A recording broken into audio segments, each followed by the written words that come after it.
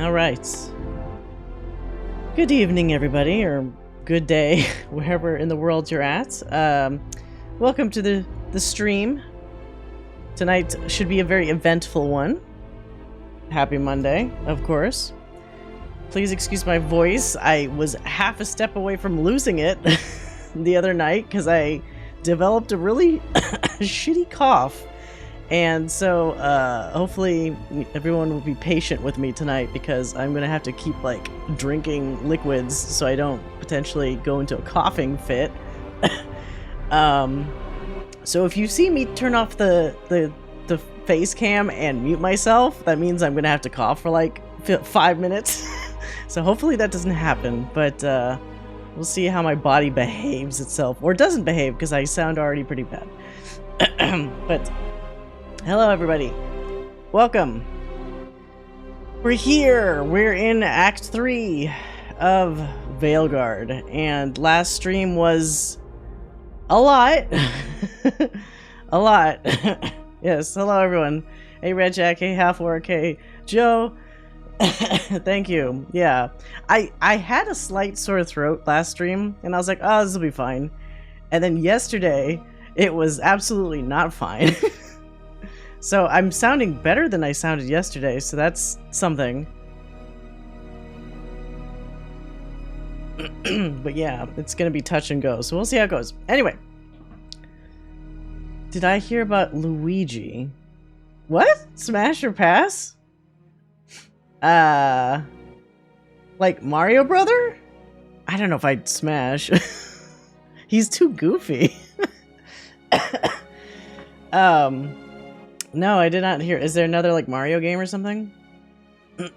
But yeah, so last stream we finished up to Act 2, or as I understand it, we finished up to Act 2. Plot twist, I guess. Is it a plot twist when in the back of your head you kind of realize, like, oh yeah, that was definitely happening. I was just assuming maybe the narrative direction or writing was bad? Like, that sounds bad to say too, doesn't it? About Varric not being Varric, and you imagining Varric for copium reasons, the entire time. And as I had mentioned before, like, the whole thing about his chest hair not being there, was that actually a clue? I don't know. Although it's really fucking funny. Yeah, so. Varric was all in your head. Yeah, classic misdirection. Also, not super thrilled about the Vermeer situation that they dumped on us during the actual battle. Where, you know, no matter who you pick, you lose. Because it's either Davrin or Harding, apparently, that gets axed at the end of Act 2. And I'm actually, in a way, it sucks, but like, in a way, I'm glad I picked Harding, because I would not have accepted Davrin as dying. Because it's a package deal. Davrin and Asan? No way. Davrin already? No way. But with Asan? Absolutely no way. So it's a very lopsided choice there when you actually know what the hell's gonna happen. And I didn't. I used the rationale of, she's led groups before, she was in the Inquisition for years, she knew what she was doing. Apparently she didn't know what she was doing when she just launched regular arrows at Gillinane and didn't use her stone powers. But, you know. Oh, they caught the alleged assassin of... oh, the CEO guy? Luigi Mangione? Is that his real name? Yeah, I didn't know about that. Hey, Satuna, welcome. Although it's kind of poetic bookend on him because in 2 he was the narrator. Yeah. Yeah, isn't that kind of weird? That means Rook was imagining what Varric would sound like as a narrator. I guess not so inaccurate. Maybe that shows that Rook knew Varric decently well. Yeah, she got the Mass Effect cutscene treatment, unfortunately. But, yeah, so that wasn't awesome. Nothing you do about that.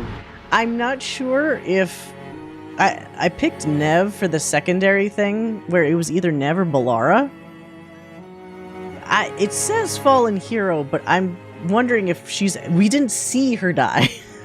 So I'm crossing my fingers that they didn't just axe 2 characters right off the bat like that, and maybe Nev could still be, like, saved.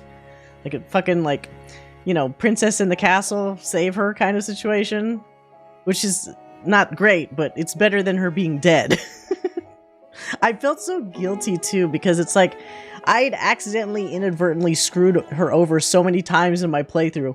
First, I didn't help Minrathis till later when it was too late.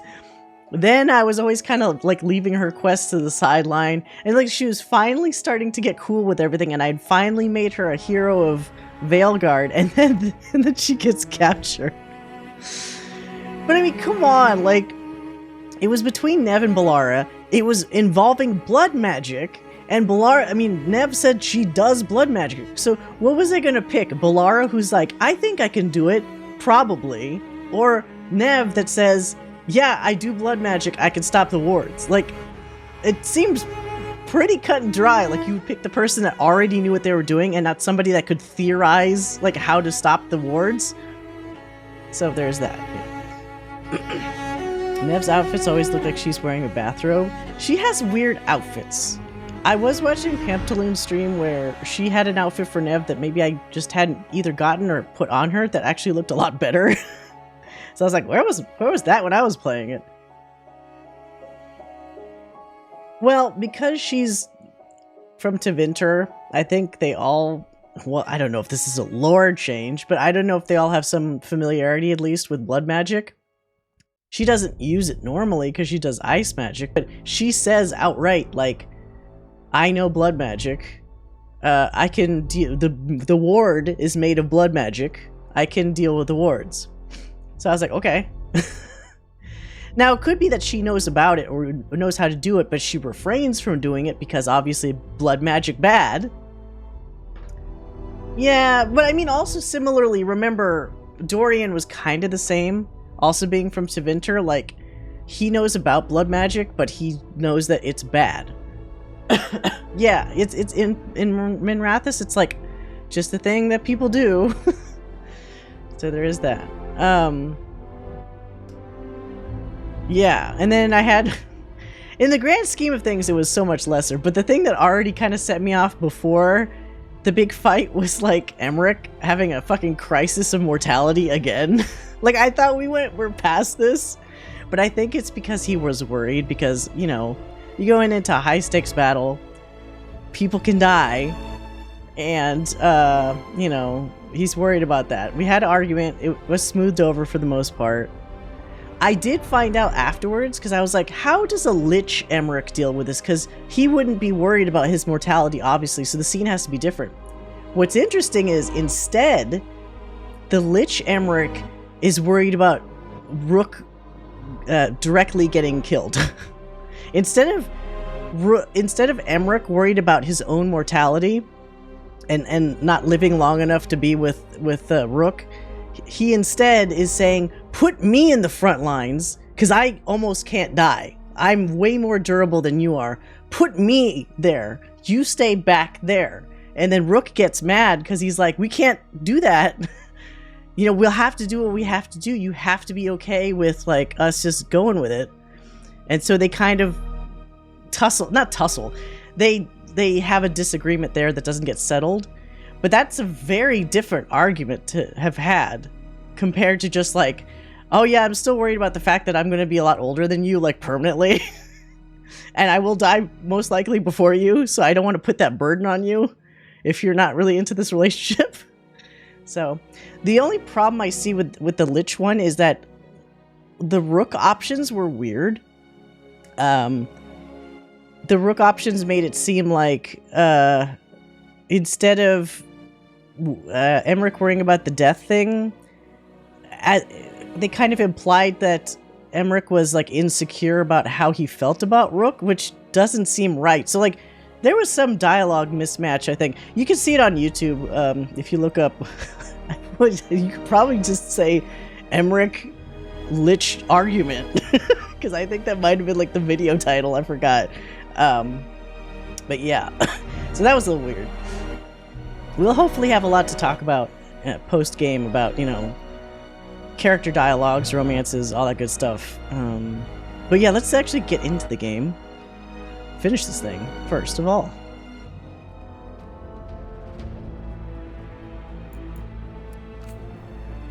Now, my understanding is we only have Elgarnarn left. We beat Gillenane, obviously. So, if we're talking about the grand scheme of things, I'd be very surprised if they give us a bunch of fetch quests now. So maybe that's why everybody's saying Act 3 is, like, so short, relatively speaking. It's gotta be this. I named this after all that, so it's gotta be this. Companion banter compilation. 6 hours long. Wow. That's a lot of banter. Alright, so I didn't save doing the little romance thing with Emmrich. We'll save that for last, because it's kind of like the Mass Effect thing, where like before you go off to the big battle, you gotta do the do, you know? So we'll save that for the last conversation. But Tash is technically closer to us here, so let's talk to her first. Oh, I got my throat. Now, I don't know if each one of them is going to want to go off on, like, a hangout day. Like, if that feels irresponsible, like, we shouldn't be doing that. She saved us. Saved me. She was so small and so strong. Oh. I'm sorry, Tosh. Just like my mother. I knew it was a mistake. Everyone I love dies. Okay, well, no. What you said was right. She'd want us to finish the job. So just say the word. I'll burn down anything in our way. I mean, to be fair, that's only 2 people. I don't want to put down what Tash is saying, but everybody I love dies is 2 people. How many people has Rook loved, or that other protagonists have loved that die? Maybe they have a stronger case for saying that. The Antam and Ravain have gone berserk. They're killing anything that moves. Oh. Be a lot worse if the Dragon King were leading it. The lords have kept them away from cities and towns so far. He saved a lot of lives when you helped me put him down. Didn't we also... I got one of those side messages that says because Tash is Ravaini, they were able to convince some Antam to, like, join them. Like, the more reasonable ones. So we have some of them. Hey, Cryptic. My therapist office... Everybody in this fucking building needs a therapist visit. One free visit. And I mean everybody. Every single person. Especially Rook. Seeing the Varric reveal made me realize, like, retroactively, how they did have a lot of signs that Rook wasn't doing well, but you, as a player, are just barreling through so many things that you don't even stop to think about your own character's, like, well-being, which maybe is kind of similar to how Rook is handling things, obviously, as well. But as I was saying before the stream, like, one of the dates you have with Emmrich, he kind of pauses the date and says, you know, I'm worried about how you're not sleeping. Like, you look tired all the time. And at the time, I was like, oh, he's just being like a fussy mother hen kind of thing, like worrying about me. But in retrospect, no, he was probably being very accurate. Offer, dweller. I will answer. Let's see. I think these are already maxed out.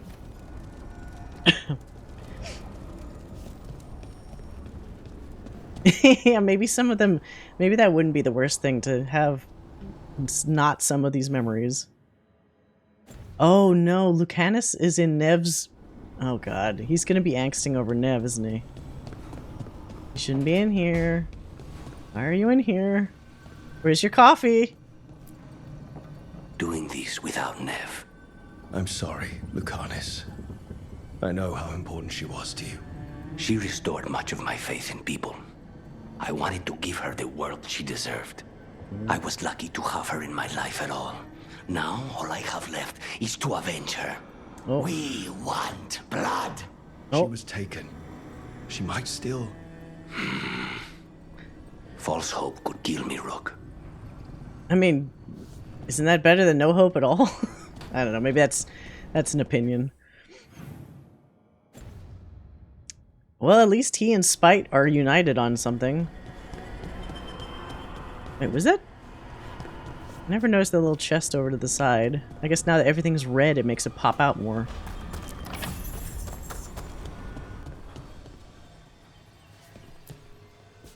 Nev meant so much to me, you know? She was my big sister. Not the kind you fight with, but the kind you want to be like. The kind I tried to be to Syrian. Oh god. But she's gone. Taken by my gods. Our gods. Nev Our gods. Gallus, Minratha's detective. And the best friend I've ever had. Focus. Oh god. Shit. It's all right, Balara. Let's finish this fight. For Nev. And for Harding. Yeah. Gotta focus. Actually, I need a cough drop. I'll be right back.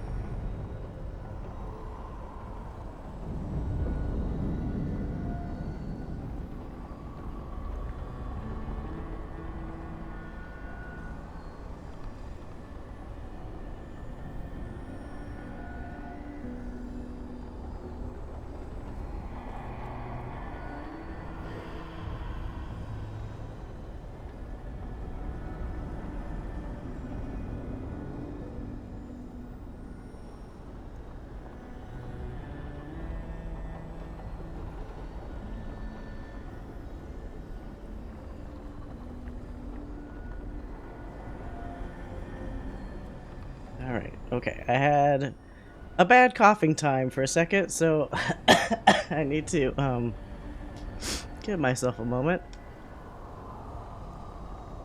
God, this sore throat sucks.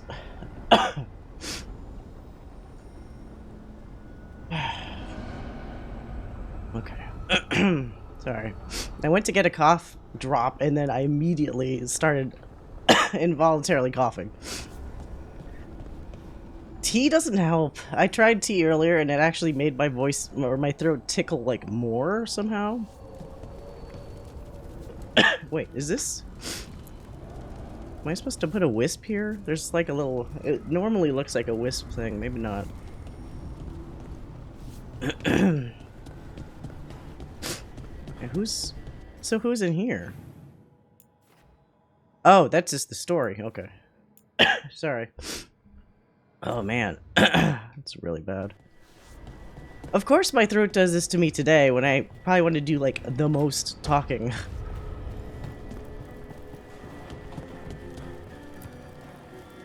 I keep asking myself, what if I'd been faster on Tearstone Island? I should have pushed myself harder. Would Harding still be around? You can't know that. None of us can. She's a hero. Without her, Lucanus would never have gotten his shot at Gillenane. And Nev, if she hadn't taken down those wards, we would have run out of time. We'll get her back. Whatever we do.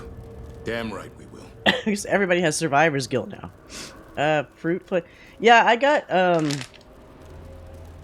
giant bag of these, so I have lozenges. I just find that sometimes lozenges will have the opposite effect.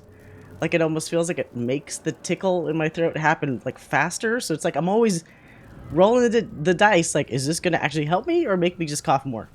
Who knows? Okay, well. I sent my own messages to the wardens before you came back. Haven't heard from them. Hope they're all right. We left Lavendel a better place than when we found it. Evka and Antoine are leading the other wardens now. If they get your call, they'll be ready. Dude, the wardens, I feel like the two groups that were having the hardest time throughout were the wardens and the veil jumpers. Every time we had a quest with either one of them, like, either half or all the wardens or jumpers involved were, like, either dead already or they died. So it's like, they have, like, really no good, they don't have a good track record with dealing with any of the enemies in this game.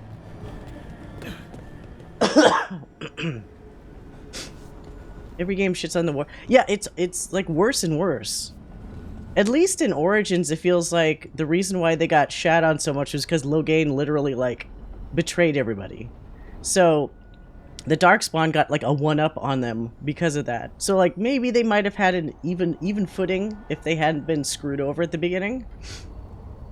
But yeah, as the things have gone on, although Dragon Age 2 barely had any wardens really, so it was almost kind of like skip over that one, I guess.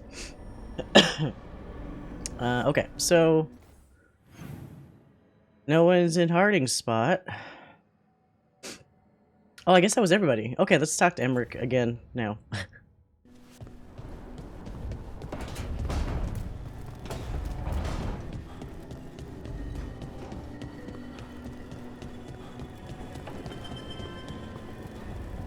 Tea, milk. I don't think milk helps me. I feel like milk almost makes it worse. Yeah, I don't have any honey, or I don't think I have honey. I might have to check. Oh, that's right, the DLC. I forgot about that. Although it's such like a small, it's like a group of like 5 wardens, so I almost don't feel like they count because they're their own little like subsect of like wardens that are doing the Corypheus thing or whatever. But they are dumb and they do die.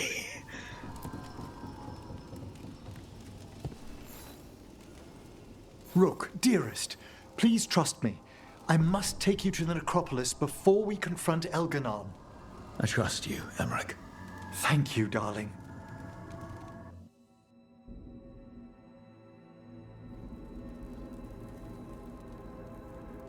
Did we have to risk visiting the necropolis? I needed its subtler enchantments to detect what we must know. There's no mark of the cursed Solus left on you. I also don't know, what does he mean by the curse? I thought I'd lost you forever in the Fade. When did Solus actually curse us? I don't think he did. Unless that he's referring to like being put in the prison, but that's not like a curse. It's a bit weird dialogue choice there. He was swearing. Different kind of curse. What if I play up the sad angle? If you and the others hadn't pulled me out. Know what I kept thinking in the Fade, Emmrich? Oh, god damn it. Fucking ads. Actually, you know what? Maybe I could ask my husband to make... I don't know if I have any tea. I feel like green tea doesn't help as much as maybe I think I might have a chamomile or something. I'm going to use this ad break to see what I got. I'll be right back.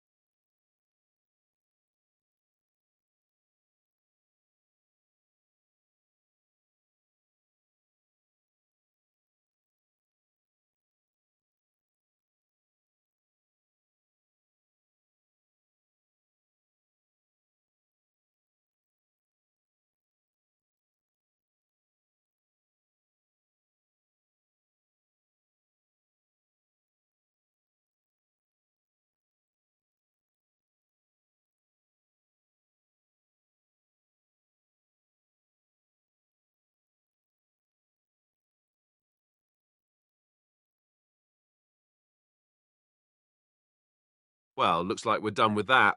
Moving on then.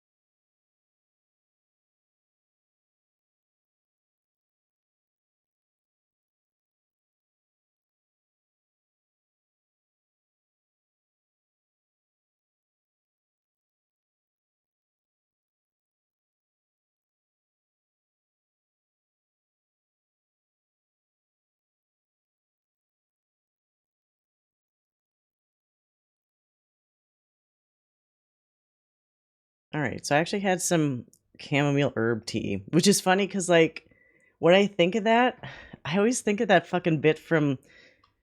This is a weird reference, but if anyone's seen Working Girl with Harrison Ford, there's a scene where, what's her face? The main actress lady, she's, knocked out because she's super drunk. And, he's like, would you like a nightcap? Nightcap? And he's like, well, no, okay, that's probably bad. And he's like, herb tea. You like herb tea? And then he kind of pauses and he's like, oh, I don't actually have any tea on me, but it always sounds nice when other people ask me if I want some. Like, fucking, what? Stupid. Oh, yeah, Melanie Griffith. I wasn't afraid. That's definitely a guilty pleasure movie. I was afraid I'd be there forever. You're not. You're here with me. What's that smile? Why are you doing that smile? Oh, here comes the Sims woohoo thing that you're talking about, Joe. Woohoo! Well, not this part. The part right after.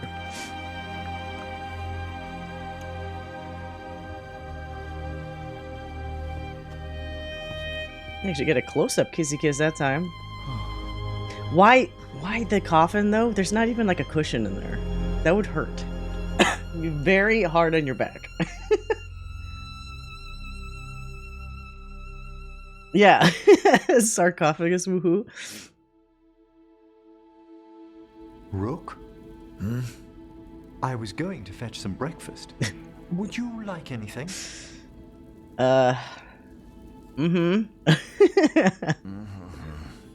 Come again? What time is it? It's nearly dawn. I've been up for an hour. It would look like any time, all the time, down here. How come? It's when I normally wake up. On purpose. Peaceful down here. You could almost pretend nothing's wrong up top. When I'm with you, it feels as if there isn't. Now, I saw if you say you're such a romantic, Rook does this little thing where he holds, like, Emmrich's face and gives him a kiss. But I need more. So I'm still gonna pick the thing I picked last time.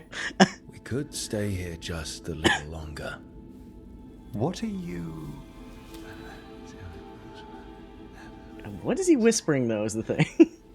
If you insist.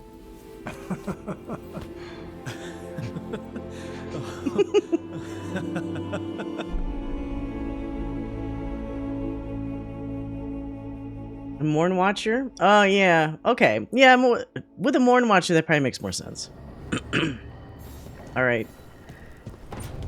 Put it off for as long as we could.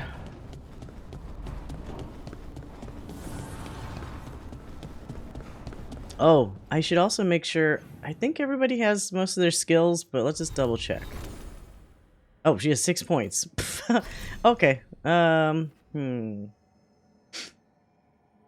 think she's currently using this one as well? Okay, so that's maxed out.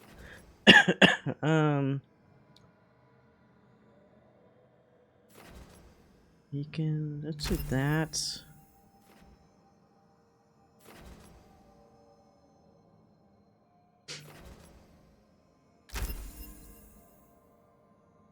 Do I have her doing this? I think I have her doing this.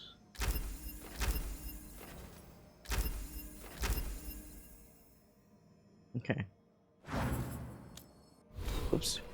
Davrin. 2 points.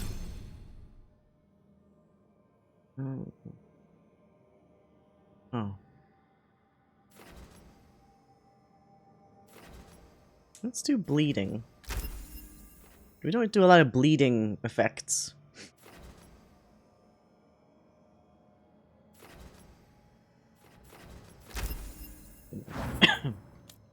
Whoops. Emmrich. Oh, 4 points.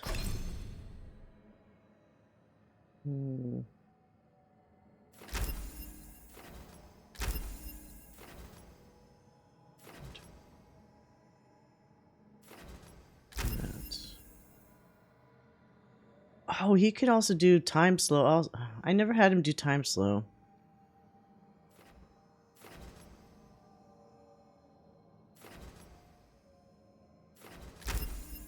Okay. Harding, I don't need to I don't need to bother with her points. Ouch.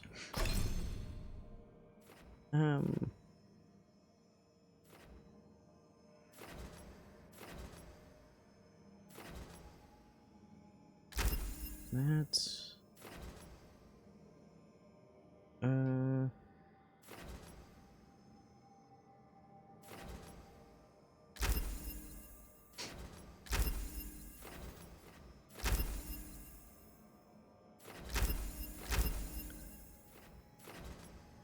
necrotic venom. Ooh. Wait, each hit permanently reduces target's defense by 15? That's kind of fucking huge. Do that. Because on a boss or something, that would be ridiculous. Unless it doesn't work on a boss like that?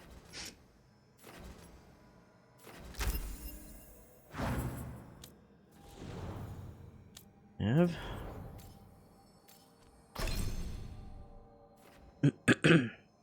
Okay.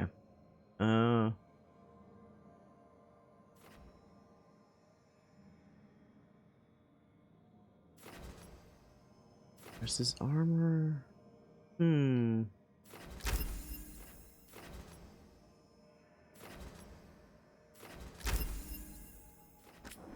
Oops.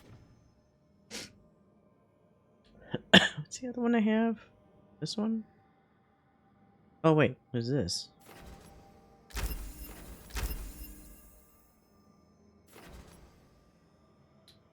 Oh, width of the breath is increased by 50. That's not bad. Oh wait. Oh, that's only 30 seconds. Burning damage, duration. Let's do burning damage. Okay. Alright. My skills? I have 1 point. What's the last point gonna be?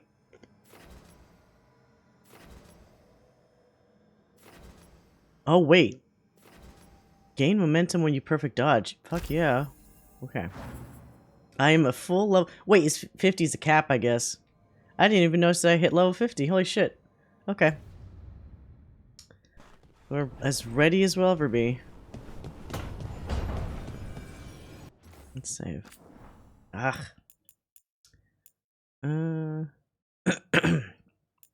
Wait, why are there 2 save 15s? Alright, whatever. Whatever.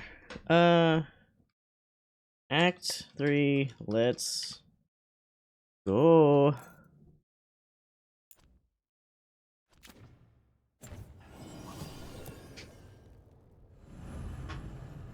The Last Gambit. A desperate raid on Minrathous offers the only chance to stop both Elgernard and Solus. Fucking Solus, dude. Shit. How many times can he be wrong? How many times can we tally him making poor judgment calls because he can't trust people? Too many to count.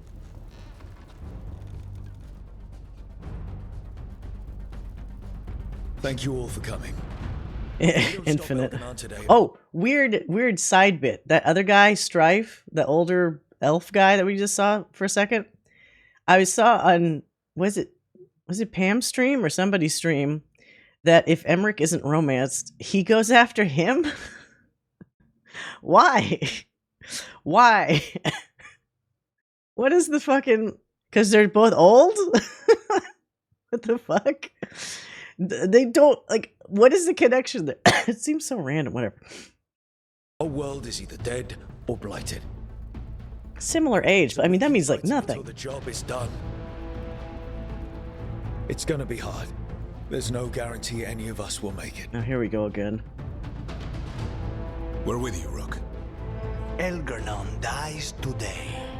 Whatever it takes. Oh, stop saying that. Strife. News? Our scouts confirm Elgernard is inside the Archon's palace. There's a... Wait, what? Rook is canonic? Is Rook 20-ish? That's kind of based off of what you make Rook, right? Because you could make Rook old, which should actually... Now that I think about it, it would make the argument between them and Emmrich not make sense. Because if you actually made an old Rook, what would be the argument about, like, I'm too old for you? No, you're not. We're the same age, you idiot. But my Rook is, like, in his mid-30s. That's what I was aiming for. Blight tethering it to the Divine's Manor in Hightown. Then that's our goal. Reach the city walls and get to that tendril. Okay. Emmrich, can we count on more watch support?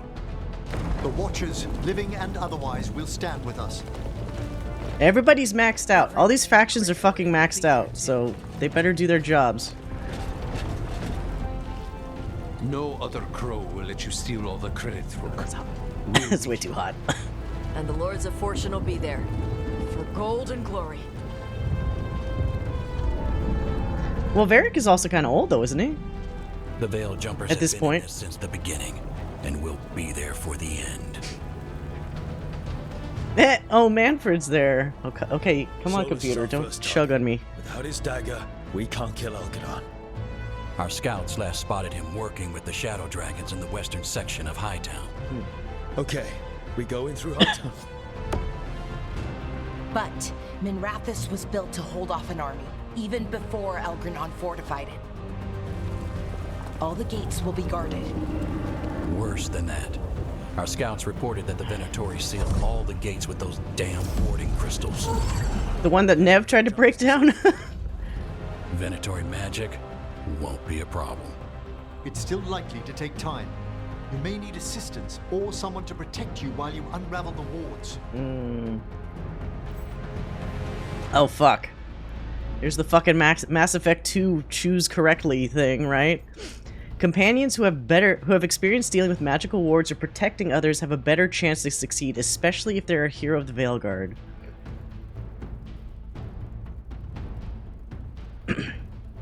Okay, question, and it's okay to answer just simply with a yes or no. Am I gonna still have two? Do I still pick 2 people to go with me after this, or is Rook on his own? Like, am I telling you go here, whatever, and it's just Rook, or do I still have my 2 buddies? Yes? Oh, wait, shit. I turned it into not a yes or no question.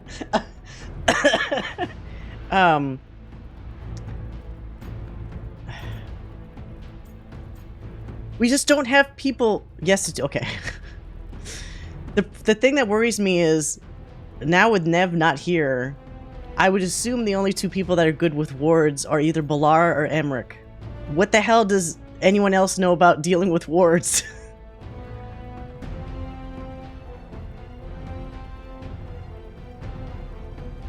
Your work in Arlithan Forest has saved countless Veil Jumpers, allowing them to offer excellent support. Wait, so these are the... You know what? Since these are Veil Jumpers, we should have Balara with them. I would hope that would strengthen them because they're all the same team. It's my fingers. Balara, I want you helping the Veil Jumpers. Yeah. You can count on me. Do it. The Venatori at that gate will be commanded by a war mage. That's how they usually operate. If we get rid of the commander, the rest of the Venatori will scatter. Can the crows cut the head off the snake? Yeah. Contract accepted. Oh shit, I'm gonna have to send Lucanus. The lords can clear you a path. And one of us should be there as well.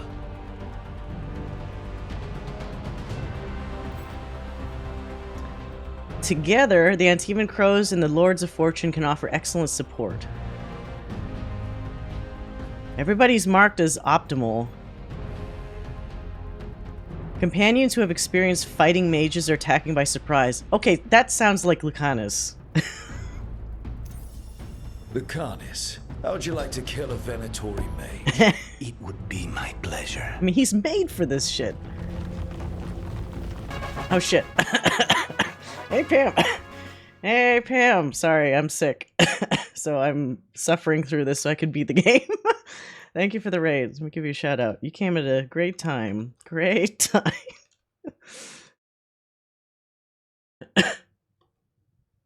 Welcome. I'm divvying up who goes where, and I hope I don't get them killed a la Mass Effect 2. Alright.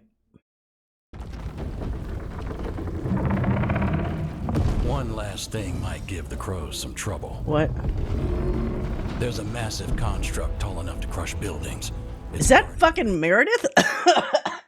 It looks like a giant Meredith. Gate. It's called a juggernaut. I've read about them. Giant siege constructs built to withstand an invasion. We're gonna need our heaviest forces against that juggernaut. Tash? Evka. Oh. The Grey Wardens have fought ogres and archdemons. We can handle this. The Morn Watch will lend aid, but against something as large as this juggernaut, we'll require further assistance. Rook? Alright. Companions who have experience fighting massive enemies? I mean, it is kind of like a big red Meredith, without saying it. I mean, look, Tash was fighting dragons. I don't know, what did Davrin or Emmrich kill? Well, we did technically take down Hezenkos's construct. That was like the big undead Gundam, but that was just once. I don't know if that counts as being able to consistently take down a construct. I think Tash would be the best choice just because they know how to fucking kill big shit. Tash, you're with the Wardens. I hope it's a good call. I mean, you got a fire-breathing Kunari on your hands, you know? That's gotta help.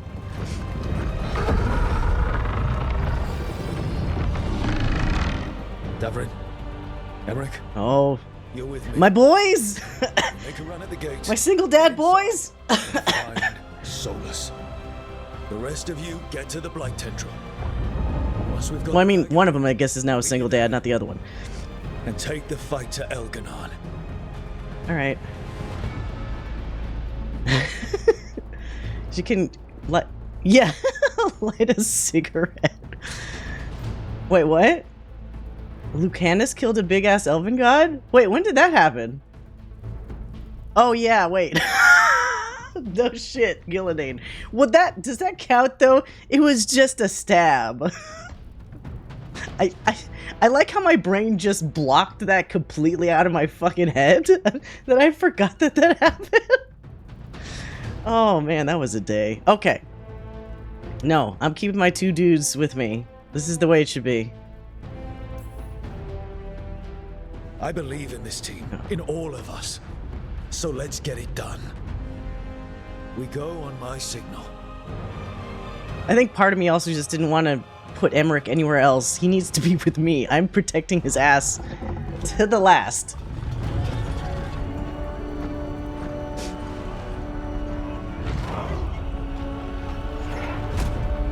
Everybody else, I feel, seems like a solid choice, or at least I can rationalize it as one. Oh shit, what do I say?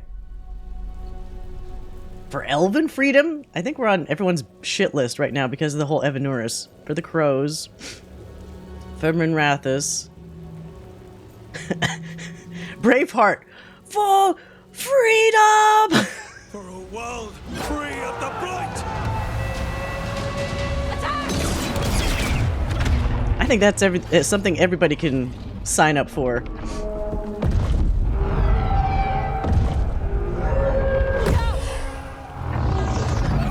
Yeah, the Griffins are in Arlathan. Yes, yes, kill, kill! Faster, do it. I would tie my hair up for that, but you do you. Don't want that loose curly hair getting all into stuff. Snagging on things. Over there!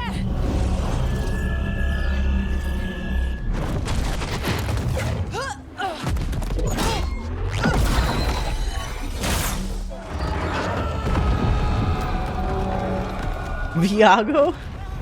He was one of the better looking crows.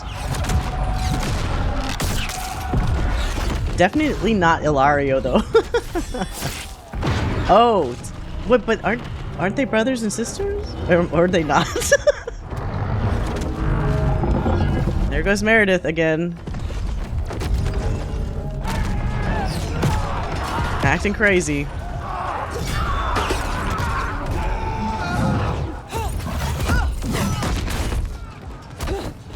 Oh, wait, who is that? Game face on.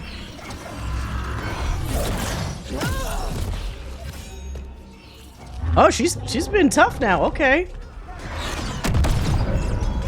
Tash is doing what I expect Tash to do.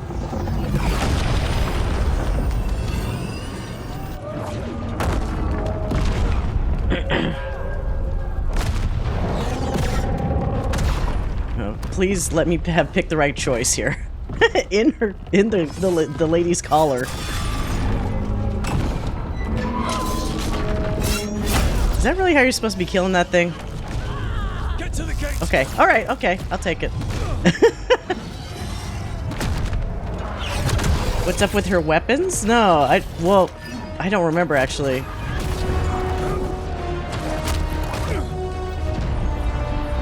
Alright, let's go. Okay, well.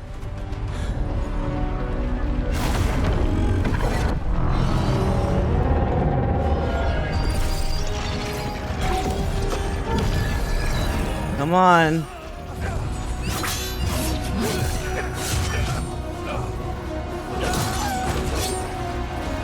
And they are on point. Oh, well, okay. That's just a side wound, right?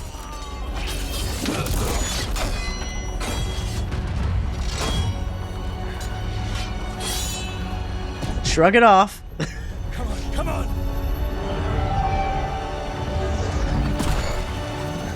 Vorgoth, yeah. Vorgoth MVP.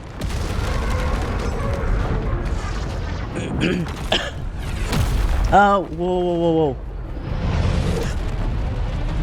Oh, please.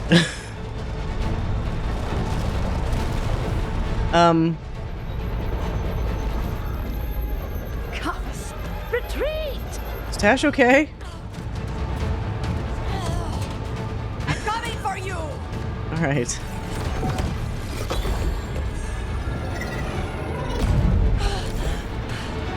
She do it? Yes! She did it!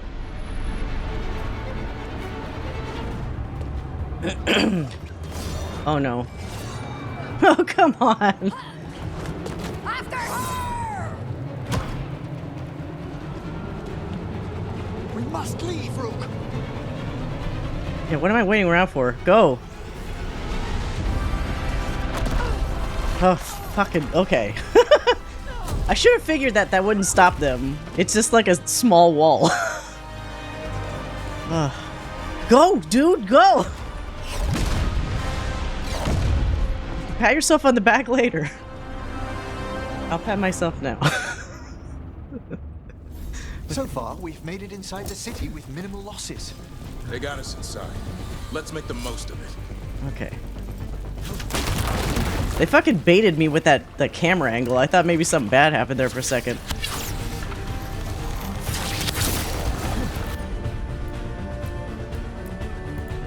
We've got, like, inspiring music.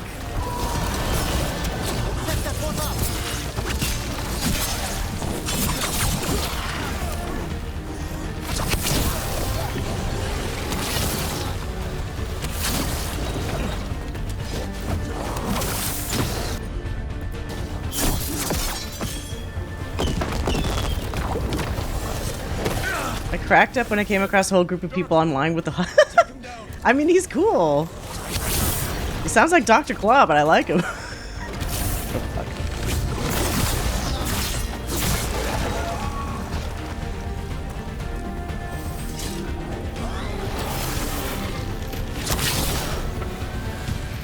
Wait, what? Oh.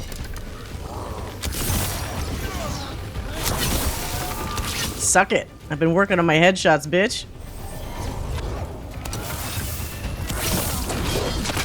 Oh, how did I get hit by that?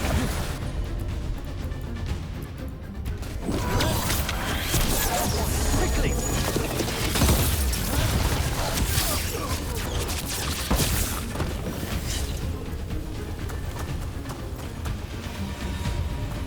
All right, let's find Solus. Yeah, it's Matt Mercer, but it's just like a dude that's got a mask. The blight has corrupted so much of the beauty of Minrathous. Oh, this place is fucked. Accompanied by Venatori. Oops, too high. If you aim just slightly above their heads, they can't block it for whatever reason. Of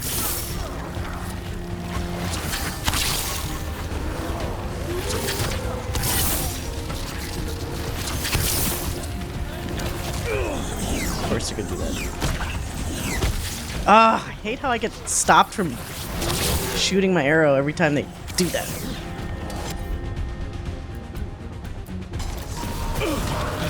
That one's all set. Okay.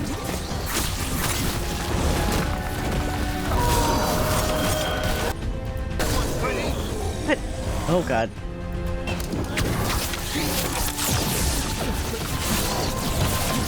These fucking siphoning guys are assholes. I hate it. What?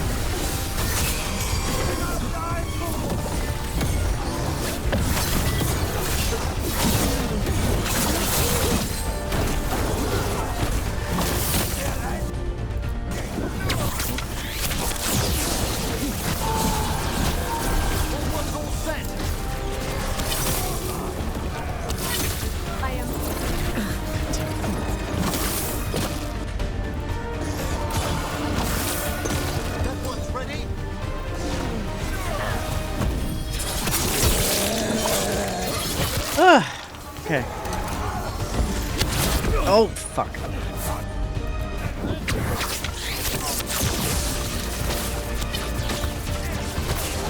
What? What? What the hell? Are you kidding me?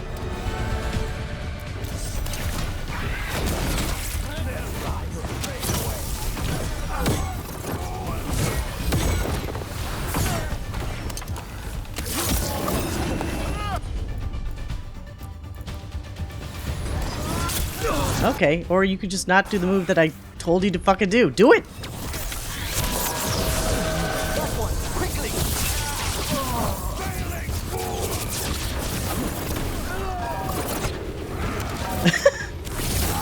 Oh, single shot, bitch. Oh, no, no.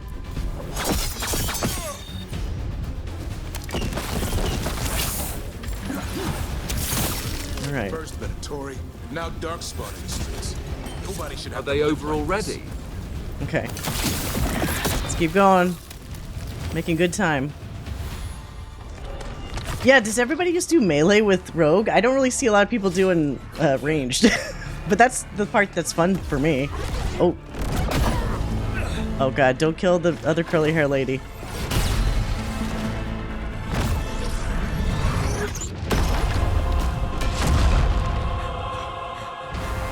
What? Oh. There you go.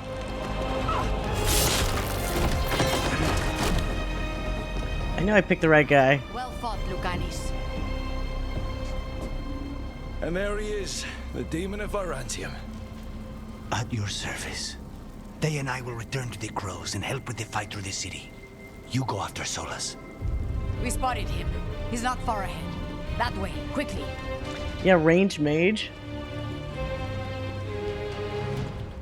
It's nice that it's a viable option whether you want to do up close or far away, though, in general. All right, Teus said Solas should be up ahead. Let's find him. It really is just dodging constantly. Fortunately, if you play any From Software games, you're more than equipped to handle it. Wait, hold on. Let me get one more. I'm super popping these fucking lozenges. I'm not taking any chances here. This is an astounding amount of blight. And this is what Solas Mostly why I gravitate to melee. What? To bite Rook's cheeks? What?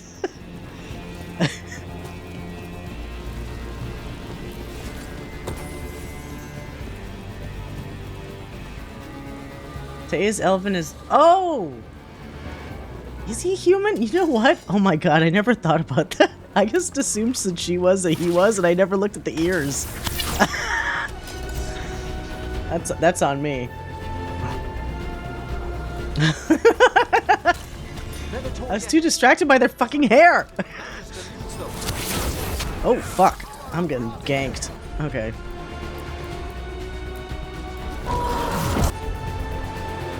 Wait, problematic? I don't see race. How is that problematic? That's anti-problematic. You little bitch, get the fuck off me.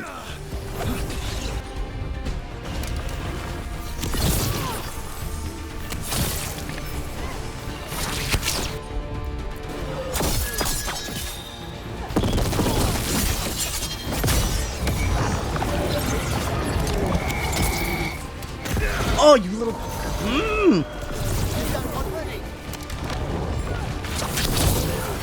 Yeah, I can do slow-mo shit too, huh? You like that, huh? Maybe I just jump and do it right now. Ooh, look at that. Didn't do anything with that, though. I'm gonna do it again.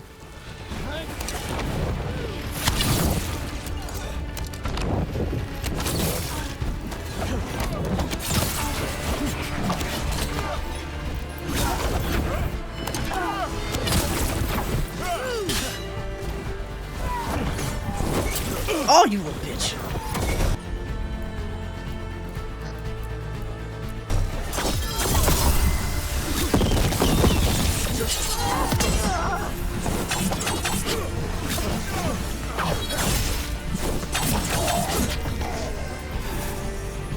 If But yeah, it's slow-mo time. I don't do it a lot though. Just because it's annoying to have to like find a high enough height to get the most out of that that hang time. It's good though. Alright. I think I need another healy do. Oh no, I don't. Sure what, but it's big.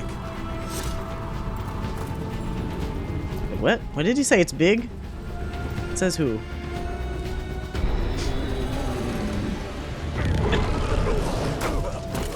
Oh no! Oh yeah, he's fucked. Asher! Get out of my city! Get out of here! Hey, Twister. Dude, he needed to do the joining like a minute ago. He's already blighted. Asher! What does that move? Did we win? You're lucky your head's so damn hard. Are these guys a couple? Viper, you're alive. Did I miss that? Solus. He's been the only thing between us and Elganon. Stay with them. I'm going to talk to Solus. Yeah, he's very cockney. You little bitch.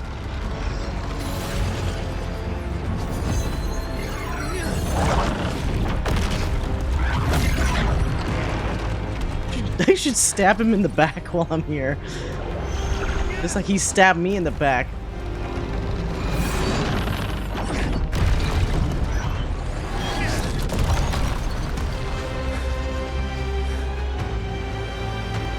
Oh look, the person that got out of the prison that you couldn't get out of, you little bitch.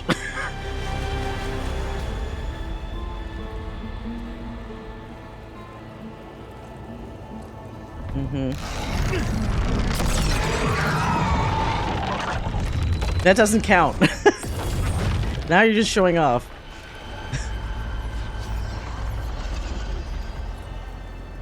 You are as surprising as ever. Even I could not have escaped that prison. Even I? Weak sauce. I should kill you.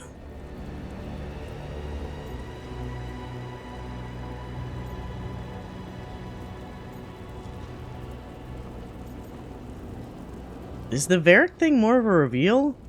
I should have saved right before I got here. Fuck. Varric believed in me when nobody else did. He was a good man. He was always there for me. Except that he wasn't.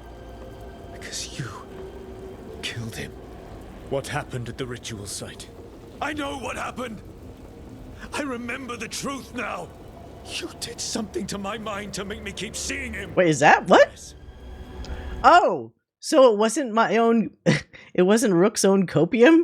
That's even more fucked up. Oh shit! Now I get the mad face too.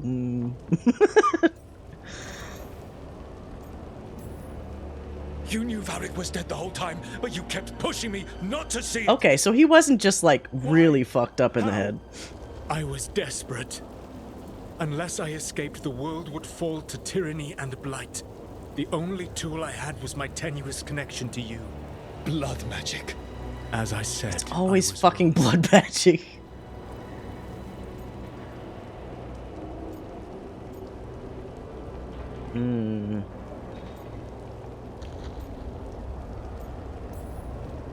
You feeling bad about stabbing me in the back is not my problem right now. I have a city to save and a god to kill. Agreed. I betrayed you because I believed that only I could save this world. Yet again, I was wrong. I have failed, Rook. I have not stopped Elganon. I have not even defeated his archdemon. The victories that have been won since Elganon and Gillenane escaped are yours, not mine. If we are to save this world, we must work together.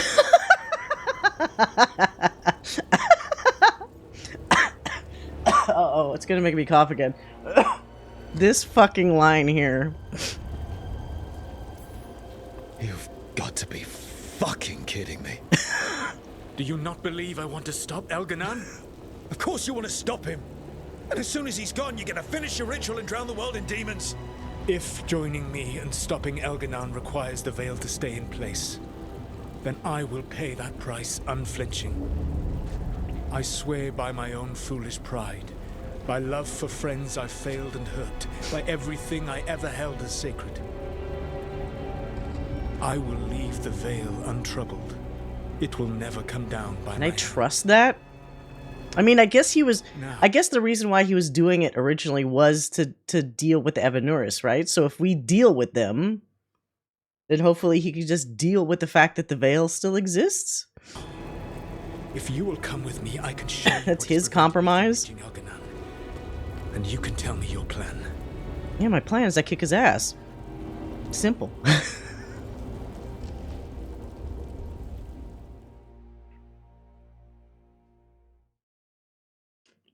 We never really have like a plan per se. Manor in the center of the city, and the Blight tendril connecting to the Archon's palace. Yes, I thought the same. But some intelligence guides the tendrils. It has prevented me from getting closer. You need not believe me, but right now, Rook, we need each other.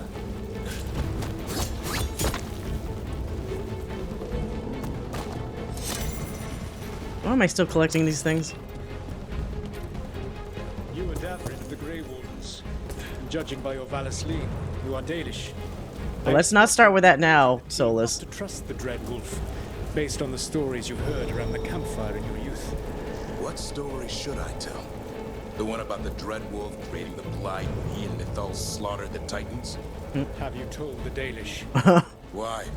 So it can spread and make the humans blame elves for even more things our ancient ancestors did?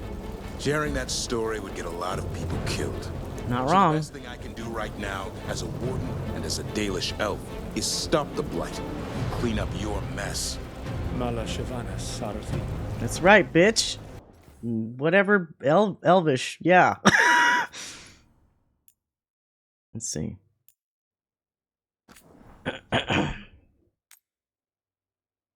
Davrin roasts. Oh fuck! I didn't type it. Davrin roasts Solus.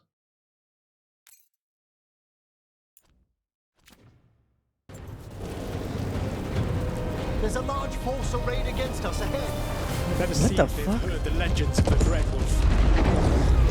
What legends? Oh.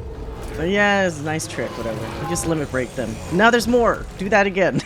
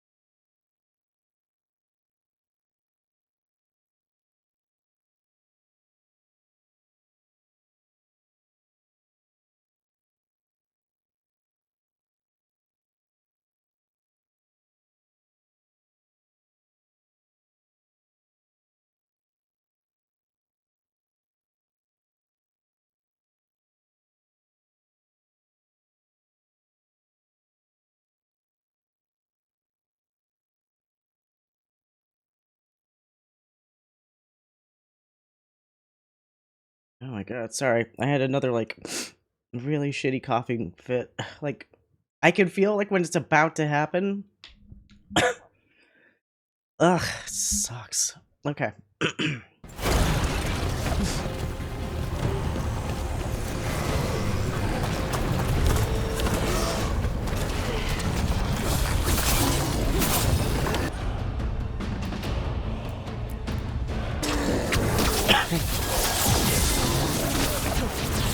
It's the worst thing in the world because it's like, it's one of those tickling coughs where like you literally just can't stop coughing until you're done. I can't talk, can't do any of that shit until I'm done coughing. It's awful.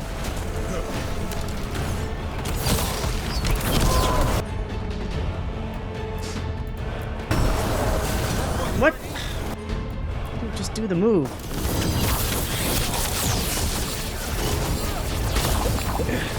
What the fuck? Are they coming from the other side? Yeah, that's a lot. Thank you, Twister. Thank you. Thanks, Pam.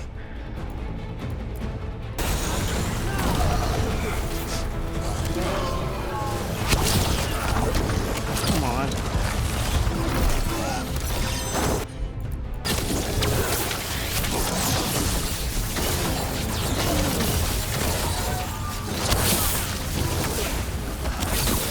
You should never have come to me.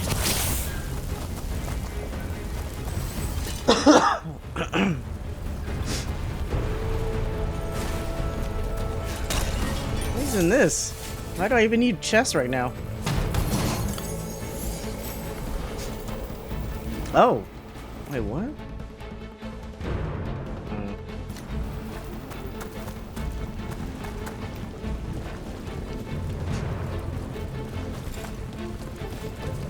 Wait, what? The dude that wrote Dorian originally wrote Solus? Oh, you mean David Gator?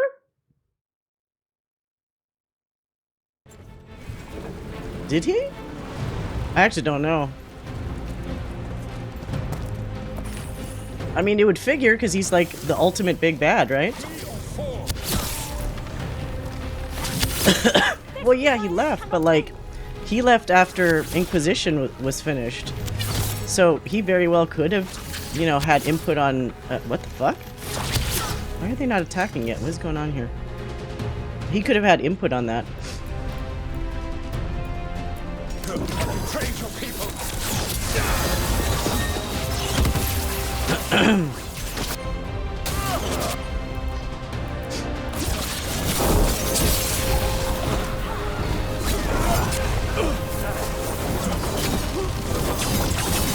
What is going... Fucking... Is that Solus doing that shit? Alright.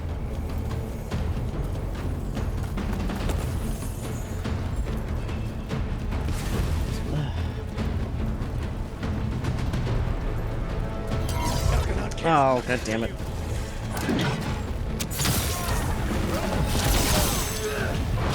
Ah, piece of shit. I feel a blessing. The strength of Empire.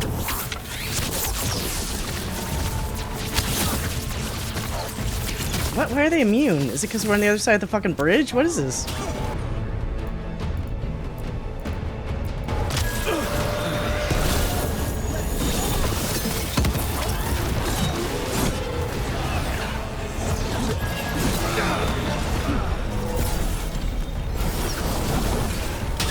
Oh my god, get to the other side of the bridge.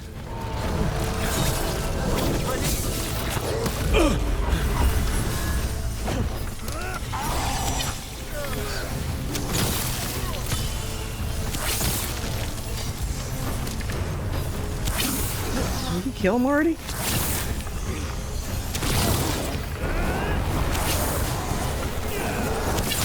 Oh, it sends icy meteors down.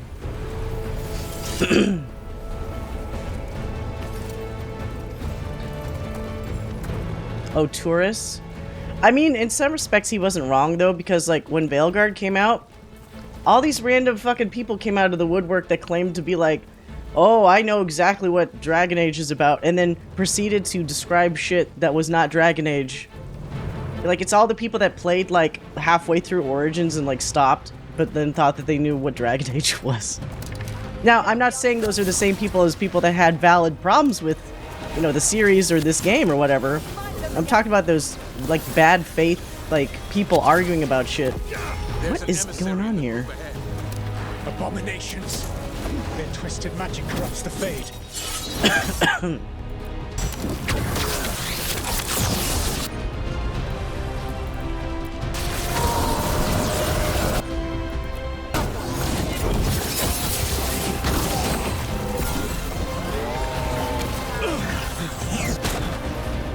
Don't like fighting in hallways, goddammit.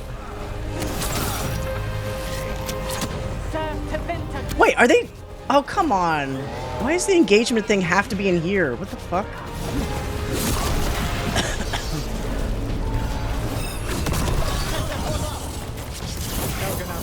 Oh, shit. Okay. No brilliant tacticians. Only those he can dominate and those who wish to become like him. Your team is made from the clever, the wise, and the loyal. You honored their strengths to make them yours. That is why you are going to defeat him. Okay. He's talking big on me now, and before he's like, you know, you can't do it. Fuck you, Solus. Full of shit.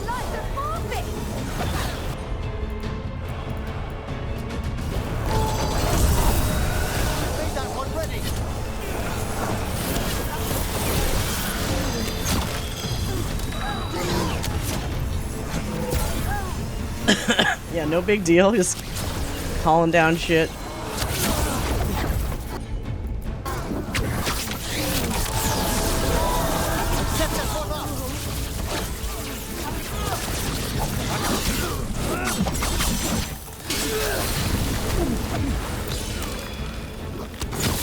You will threaten this world no longer.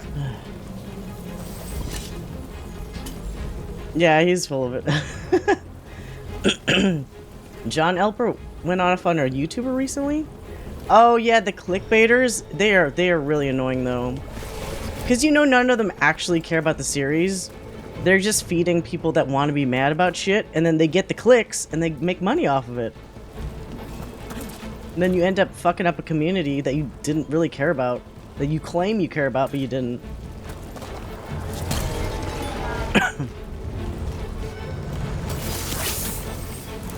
Can I get you from here? Oh, yes I can.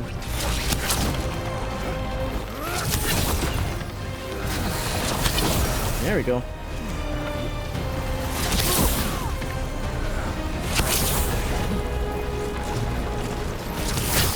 Damn, things in the way.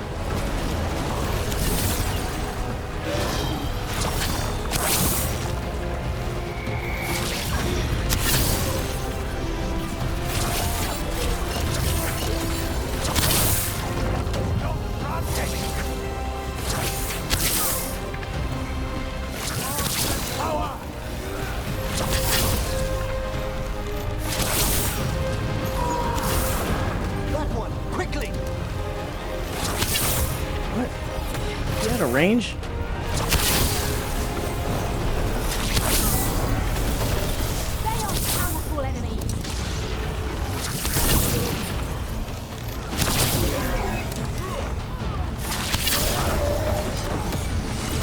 What? Oh, god damn it. I'm gonna line up a shot here, Solus.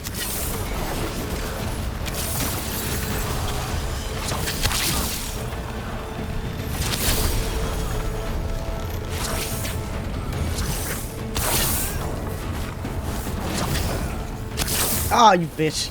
He last hit. Okay.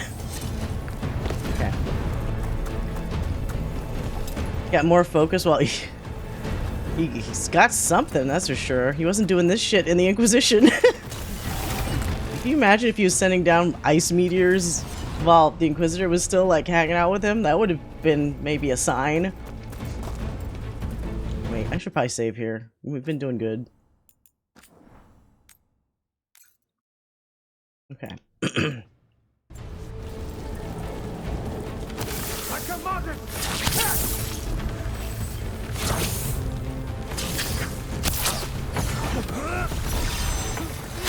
What? Is this guy just jumping around like... Oh, you little bitch.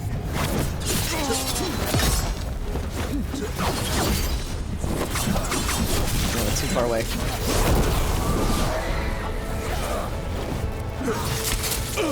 What?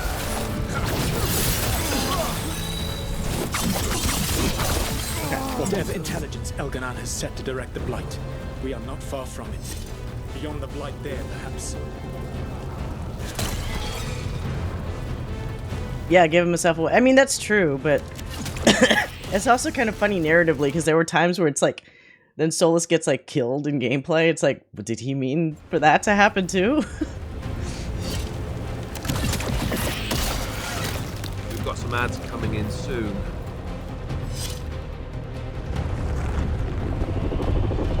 Do you feel it? The Blight reacts to my presence. There. And everyone reacts to your presence. Source of whatever intelligence guides it. If you can destroy the mind guiding the Blight, wait, what? We may be able to reach the palace. I can accompany you no further. My presence will only draw the Blight to you. Can't drop some like meteors from far away. Why?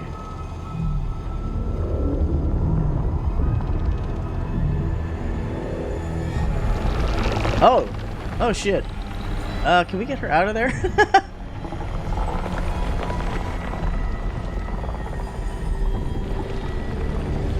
No, no, no, oh no, okay. What are they doing? Oh, what?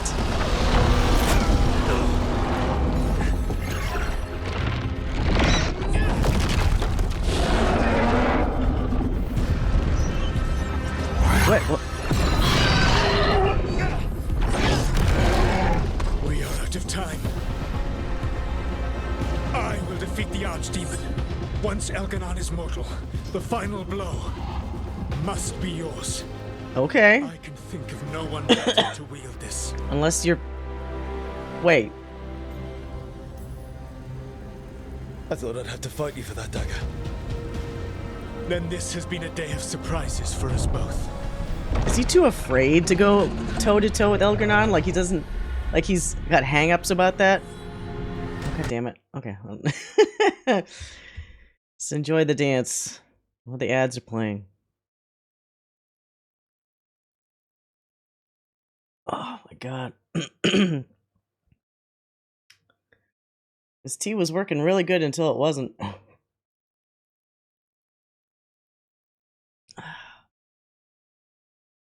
Like he secretly wanted me to do it all along? If that's the case, why did he put me in prison? Oh no, I had to test you to make sure you were the right person to do. Like, fuck off. Fuck off. Always with an excuse. Always something to say.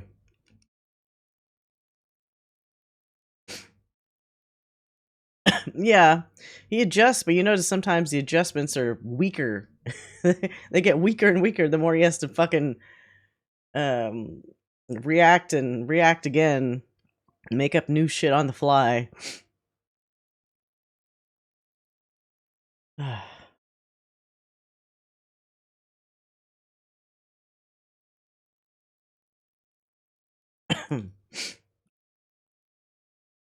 How is this gonna go down?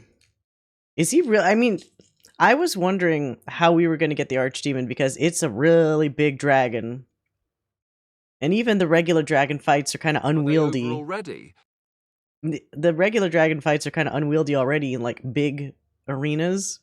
So I was thinking like, if we are the ones actually gets the Archdemon, it would either have to be like some scripted fight or it's not like a straight fight. But I guess this answers that question because if he's going to take care of it, then we don't have to worry about how the fuck our tiny little person would attack a big ass Archdemon dragon. He's soft, I guess. Okay. Good luck. When next we meet, Let us be standing over Elganan's body!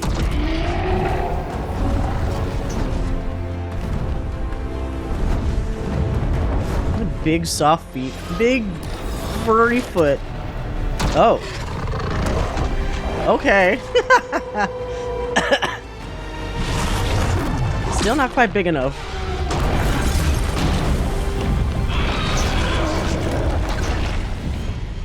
All the furries wake up.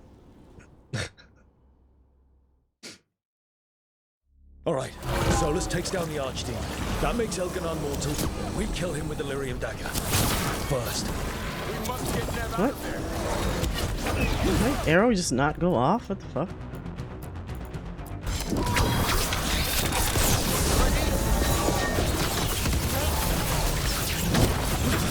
I have to fucking do this every time.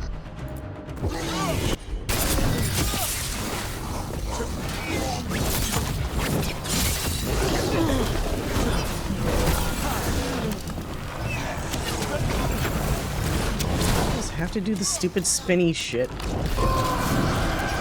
Wait, what? The downside with doing the jump in slow time is like sometimes it doesn't release the bow or the arrow. I don't know why. Like maybe I just waited too long or something.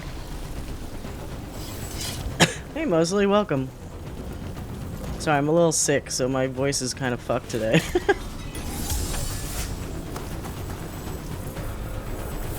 Alright, just slide down, I guess. Nev, can you hear me?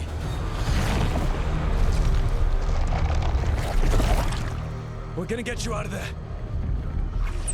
Nev is gone. There is only the will of Elganon.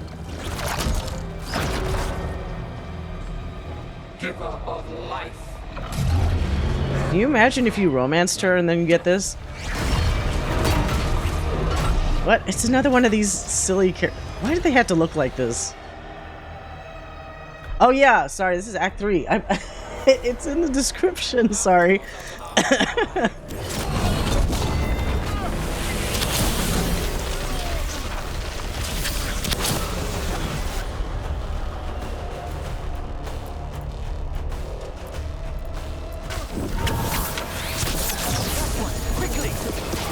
Oh, right, I have to shoot the legs of these guys, I think. Or, well, that worked before. What the fuck? Oh, thanks for the follow. Okay, alright, you want to stop doing that shit?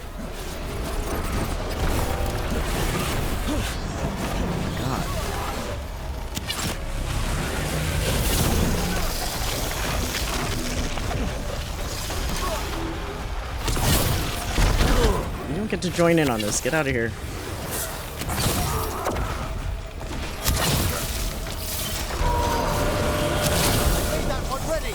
Oh, okay. Can you do the move?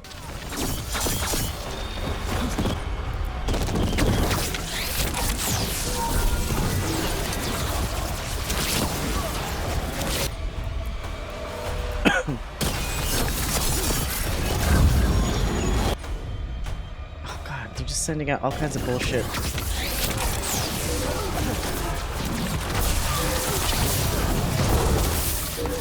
Damn it.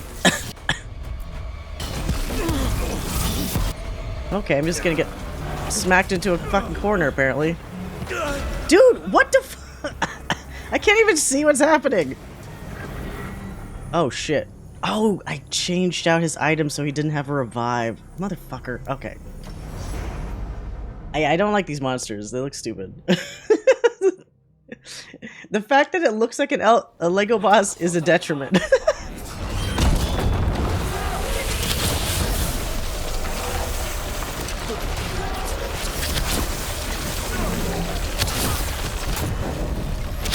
What's the fucking weak point of this thing? That one, quickly!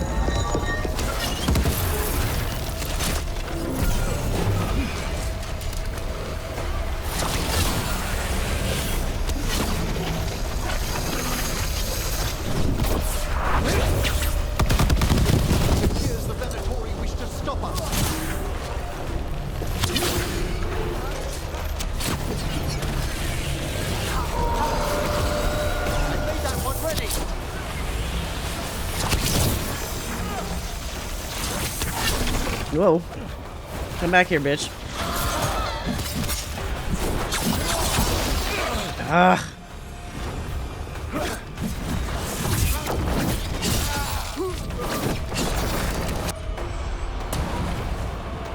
Oh. Okay. No. Thank you.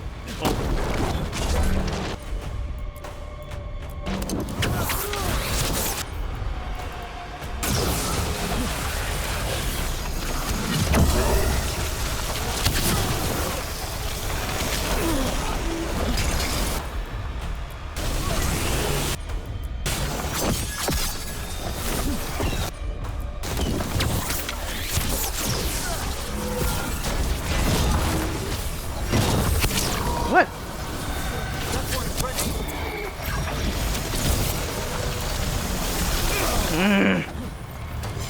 I need to get that fucking wizard.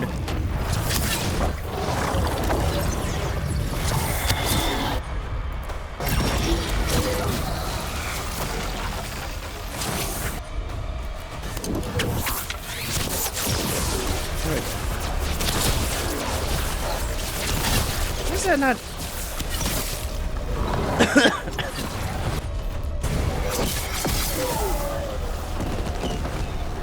Yeah, Lego monster? Yeah. Goofy. Oh, wait. That got him.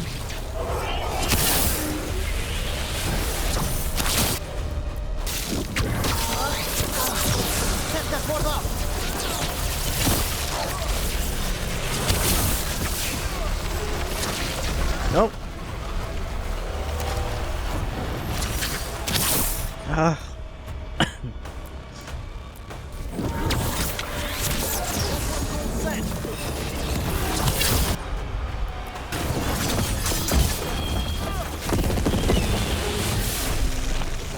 Stupid lightning beam. Or, not lightning, fire beam.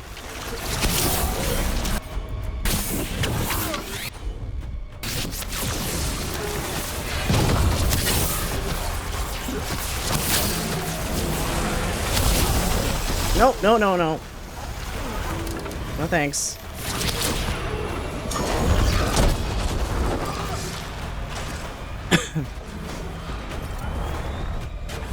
Dreidel's Wrath? Yeah, that's Elgernon's Wrath? Interesting.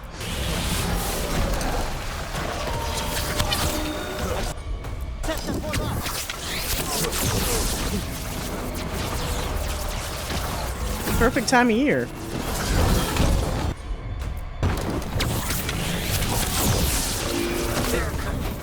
No, this is the shit that killed me last time. Stop it. Stop. Oh my god. He just keeps doing it. Fuck off. Dreidel spinning. Fucking Beyblading it up. Dude, you guys are nobodies. Go away.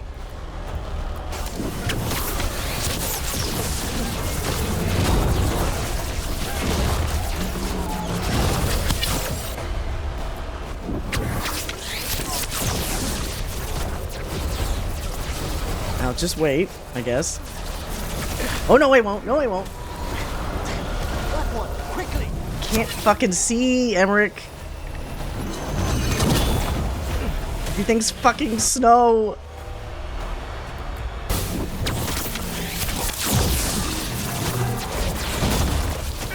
Do these things not go away? Oh. God, annoying.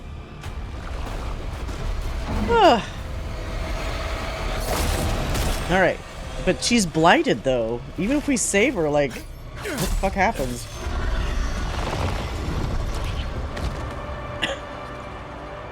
Careful what you're grabbing there, Rook. Oh. Get out of my head and out of my city!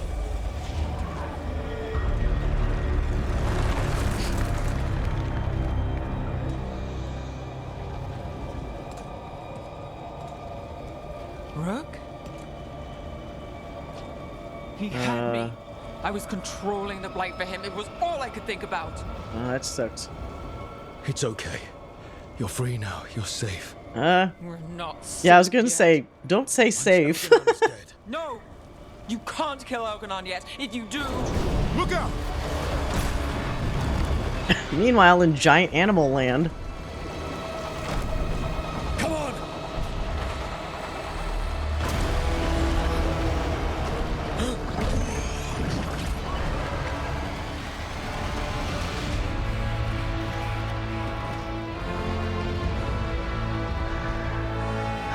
That's it. I'll just send a million tiny crows after somebody. That'll do it. Oh, okay. That makes more sense. More of it. Quickly now! Wait, Mutica spoilers. To bear. And growing heavier by the moment.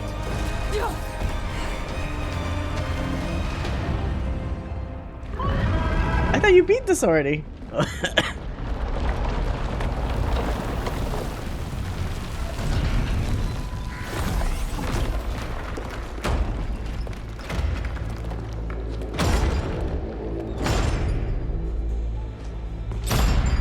Oh, her eyes.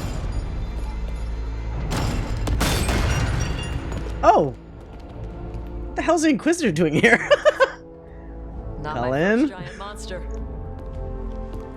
I knew it. Apologies for missing the War Council. We got inside the city with the Veil Jumpers. It gave us a chance to finally strike back Oh! the Venatori. Whatever you did unblocked entrances to the Divine. Dorian still exists. It also destroyed some of the Blight. It'll come back. Oh. I can still feel it. I don't think I'm the only mage he used like this. Nev, you're alive. Huh? Rook got me out, but I learned things in that light eruption. We need to talk. We will, but first we need to get you to a healer. How are you healing the Blight? Thanks. I'll join you in a bit. Just want to check. Yeah. It took me a second to be like, oh yeah, it's Dorian. While we still have time.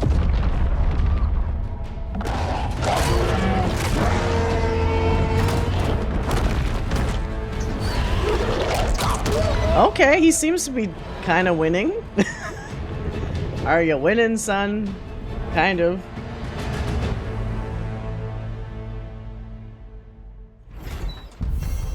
Oh, that was just all a quest, apparently. The final assault on the Archon's palace begins. She looks cool, but the problem is, like, is she on, like, borrowed time now? Because she's heavily blighted.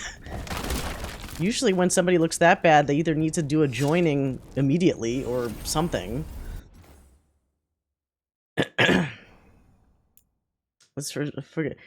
Alistair still looked okay, though. I feel like Dorian almost looks maybe too many steps removed from, like, what I remember. I don't know. Let's call this one Inquiz. Oops. And Dorian. Oh my god.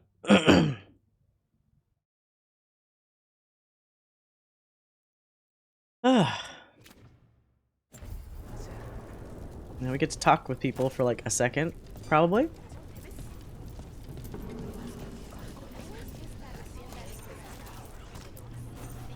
Algernon and the Venatori have destroyed my city. This is our final chance to take it back. We will win, Rook, or die trying.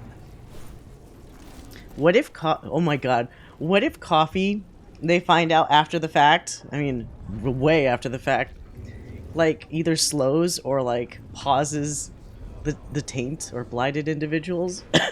So she's had so much coffee with Lucanus that it actually, like, gives her a slight, like, tolerance? That'd be pretty cool. Even gods may die. That's right, We Vorgoth. have every confidence in your plan. If it bleeds, you can kill it. Who is this old guy? Those who fell in our fight lie in the next room. They will be taken to grave or pyre once our battle has ended, as their beliefs dictate. For now, they wait, and we attend them. If you wish to pay your respects, Oh god, who please died? enter. Alright. Speak friend and enter? Hey, Fuentes.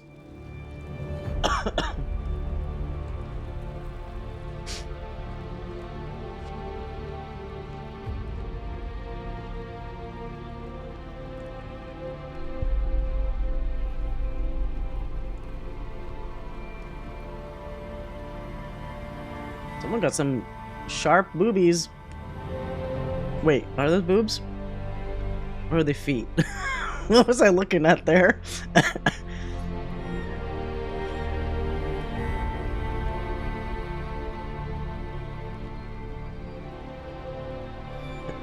Oh, no problem, Twister. Have a good night.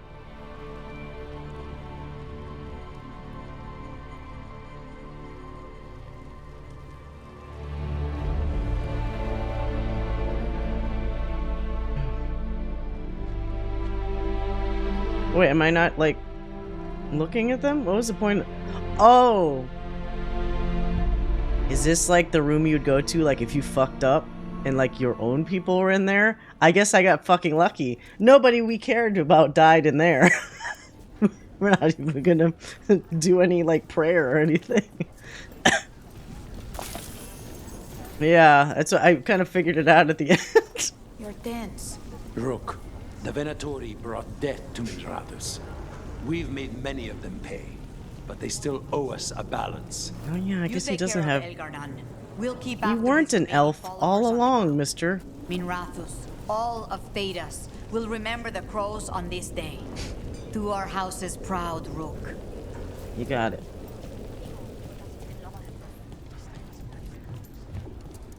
How you doing, Matt Mercer? Through the catacomb. Hate to admit it, but Solus really came through for us. Now it's just Elganon. I don't know. I don't know, Pam. We'll keep watch on the city down They looked really similar to me. What is this?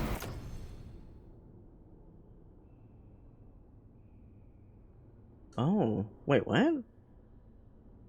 Armor instead of barrier? This weapon completely ignores enemy defense, and your penetration is applied to as bonus damage. What the fuck? Maybe that's better. Okay, what is that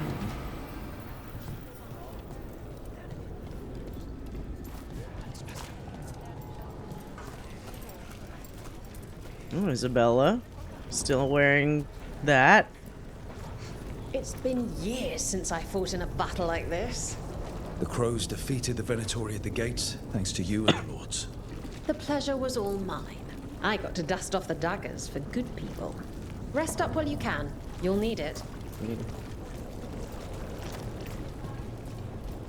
I told the We've all had enough of Elgernon's tyranny. Be sure to silence him. Oh, this guy's okay. Tough old man. Wait, where was,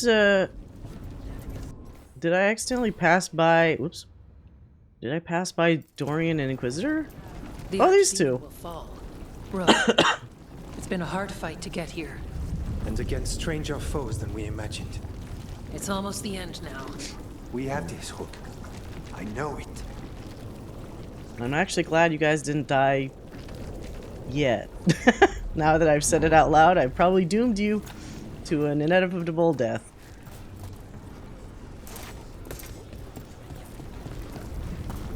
Did I miss the two of them, or are they deeper in?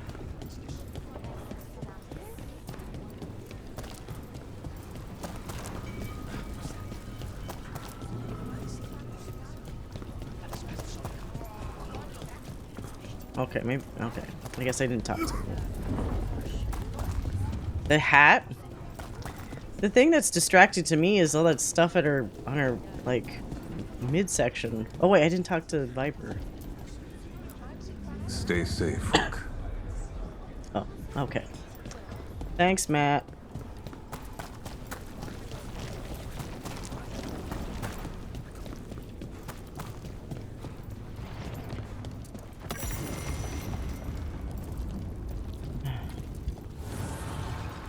Oh, that's handy. Oh, yeah, that's right, the peacock thing on her butt. Thank you, caretaker. You appeared at a very convenient time. I think I had stagger damage on the bow. Yeah.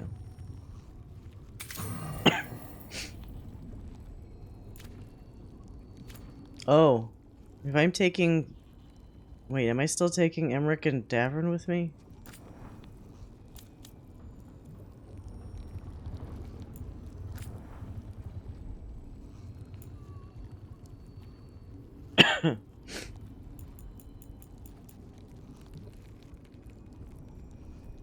Wait, what?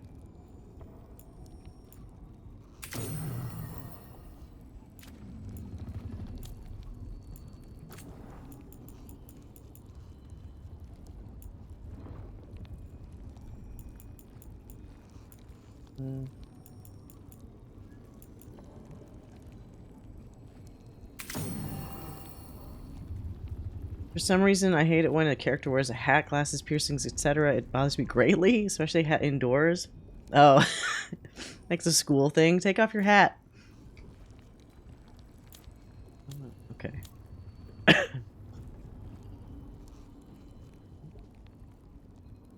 There's something I'm forgetting.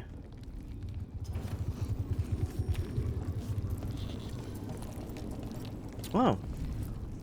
No, wait! The bastard was Fuck. in my head the whole time. No! It's messed up. There's blood. I wanted to talk to them first. And now through me. Rook. Wait. Why doesn't it give you, like, load options or something in the pause menu?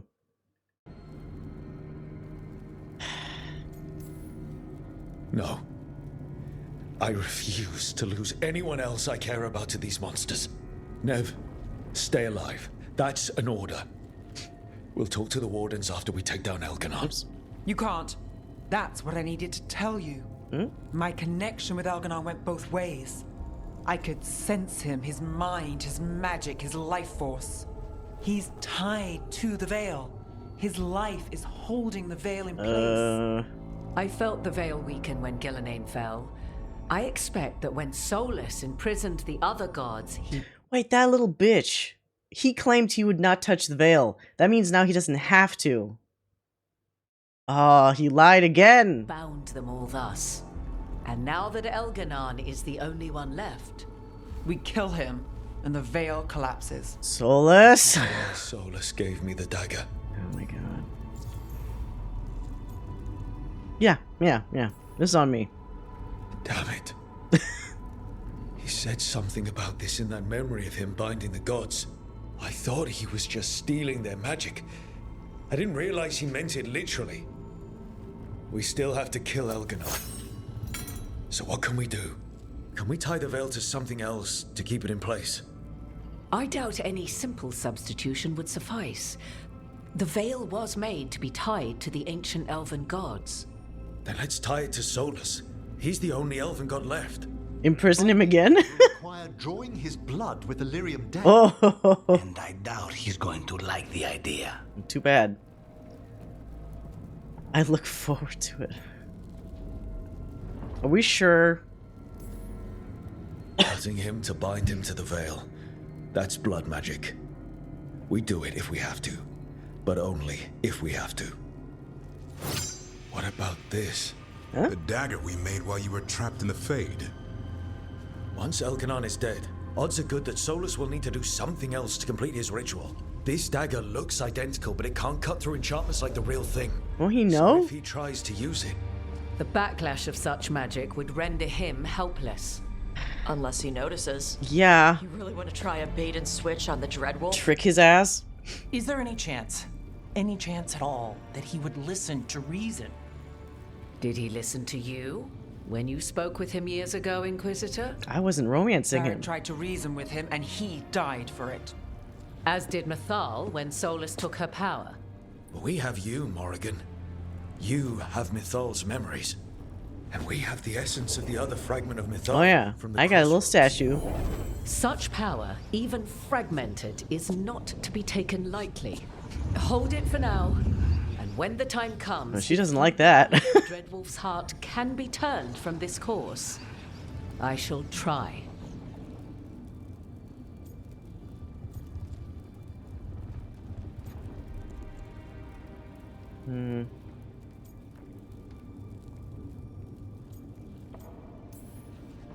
Because of everyone here, and everyone we lost to get here, we've got options for dealing with Solus. For now, let's focus on Elganon.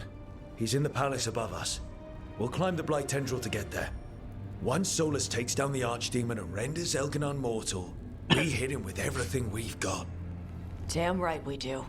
Time's running short. Stock up on supplies, pay your respects, and say goodbye We've got to the some people ads you coming love. in soon. Be ready to go when Watch some ads.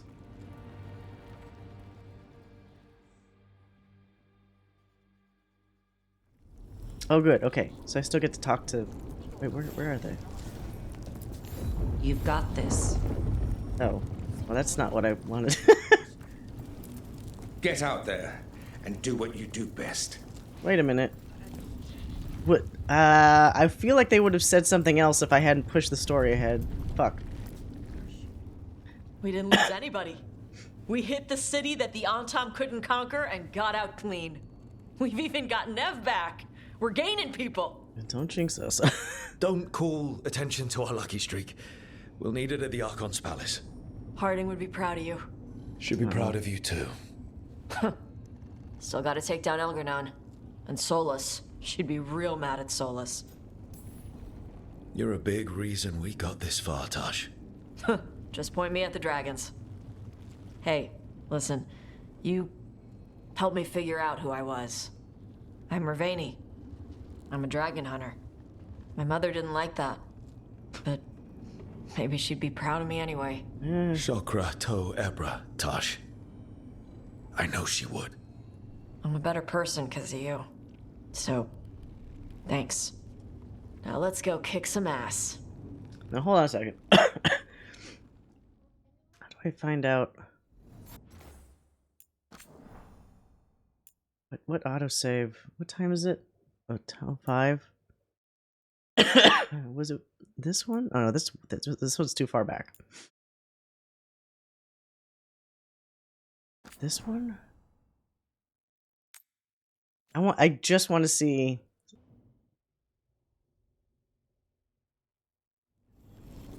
Okay. I accidentally clicked on the table. Do they say anything different? Certain someone worried. Is there a tender reunion on your horizon? I'm looking forward to it. Wait, what? So that's as much as you get? Hold on. Get out there and do what you do best. Wait. You've got this. Oh, I was really hoping there was more there. Wait, did I already click it? I did already click it. Oh, what the fuck? Okay, well, I guess that's what they were gonna say. Oh, you have insert significant other's name here waiting for you, right? God damn, game, come on.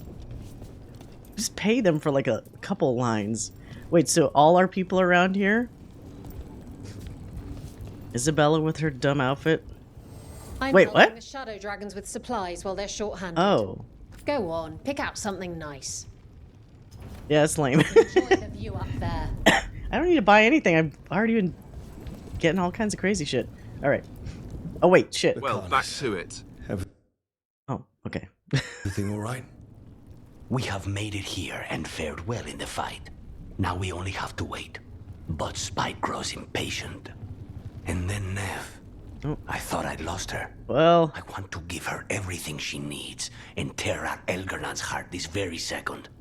I don't know. Couple goals. This may be the calm before a final storm, but I don't feel it. Do what you gotta do.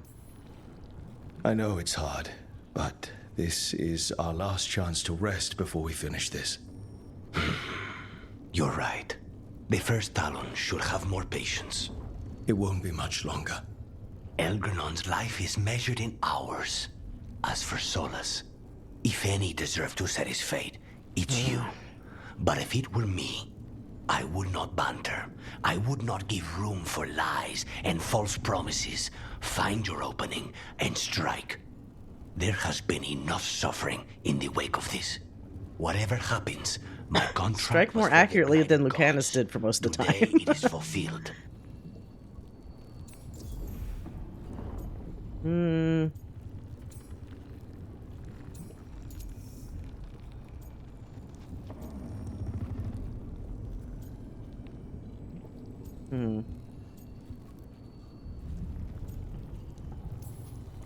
It's no small feat. How does it feel? I'll know better when it's more than words. Rook, I owe you my life. When I left the ossuary, I knew I could not be the same. What I've managed to reclaim, what I can make of moving forward, I'm in your debt for it. And now, the god dies. We finish a contract, keep a promise. Spite and I are in agreement. You have we are Venom. At your service. Double demons. Have you seen Lucanus? Oh, does he look bad? Is it like the black wall thing where it just is like, what is that?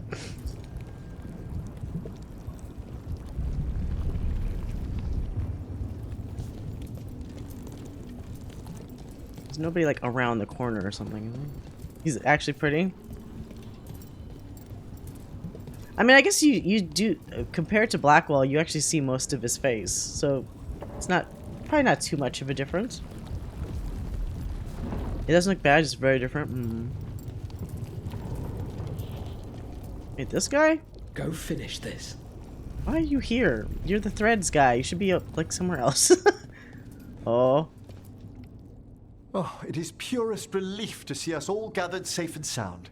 And Manfred would never forgive me if we returned without Nev. Elganon must fear what we might accomplish once we storm his tower.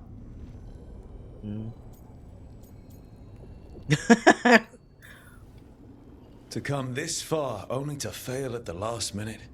The irony will kill me before Elganon can. Elganon will be formidable, but it's Solus who truly worries me.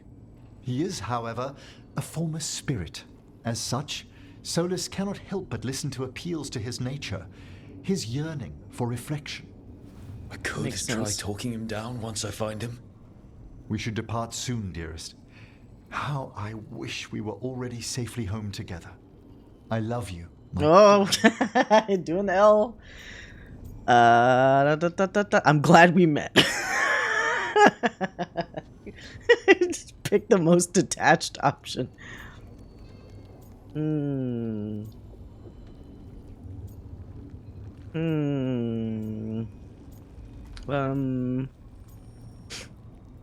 This one sounds more angsty. I mean, sure, I could just say the straightforward, I love you back. But this sounds more like precious. If I lost you, Be careful out there, Emmrich. Promise me you'll do the same. Aww. I promise. I really liked Rook's delivery of that line. Together when we first met. No man alive is more fortunate than I. Speak the word, Rook, and I shall stand by your side.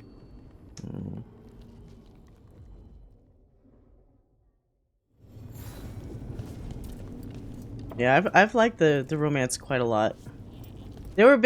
There's some hiccups a little bit, which I'll talk about like after the game. Just mostly on the side of like when the game decides to let Rook flirt and what he says. Just seems like really you want to say that now? But other than that, I've been very happy with it. Hi there, boy. We're in good shape, Rook. Real good. Nev's back where she belongs. Solus doesn't know we're onto him. And we've gotten past Elganon's Well, I hope he doesn't know we're onto him. The tide's turning, and the hunt's almost done. You make dealing with two gods and an archdemon sound easy. We've gotten back up every time the gods bloodied us. And that was without our allies showing up. After this is all over, I'm going to visit Eldrin. See how Hassan's brothers and sisters are doing. A visit from good. Uncle Davrin. Gotta impress those balls of feathers while I'm still taller than they are. Well, Elgar'nan won't wait forever. Ready whenever you are. If you need me, just shout. I should be the one worrying about you. Not everyone could have led us here, Rook. Let us get you the rest of the way. So apparently the guy that wrote Davern also wrote Javik, so makes sense. And so would I.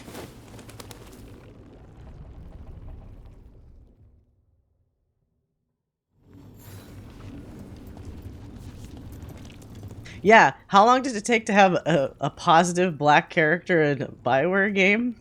Finally. Finally. How are you feeling, Balara? I've never seen anything like this. The scale of destruction, the devastation. But most everyone's still alive, still fighting. That's more than I could have hoped for, more than I expected. So, okay, I think. Imagine if you're OCing 14 hex. Yeah, that's why for a lot of my YouTube videos where I compile my Final Fantasy 14 playthroughs, I actually hired a guy. You know, I hire him periodically to do lines for my character, just because I need something. I can't have my character just, like, not talk. He sings to the Hala? Oh, I didn't know that. Fuck. That's just more points. Add more points in there. Fight ends today. Win or lose. But I'd prefer to win. Soon it'll all be over, one way or another. Rook? What is it? It's just... everything's gonna be different, you know?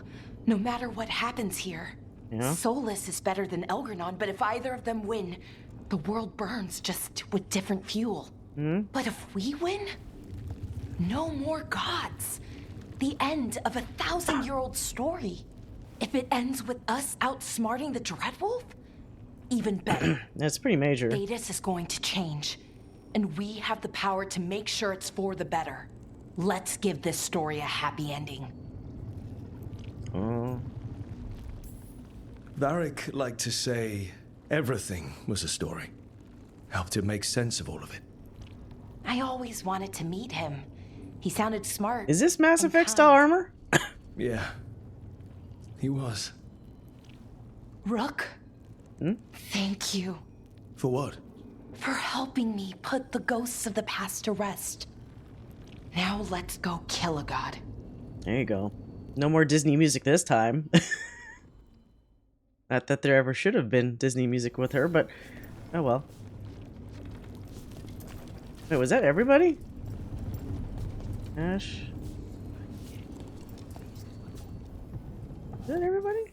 Oh, right, because Harding. Okay.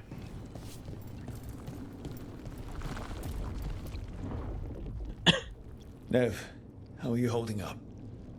The others told me what happened after I was taken. I've seen reports from the city. The lost, but more are still standing than I might have bet on. Every person who gets through this is a win. We're nearly there. We're really doing this. That was the plan. Will you be all right? With the blight? It's... Look, I won't lie. I can feel it in my blood. Its presence. Look at me, audience. I'm no longer ditzy and quirky. My character is actually supposed to be taken seriously now. I feel like she didn't need the weirdo music even with the quirkiness. It just kind of like multiplied it too much. Or fine enough. I won't sit this out. What happens to me, it's a question for later. What I want now is to tear Elgar'nan from his throne. Finish this, and you'll be the most famous detective in Mirathas. Your name in all the papers, spelled right and everything. We'll see. When this is done, I'm not sure where I'll land or what it will look like. No, Lucanus. We've been through a lot on this one, but if you need a detective, you've got me on your case. Thanks, Nev. Anytime. Yeah, it does look like the ancient elves outfit a little bit. The at the well. Okay. I'm gonna save here.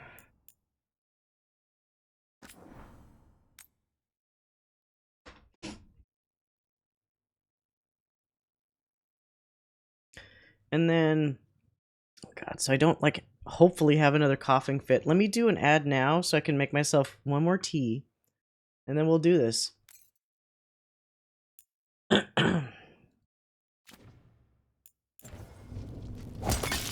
Fuck. Do this.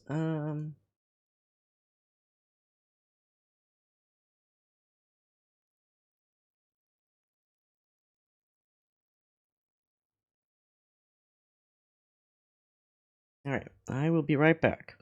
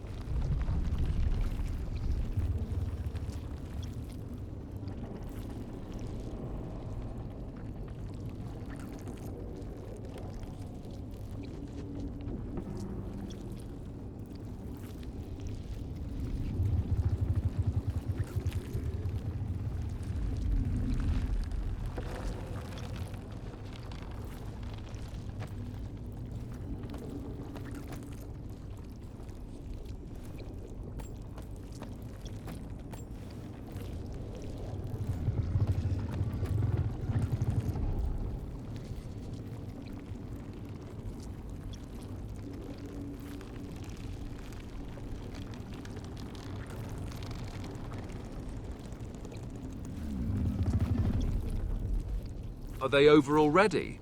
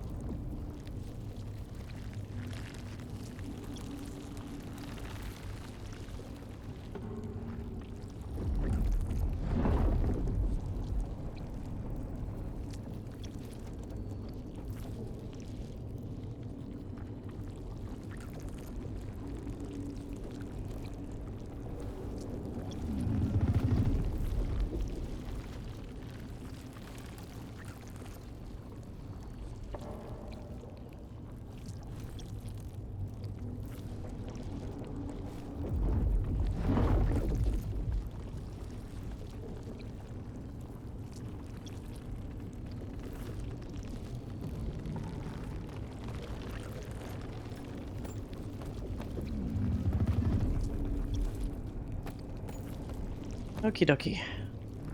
Alright.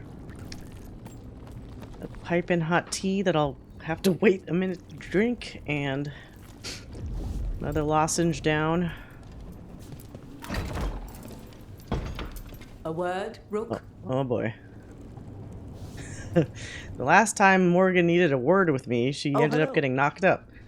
Oh, thanks for the follow, Tamar Socialite. Any last advice from Mythal? 'Tis a difficult battle you face, but you are among more allies than you know. You have purified the crossroads, uncovered ancient truths lost for ages. Where the hell is her kid, actually? I just realized. You are truly the champion. Where's Kieran? With Kieran, right? Should your fight against Elganon grow desperate, invoke the memories of the Dread Wolf's rebels. Oh. For you, they will stand against The tyranny memories. one last time. And he's got to be like a... Ooh. It can be used against Elganon. So like it gives you NPC help? Sure, why not? Oh.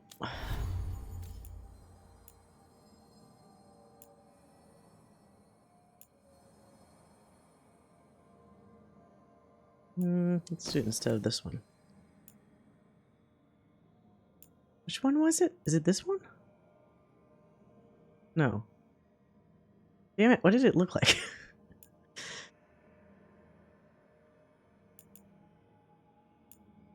Shit. I already forgot what the fuck it looked like. This one? Ultimate Salvation? But it says you get a bunch of shit. I guess it'll do stuff that's not listed. Oh, you get invulnerable? Oh, okay. You know, actually, it gives me a lot of things, so sure. His home planet? Yeah, he'd have to be like in his 20s or something. My headcanon is that he's in college and he hates his mom because she never told him he was a vessel for an ancient god. I think he kind of knew, right? Alright. Thanks, Morgan. Oh boy. Wait, it's just me? Where's my two ride or die boys? Am I not taking them with me?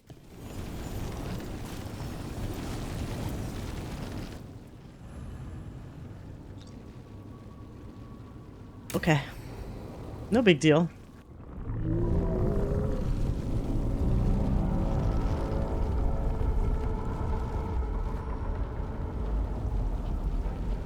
Bad news, everyone.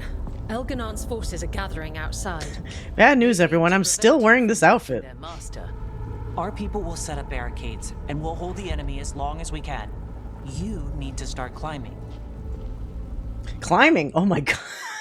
I'm getting fucking Baldur's Gate 3, like, flashbacks. Climbing giant tentacles. Are we gonna kill a giant brain? I'm going with Rook. I want payback. I'll tear Elganon from the city myself. You go to face a guard, Rook, but any aid you might spare would be welcomed. I don't know if it's a good idea to bring... oh wait, I can't bring... Wait, what? Nev isn't even on this list. Is she coming regardless? I don't think that's a good idea. She's like literally connected to Elganon. Okay.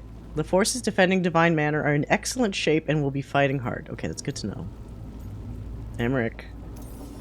Emmrich, they could use you on No, wait. No, I thought that was for me. No, I thought that was the same with me. Good luck. Stop. No. Okay, we're redoing this. Stop it. Stop it. Stop. Come back. Come back. Oh, wait. How do I exit? Ugh, fuck. Yeah. I have to reload. Stop, game. Stop. No cutscene. I don't want to see the cutscene. We're gonna skip. We're gonna skip so I don't see this stuff. I don't want to see this stuff. I don't want to see this stuff. Stop. Stop. Stop. Stop. Stop. Stop. Stop. Stop. Stop. Stop. Stop. Stop. Stop. Stop showing me him. Let me skip the cutscene.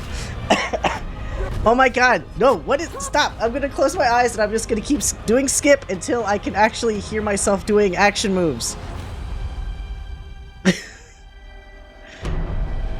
Okay. No! Stop! Stop! Stop! Stop it! Stop!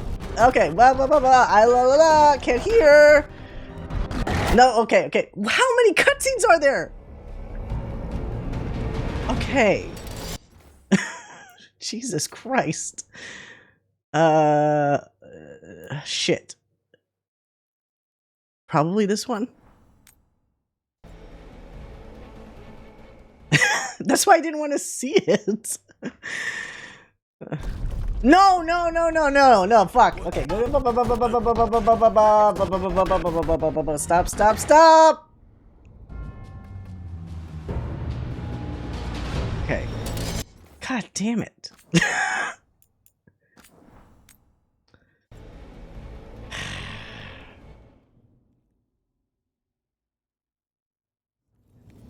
Bro, what? Do I have to walk all that shit again?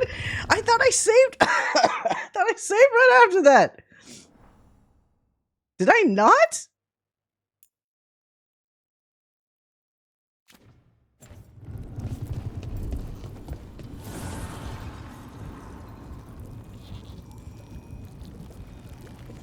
Okay, fuck. Now I have to talk with everybody again? The Carnage. Dude. Everything all right? Okay. We have made it here and fared well. Yes, yep, we did. We absolutely did the thing. I said that. I know it. Oh my god. Yep. Thank you. You excited? Yeah. Game face is on. Kiss for Nev later. Yep. Good. All right. And that's one. Okay. Not you.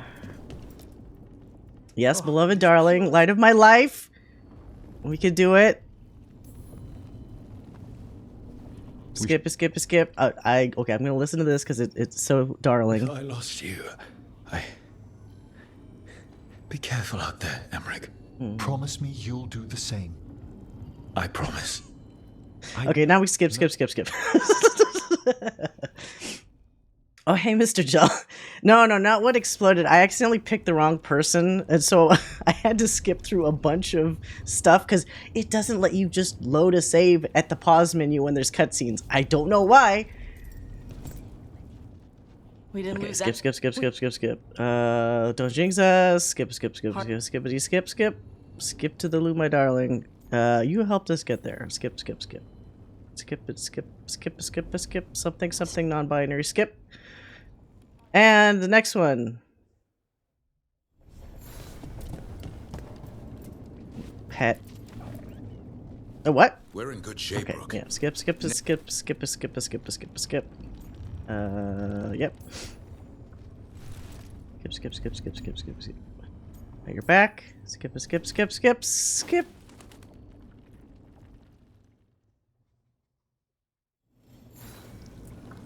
Okay.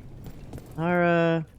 How are you feeling, beloved? Doing good. No Disney music. Everything's awesome. One last push. They let. You sound like Varric? Yeah. Looking forward to the romance novels that you write.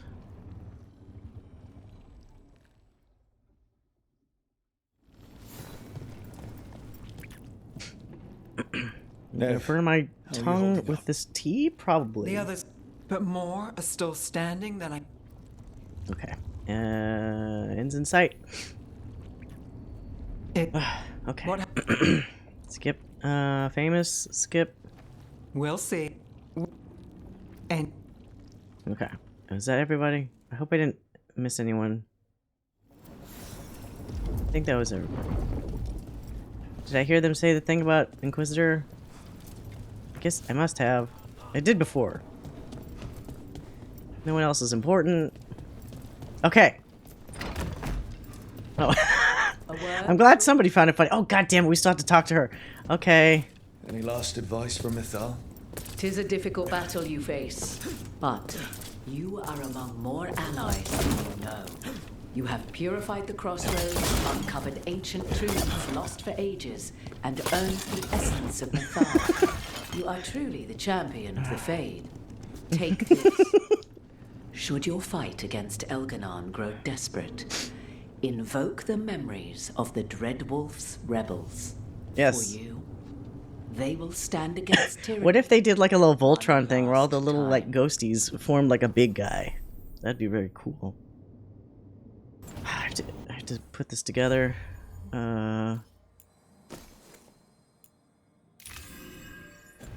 Okay. Now, because I'm an idiot, I'm gonna save right here.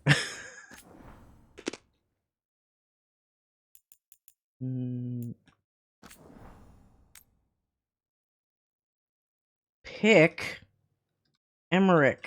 I mean, no. No, actually, you know, I'm gonna confuse myself otherwise. Pick Emmrich. Because if I say don't pick Emmrich, then later on, if I ever reload the save, I'm gonna fuck it up. You truly are the Veilguard. Oh my god, that's too fucking funny. All right. What are we? Some kind of Veilguard? Unironically. Me mentally every time I'm in a meeting. Yeah, that didn't need to be like a fucking Zoom meeting. Oh wait, we could skip this part. They mean to prevent you. Our people. Okay, so what did I fuck up on? Ah. I'm going with Rook. I want payback. I thought when they did this, she was going to be the one for the first group, and I'm starting to pick my teammates. I was wrong, though. Okay. So we're helping the manor with somebody.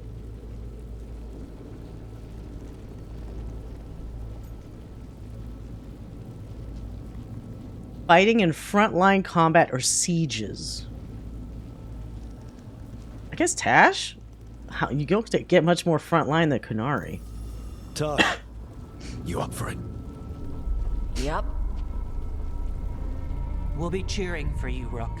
Good luck. I gave you guys a pretty strong soldier, so you'll be fine. Hey, Steph. Sorry, I'm super sick, so my voice is gonna sound weird.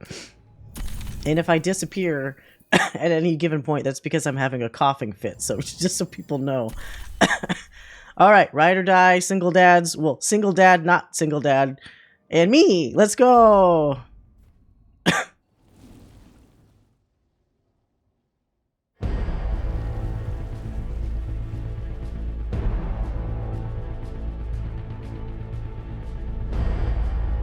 Oh man, that's good. Victory tea.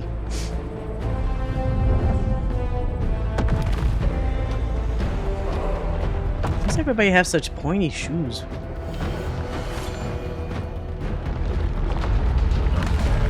Yeah, it's because of me. Because I'm also the double dad now. Or Rook is, not me.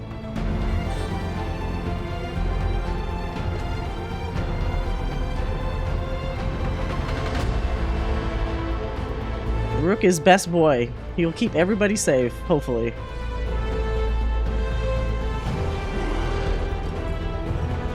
Put on some pants. Is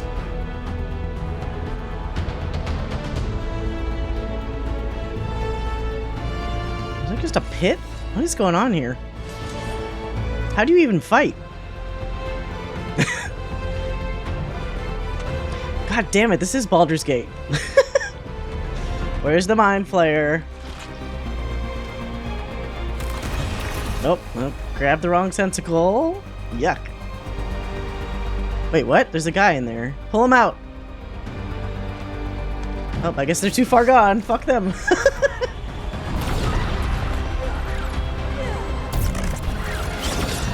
Who needs a frontline fighter when you have fucking Morrigan there?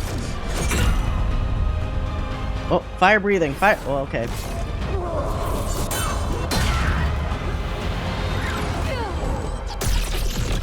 What? What kind of last hit was that? He was already dead. She stole Tash's kill.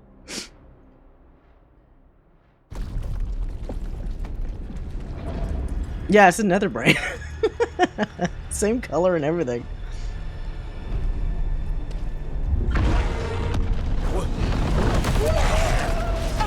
Wait, what? Oh god. That's a cranium fracture.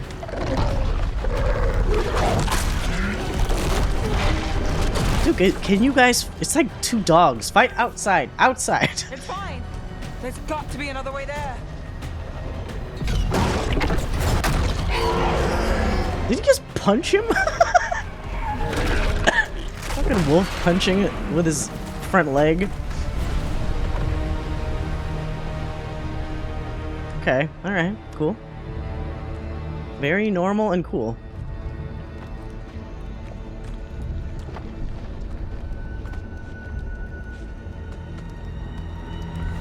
If you're gonna fight, take it outside.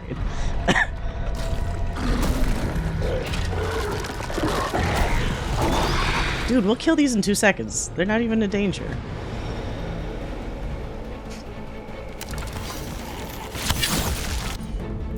Oh, whoops, can't do my move yet. Great.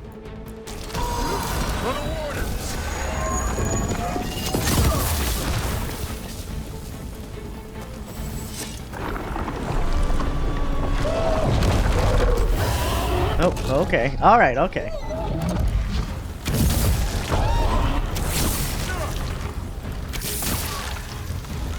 I'm Legolas. 1, 2, 3. Doesn't count.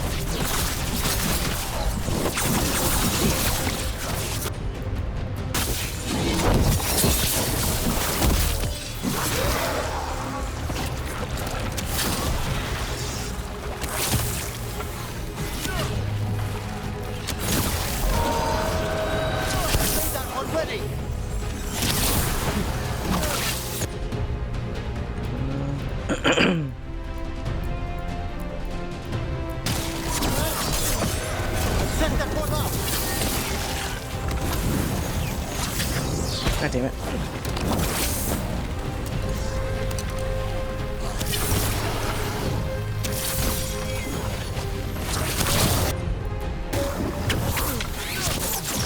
You find who are you gonna romance? Say Emmrich.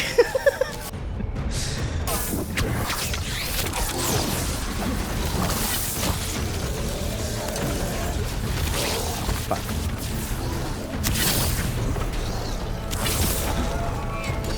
Oh, Lucanus. Okay, that's a good choice. Repelling the counterattack. They all know what they're doing. Right now, we focus on getting to the throne room. It's the dream team.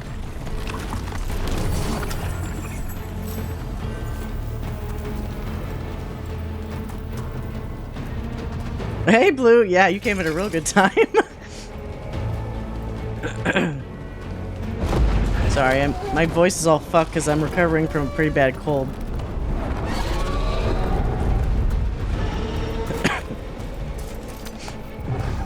The Dreadwolf has to be exhausted after fighting that Archdemon for so long. But until the Archdemon falls, Elganon remains invulnerable. Solus knows that as well as we do. He might betray us after, but he'll do whatever it takes to stop Elganon. Yeah, I can't trust Solus anymore. He's way too bullshitting. Oh, every time, got some fucking scheme.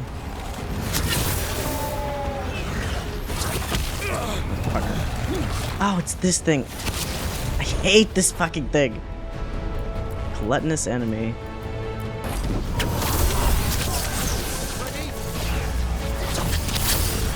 Oh, off you go. God, I love archery.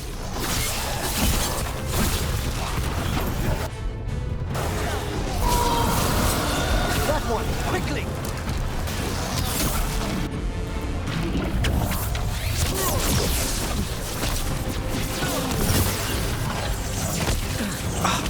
Stop hitting me!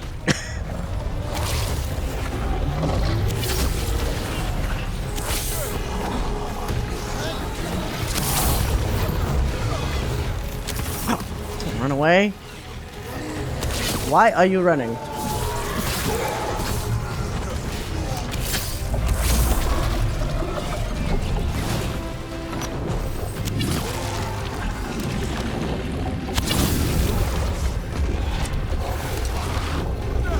Oh, whoops. Almost shot Davrin there.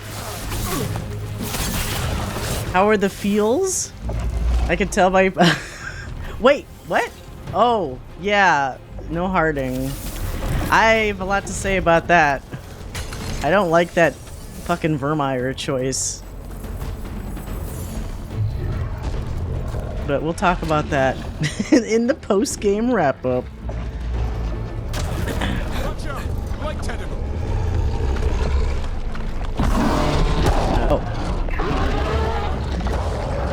It'd be really awful if someone just flung me off of this right now. Yeah, that's what I think Red Jack said that first, and it's very apt.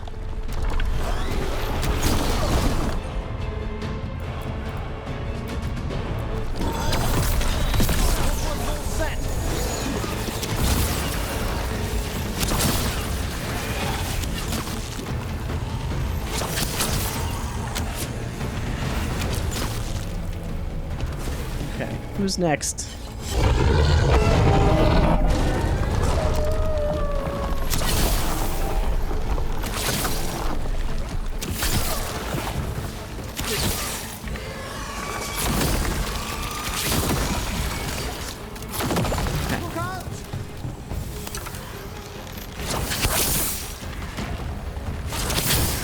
What?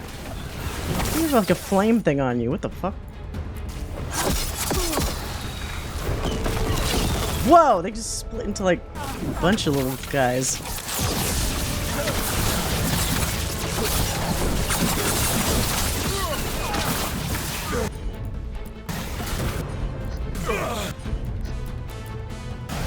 Can you just do the move? Oh my god, this is the third time I'm doing this.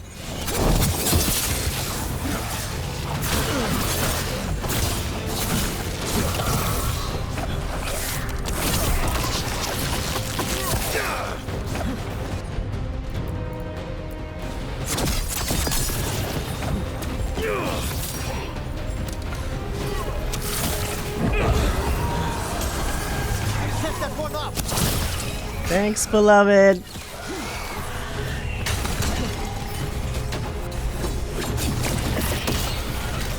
Good luck to you, Davrin. Same to you. Wait, what? Stay alive out there. What? No, no, no, no! What else will I write to the Watchers about how you helped slay the last blighted god? I did not allow you guys to leave. Grey Warden honor roll for you all. Okay, okay, they're just saying like good luck. Okay. I thought they're gonna leave me alone like randomly there. This is not the time you run away from me. Wait. That's obviously the way we're supposed to go.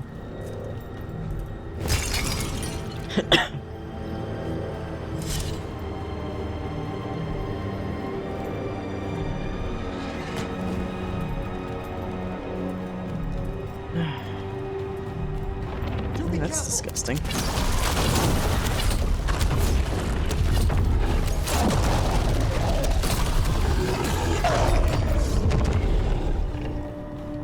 Wait, were we not supposed to? What's this way? What was the point of doing all that shit?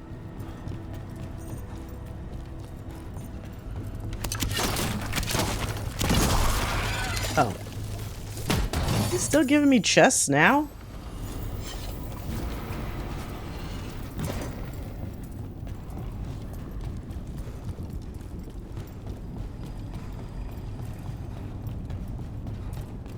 Oh.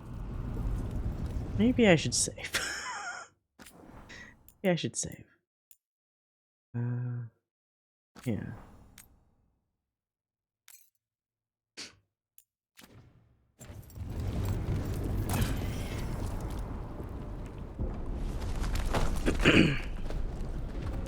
Yeah, it's the end game. Like, why am I doing that?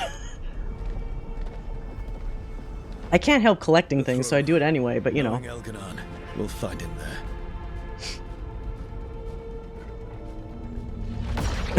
Yeah, I fucked up earlier when I picked the wrong character. You made it.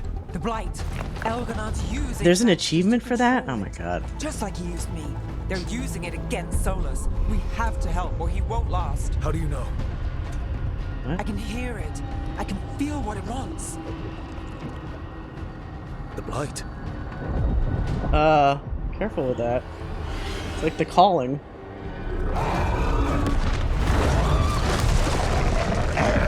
Get to the throne room. I know how to help Solus.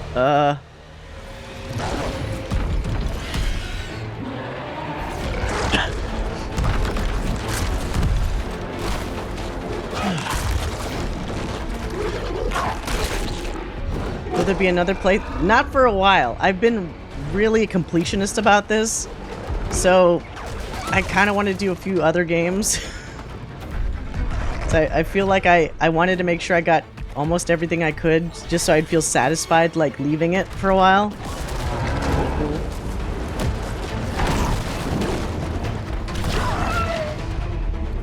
What the hell are they doing up there?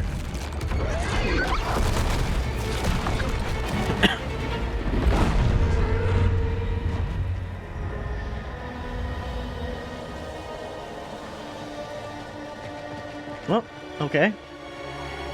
Well, at least Lucanus is with her.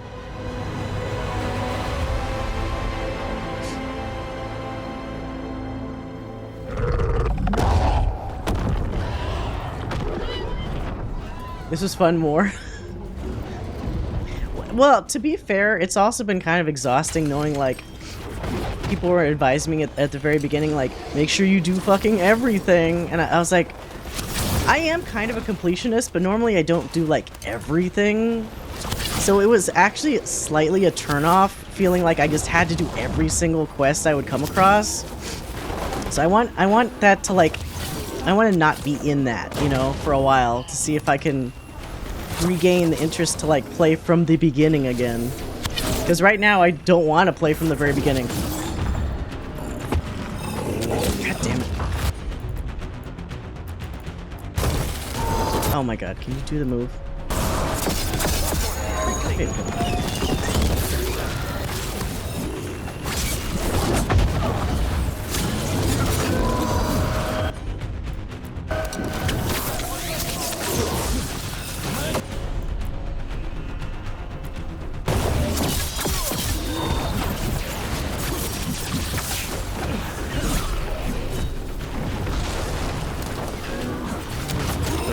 Oh god!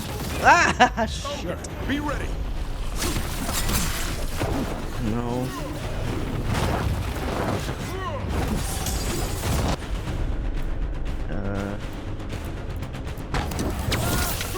Fifth playthrough? How the hell are you guys doing this?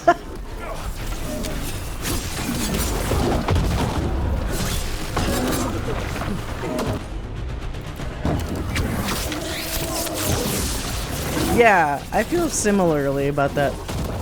Okay, these guys are nuts.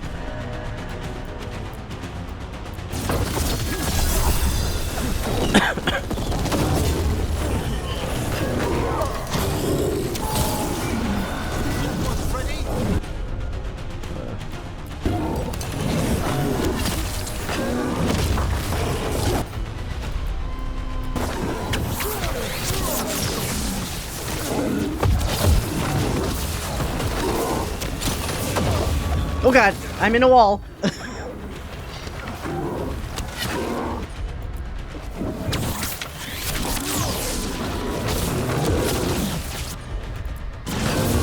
Oh, thanks for not doing the move that I just told you to fucking do.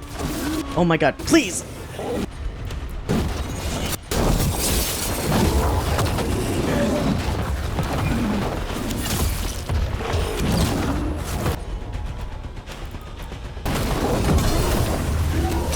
Still not getting taunted, apparently.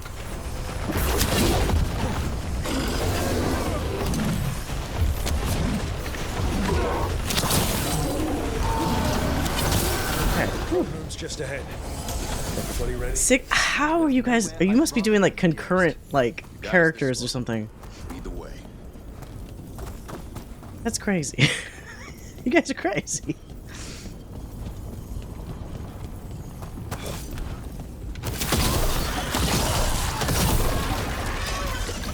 Let's keep saving.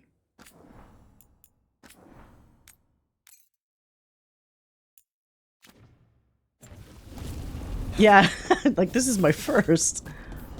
Wait, what was around the corner here? Is there something? Oh, just a pit. Got it. Cool.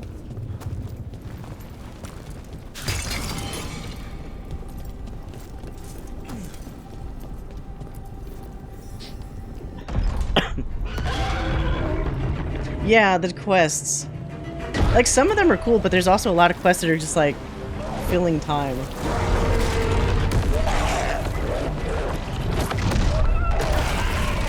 Well, he looked like he was... Is he gonna snap his neck? Dude, what are you doing? You gonna touch it?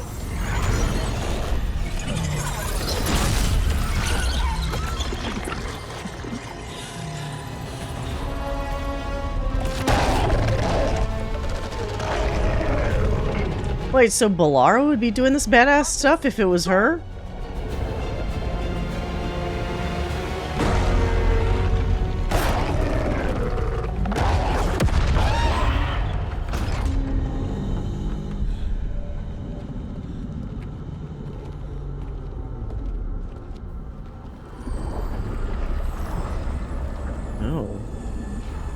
Oh, here we go. Arrogance, thinking you can hide from your creator. Oh, he's hentai now. And I am this world's creator.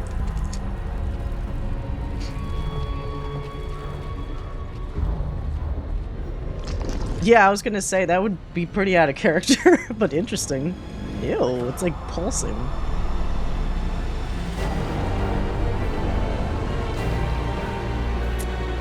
Wow, you look not so well. Every pointed spire. He had a bad something. He ate something bad. Child's unwitting imitation foundation of the Empire I built. I would have restored the glory. Your lives are too brief to remember. He's hentai now. And Weishaupt, and everywhere else you've left your mark. I didn't see any glory. All I saw was a tyrant destroying everything he touches. You mistake discipline for cruelty, a failing among those who lack a master's gentle guidance. Ew. We only destroyed because you resisted. In the new empire, every child would have blossomed under my protection. Like this? And Gillenane, my brilliant sister, would have forged the Blight into a tool of beauty. Yeah, without Gillenane, he's like, I must become the Gillenane.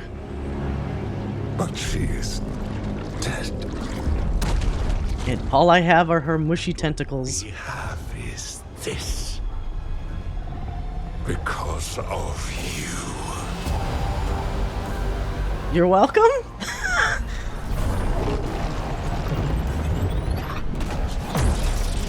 Yeah, they hear me out. I could see someone saying some weird "hear me out" with Elganon. Not that I want it, but I could see someone doing that. Oh. This entire world is my domain. Oh wait, should I be using the thingy? Let's use it.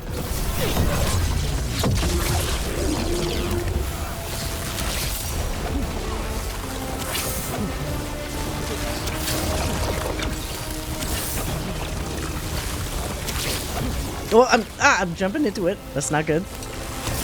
Okay, these are cheap shots.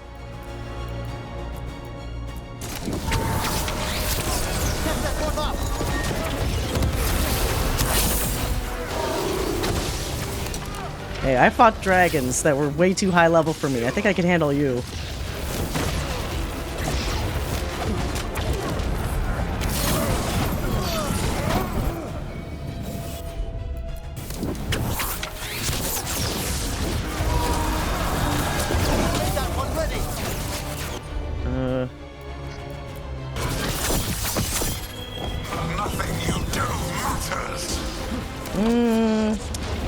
You're spitting some copium.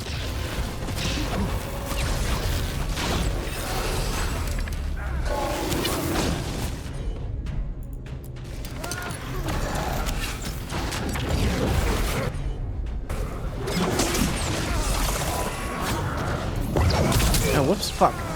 Ah! I was trying to look at my rune. Wrong rune.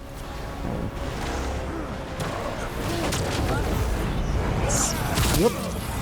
He's trying to see his pattern.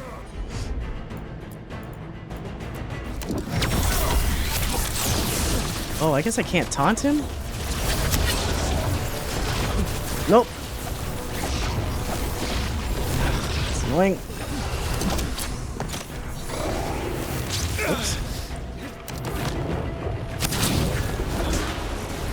What is that move? One's all set.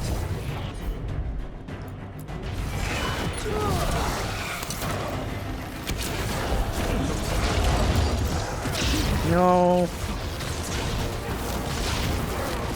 Bullshits.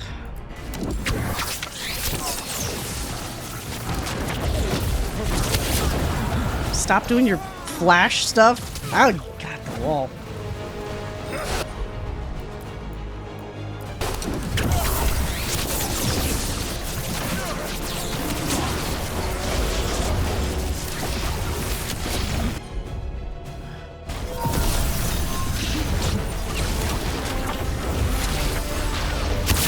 Whoop! My dragon thrall lives. I am invulnerable. Yet still you fight. Pathetic. I mean, your health is getting pretty low there, Gillenane. Oh, not Gillenane. Elgarnarn. All dumb names.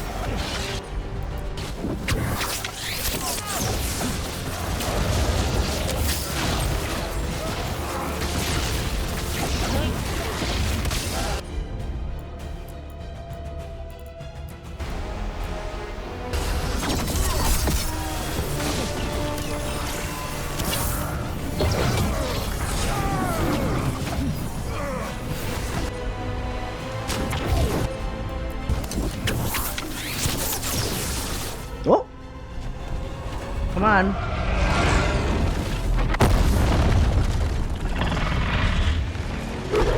That thing doesn't even look damaged. He looks rather fucked up, though. The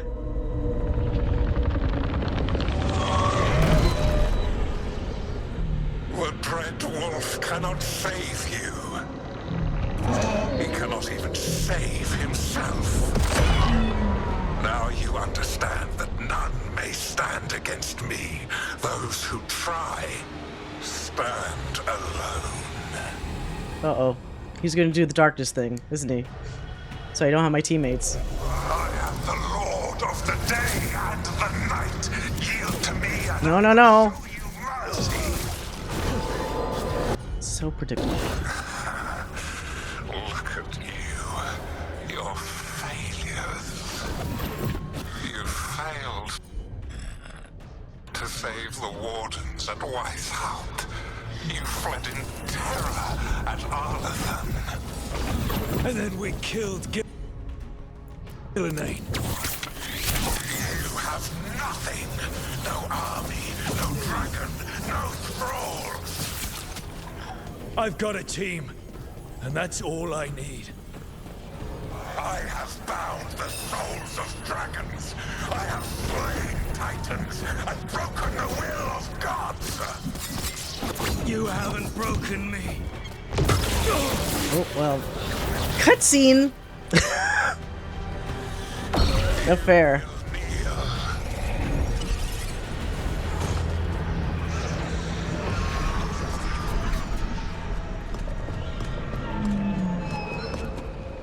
Damn it. I thought she had a plan. What were you doing this whole time? You did as well as anyone could have, but you cannot deny the truth.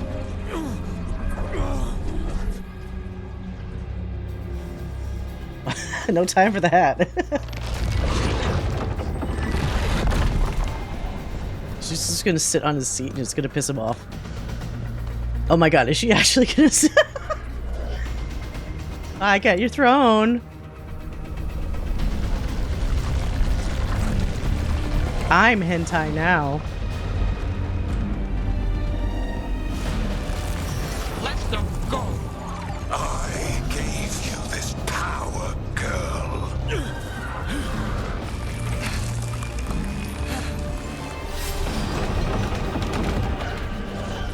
This is my city. This works a lot better for Nev though, considering it's her city.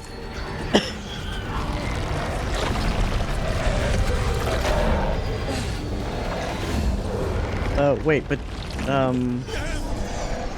Impossible.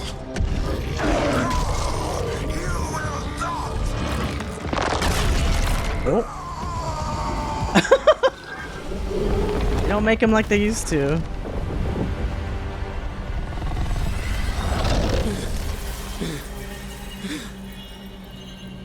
You are mortal, Elganon.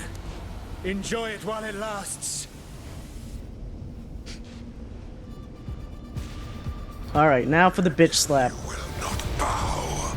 You will burn. Can I save? Can I save? Let me save, let me save.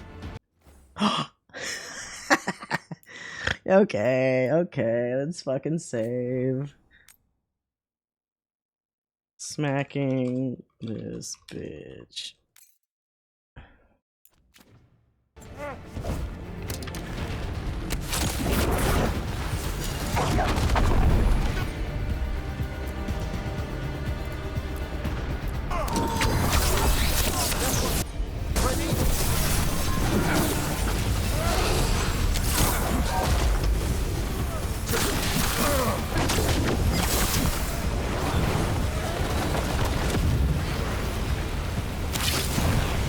Whoops, there's fire.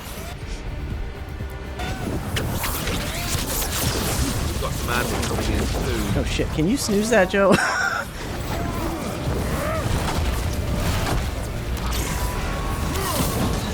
Your recalcitrance has doomed every pathetic creature in existence.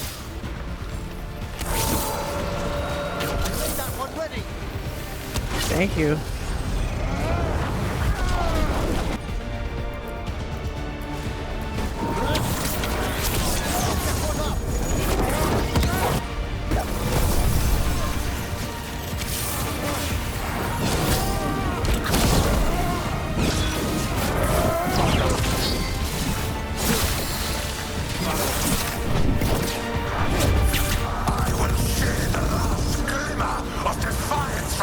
wretched world. And from the ashes shall rise a blighted empire, bound to me alone.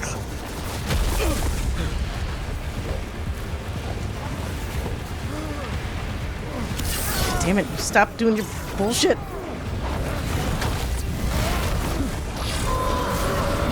Everyone's all set.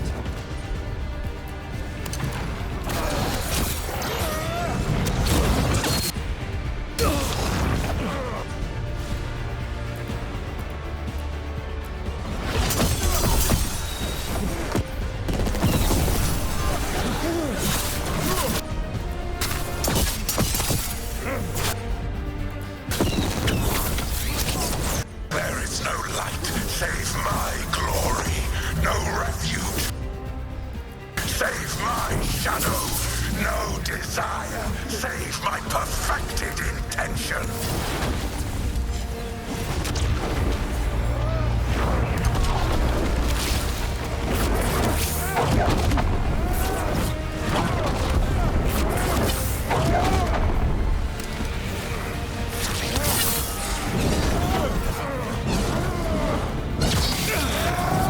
Fucking moves. It's my turn, god damn it.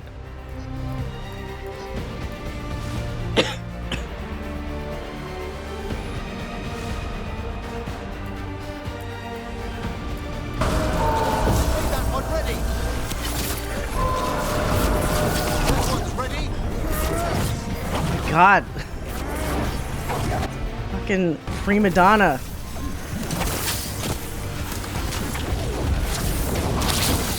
I am creator and destroyer. I am will made manifest. I am Algernon. You're fucking dead, bitch. Come on.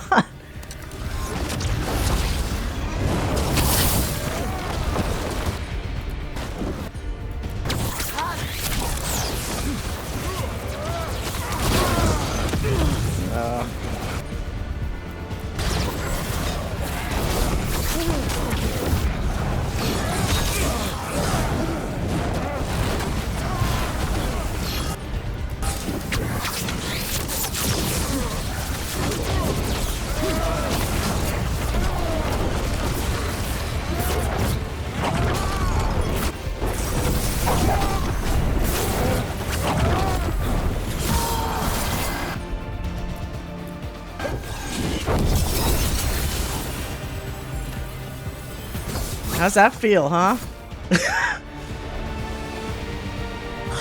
Yeah, the buffs on that rune are kind of cheating, honestly.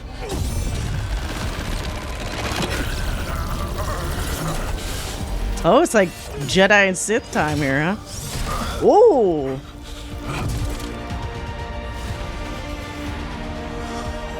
Man, my rook's so cool.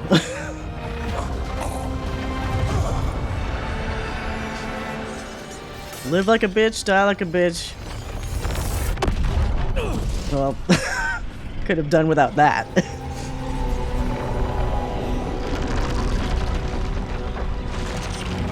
Yeah, I've been seeing a lot of people use the same hair that I picked.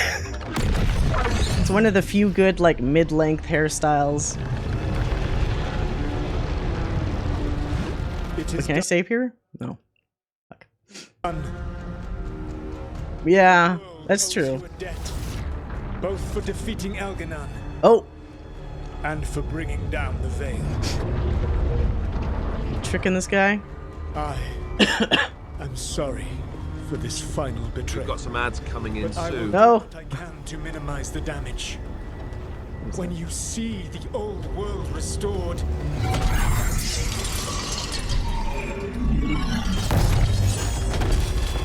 please, Rook. I do not wish to fight against you. Oh. But I want to fight. Wait, bind him to the veil. Fake dagger. Oh. Is this cheating?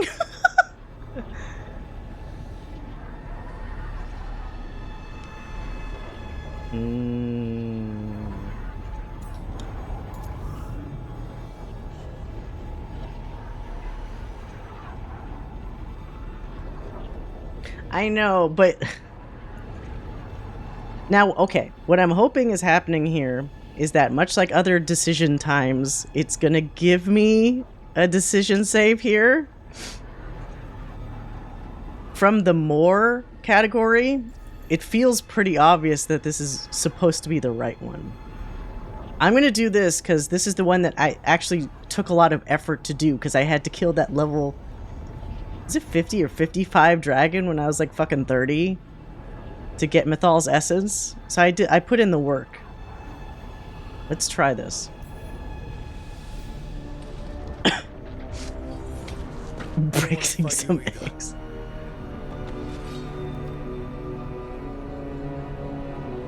Try one more time. I want to see the world go through even more pain on top of what Elganon has done.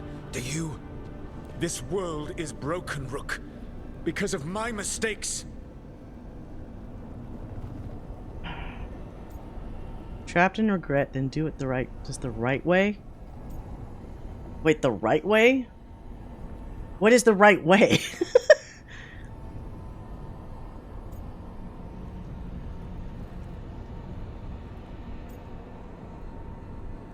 You are trapped in regret.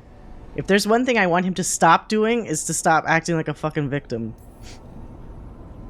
This is why you had to use me to escape the prison. It's made from regrets, and you're trapped in yours.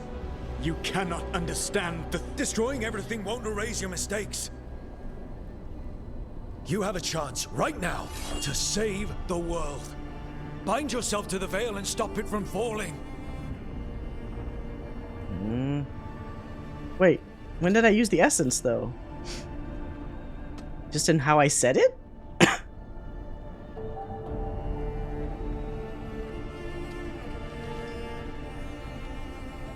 Is he gonna do it, or is he gonna, like, be like, well, sorry?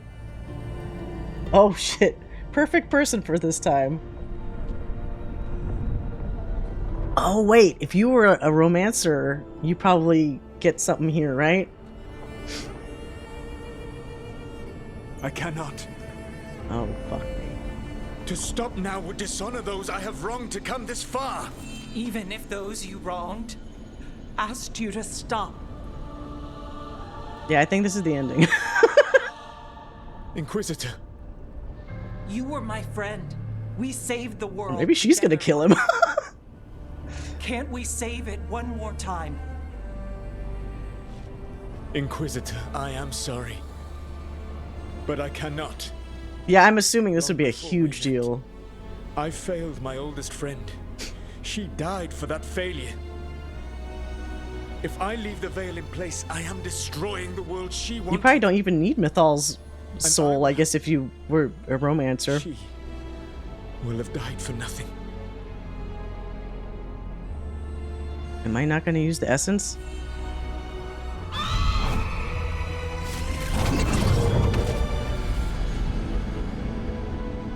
And whose fault is that, Dread Wolf?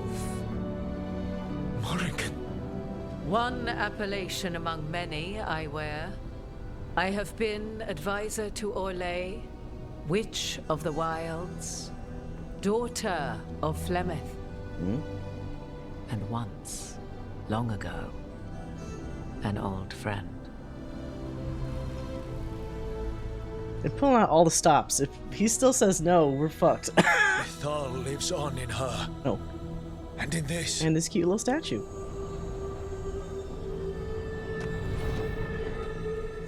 We've got some ads. No, no fucking ads. Stop it.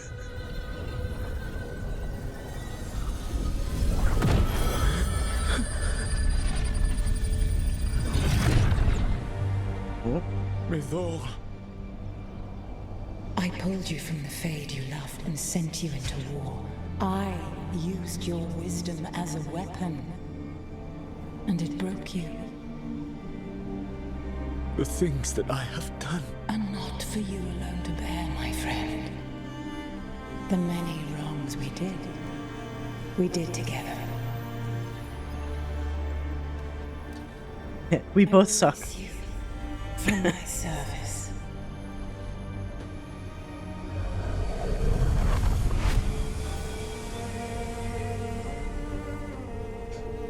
You are free to find a better way.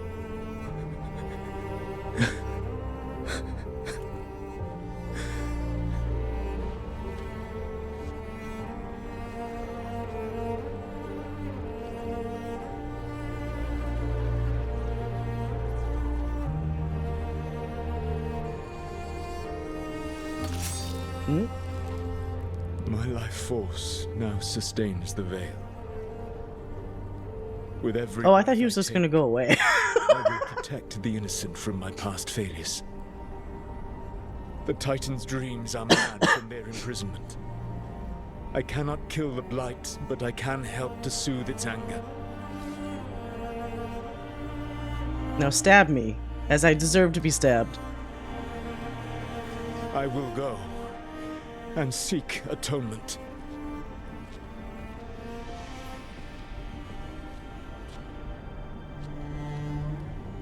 Thanks to you, I now can see the way.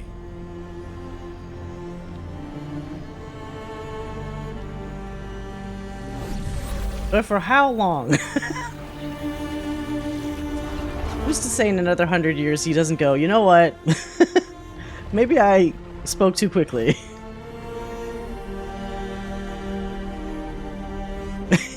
Poochie D died on the way back to his home planet.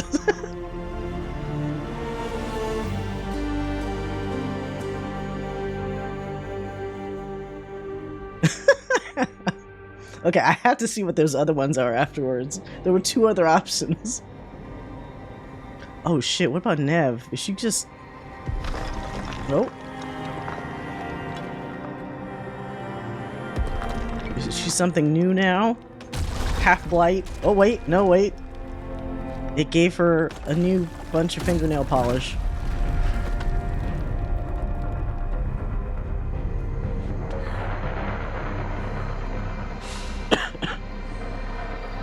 Oh. It kind of helped her? She's still got some veins, but not as much as before.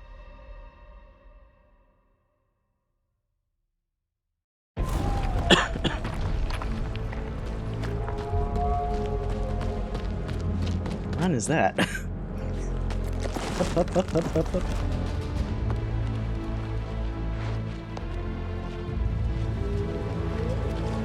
Look, it's people climbing down some weird shit.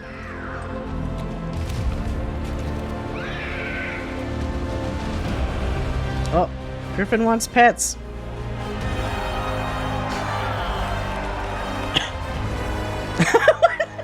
Go to him. Yes, I did it.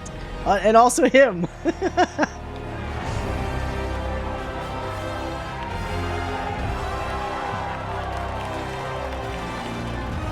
Yeah, I wouldn't want to touch that. I guess everybody else has gloves on, so...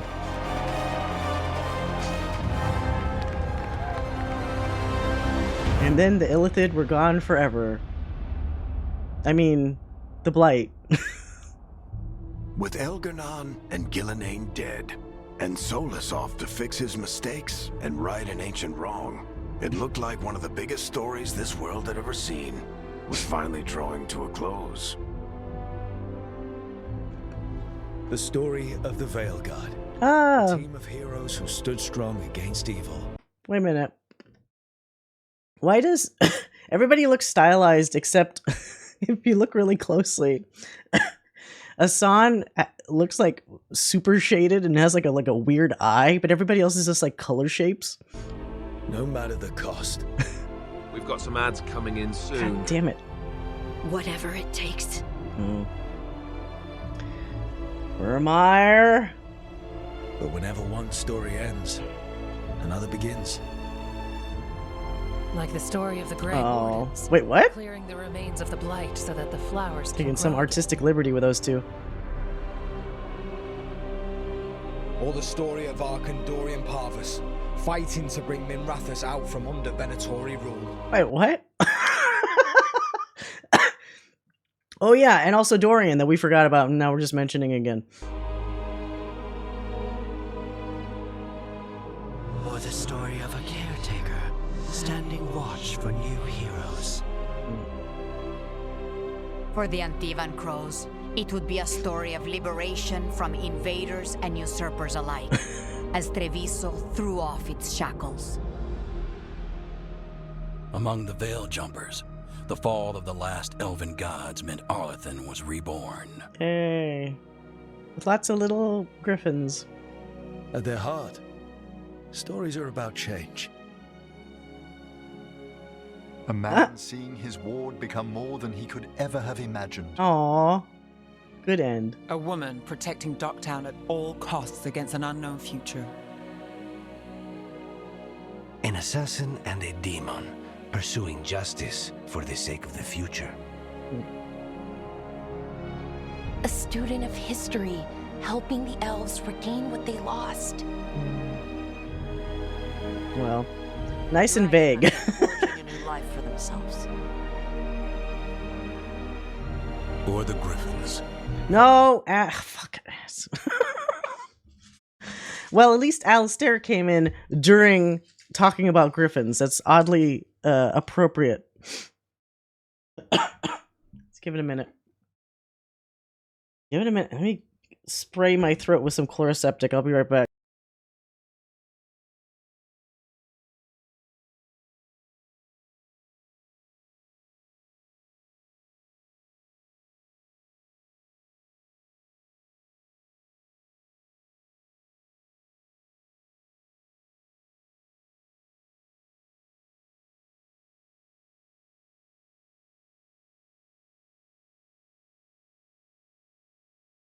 You like my dance?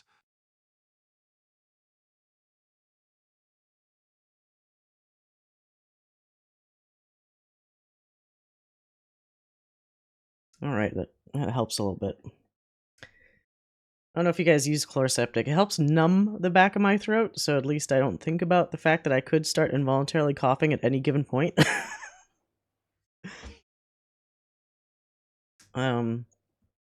You like my dance? Yeah, like the slides that we had at Inquisition, even those ones were kind of longer per person, weren't they? They're a little short. Well, short back end. to it. Oh, no, it doesn't help in the long run, but it does just enough for the short run. And I have a whole bottle of it. New home in Arlethan, protecting a world that once thought them lost for good. Yay. There are stories of love.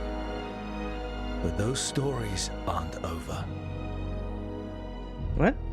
And we will always be grateful to those whose stories brought us where we are today. Who is that supposed to be? Is that Morgan? And those whose stories will live on with us forever. Okay, I'm sorry. Seeing Varric in the clouds, it instantly gave me fucking Lion King flashbacks. Remember who you are. Remember. In like fucking Varric's voice. Oh, that's okay. Well, this is actually sad. Varric Mufasa. What is this? Oh. Is this trying to look like... Okay, for those of you... Oh, I can't pause this.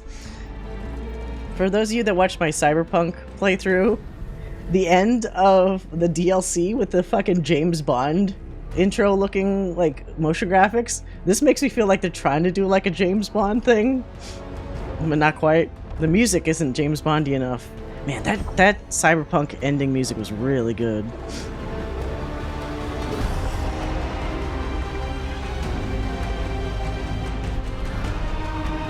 Yeah, I honestly feel bad for people who Varric was their favorite character, because I think they probably are pretty mad.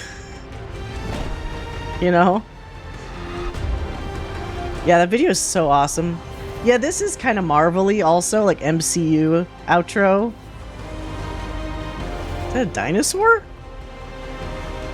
Or is that supposed to be a dragon? We dinosaurs now.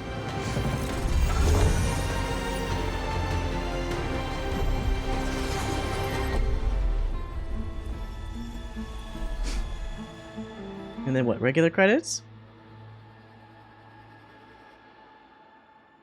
Then just watch them play I Am the One at the end just to make Origins people mad.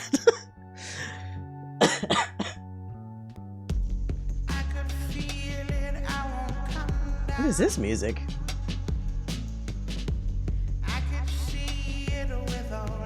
Don't skip credits? Wait, I guess don't skip. Why is this music? Well, you know what? To be fair, BioWare games always have some kind of song, usually at the end, right? So it's whatever. I feel like this song is the epitome of like the overall soundtrack, where like they got Hans Zimmer to do the soundtrack, but all the tracks sound like they're from fucking different games. Some of the tracks were good. I'm not saying that the soundtrack overall sucks or something, but a bunch of them, I kept saying, there's that one track that I think played when we were doing one of the Necropolis missions or some like creepy area that I was like, this just sounds like Mass Effect music, because it was going do do do do do do do do like with synth or something. And then there's other stuff that's just like blatant like action shit. But like so much of the soundtrack is, I guess, trying different things, but the problem is like it's not taking into account like the themes from before and like the world and maybe how you could craft themes that kind of fit with the fantasy setting maybe a little bit more. If Inquisitor Romance Solus, you get a different ending. Same as a speed run? Oh, because it's like faster. It kind of gets to the point faster. I'm assuming if she's there as a love interest, you probably get to skip over the whole like having to get Mythal to be the convincing argument. It's probably like, does she like go, she probably goes with Solus into like the fucking Poochie D going to another planet thing.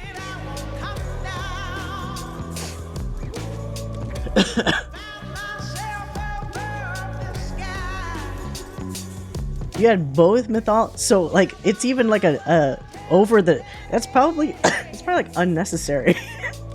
Because you already have, you probably, I'm assuming you would have already convinced him with yourself, right? Is this everybody's dogpiling him with guilt? You know, yeah, I was saying it's Bond credits. This actually would kind of be Bond credits music, wouldn't it? Solus broke down crying with those two? Ah. It's just so it's so frustrating that how many times has Solus assumed shit about people and they've been the better people and they've proved him wrong, and he'll still turn around and be like, well, Mulligan.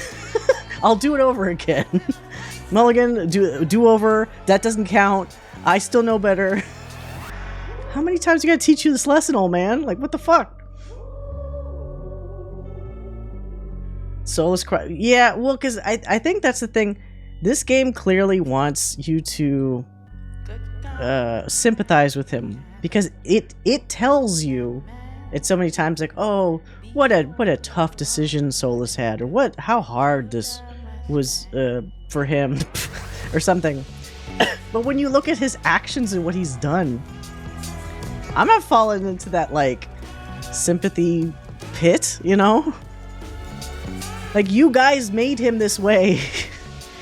All I see is he's playing the victim card constantly in a lot of circumstances where he created the scenario. It's his own fucking fault. Now, granted, Mythal had a hand in it too. It's not like he did it on his own. And before, he was just a spirit minding his own fucking business. But at a certain point, he was doing the lion's share of the bullshit. So you gotta own up to that, you know?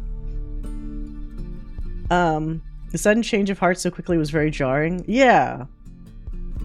If I had a nickel every time that happened, I'd have 2 nickels, which isn't a lot, but it's weird it happened twice. Yeah. Yeah. Unspeakable crimes. I'm so sad. Nobody cared about me. The Varric thing was awful. And to know, on top of what Solus already did, to know that he also mind-fucked us so that we thought Varric was alive. It already would have been bad enough if we were doing the copium dance to ourselves and saw Varric there. That's what I thought happened. But no, they had to twist the annoying knife further and say, no, you actually were hallucinating because of Solus. It would have been better if you just saw Varric yourself. You know what I mean? And also, I thought they said... I thought they said they're not doing the DLC, so this is what you get. They might do another game, but I don't think they're doing another DLC. I made up a few curse words that day.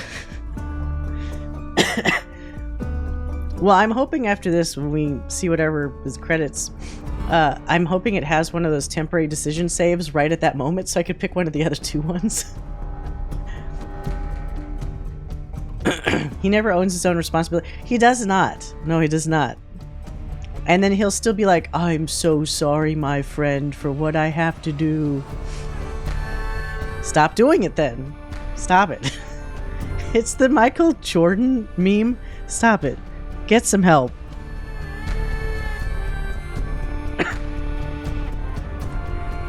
They just said that totally in the next game. Yeah, I saw that too. I'm not sure if that's a reaction to people like me saying, why the fuck didn't you just have the fan service and cameos that you know people wanted in this one? Because look, I'm not going to mince words. I don't care if it comes across as fan service. I want those characters in a fucking Dragon Age game because they're Dragon Age characters. We have history with them and they matter. When you completely pretend that 10 years, whatever, however many years those last 3 games history were just suddenly aren't important or don't exist, that's gonna understandably piss some people off, you know? Oh, the credits. Big props to my Rook. I mean, not my character, but like the voice actor. I thought he was a really likable voice. He had the emotion when he needed it. And he made me similar to how I really liked V from Cyberpunk because the voice guy was really great. I'm glad I picked the voice that I picked. I liked him a lot. I'm glad I didn't pick the other voice because I saw somebody's YouTube video with the more American, younger guy, and he just sounded like a child. He sounded like some punk ass 18-year-old that was angry against the world. So I'm glad I didn't pick that voice.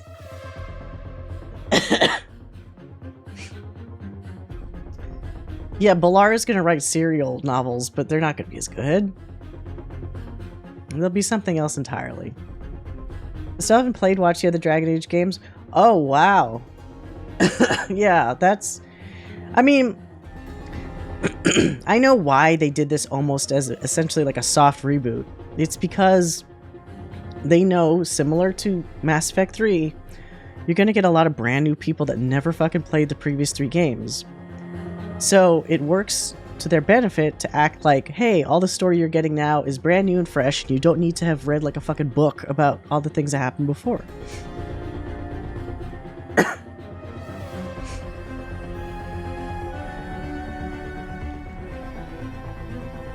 Wait, what? Varric is annoying? Or are you talking about a different character? I mean, also it's weird because this wasn't really Varric. Oh, you don't like? Wow, we found an actual Varric disliker. Is it because he's always the narrator? I'm actually very curious why you don't like him. Sorry, my voice is getting fucked. But it's worth it because even if I can't speak tomorrow, I'm still gonna give my opinions today.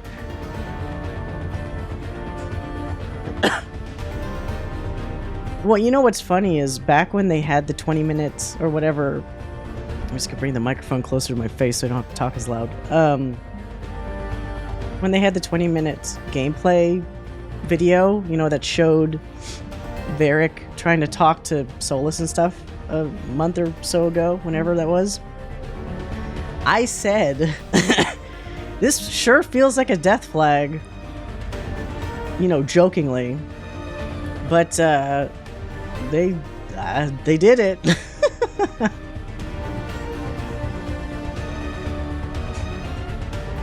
Oh. Well, you know what it probably is, Demon Girl, is that's his kind of jokey vibe is either going to hit with you or it won't. You know? Yeah, you remember that show? So I knew, in part of my head, I knew, like, they're cutting him out of this. They're having him be the connective tissue from the previous games, and then they're just going to cut him out and cut him loose, and your current group is going to be, like, the new group. Which is why people are, I think, are calling it, like, a soft reboot, because it's not an actual reboot, but they've cut so many ties, like, without you knowing about things that have happened before, that they're probably going to get to a point where they think, like, hey, we don't need to reestablish those ties now because you were cool with us just cutting them in this game. Yeah, I was like, okay, it's too obvious. That couldn't be a death flag, because it's like, why would you do that then? But it was. Varric seems like a different person even than the prologue. Yeah, so when he's like, Solus is my friend, I'm gonna talk him down. It's like, when were you that close of friends that you would risk everything? Usually, like, remember in Inquisition, you get Varric to like your comments when you're a practical person, or you look for practical solutions. And that moment was anything but practical on the part of Varric, trying to talk to Solus during all of that.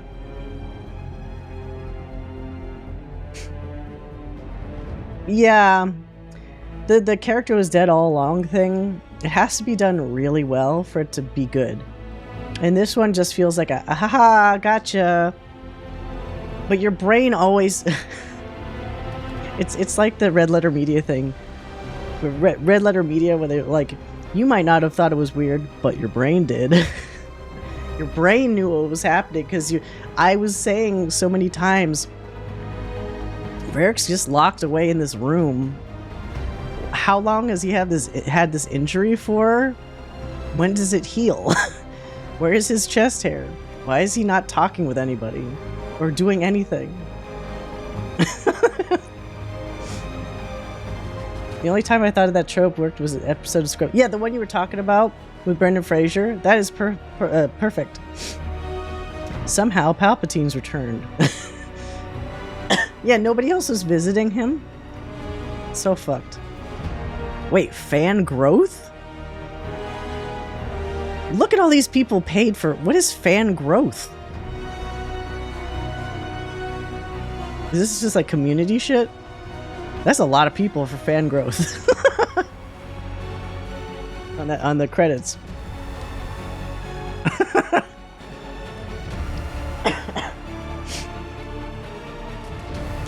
Okay. Yeah, it's like community manager, but for like 30 people. Oh my god. Keep popping these. I'm gonna sound like a broken record, but since there's more of this credit to do, yeah, these credits are long. I'm gonna say once again, the characters that could have been in here and would have worked with the story and would have been cameos that everybody would love and would have still worked with the scenarios ahead. Zevran should have been in the Crows. Not that I need him to be Lucanus instead or something, but it's been how many years since he pulled his stunt with the Crows, and he's a hero of the Blight and all this other bullshit. It would have been really nice to have him back and to give like a fresh insight to like Antiva and all that kind of shit. It would have been very easy to put him in there. Some previous warden should have been an available option in the wetlands. Whether it's Alistair, Blackwall, fucking Stroud, whoever was still alive, because one of them had to be alive, right? Or just make like Stroud 2.0 if there wasn't somebody in that category. Or have it just be the first warden. I don't know what the fuck.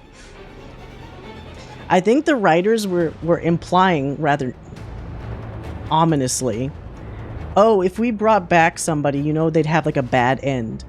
To which I interpret that as to say, at some point, they might have been... Okay, this is my conjecture, but I believe at some point they might have been thinking, what if Alistair was the first warden?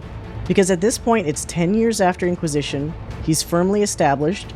I swear to God, I thought he mentioned going to Weishaupt at the end of Inquisition with the warden or whatever. He would have been one of the most senior wardens. But of course that means he would have also been sacrificed because that's the fucking death spot. And that fits with what they were saying about, like, you know, it's the monkey's paw. If you want somebody to come back, for some reason, something bad has to happen to them because the writer said so. So, one of those wardens should have been back to provide you support, and that would have been cool, because then they could also give you updates about what the hell is going in Southern Thedas. Because we don't know.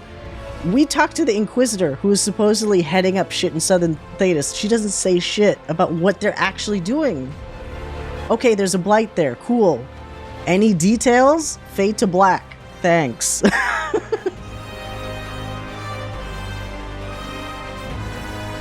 Yeah, in that case, a Moon Blue, it would have been like Stroud 2.0, just some other guy. But at least have a slot there where if one of those warden types were around, just put him in there. What the fuck?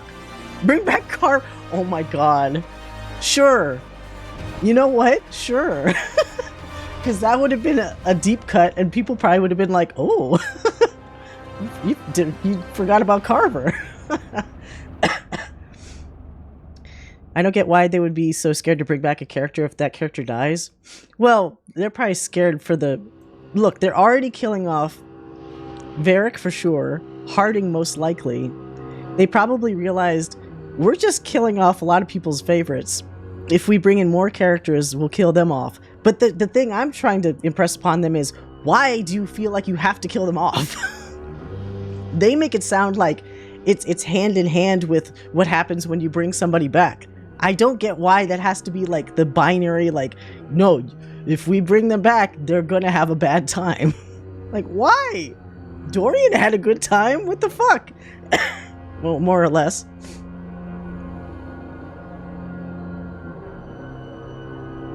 Hawk, Kirkwall, Overrun. Yeah, like, I don't know, somebody. I think they did need to have a little bit more goodwill with people that wanted to have some connections to the previous story.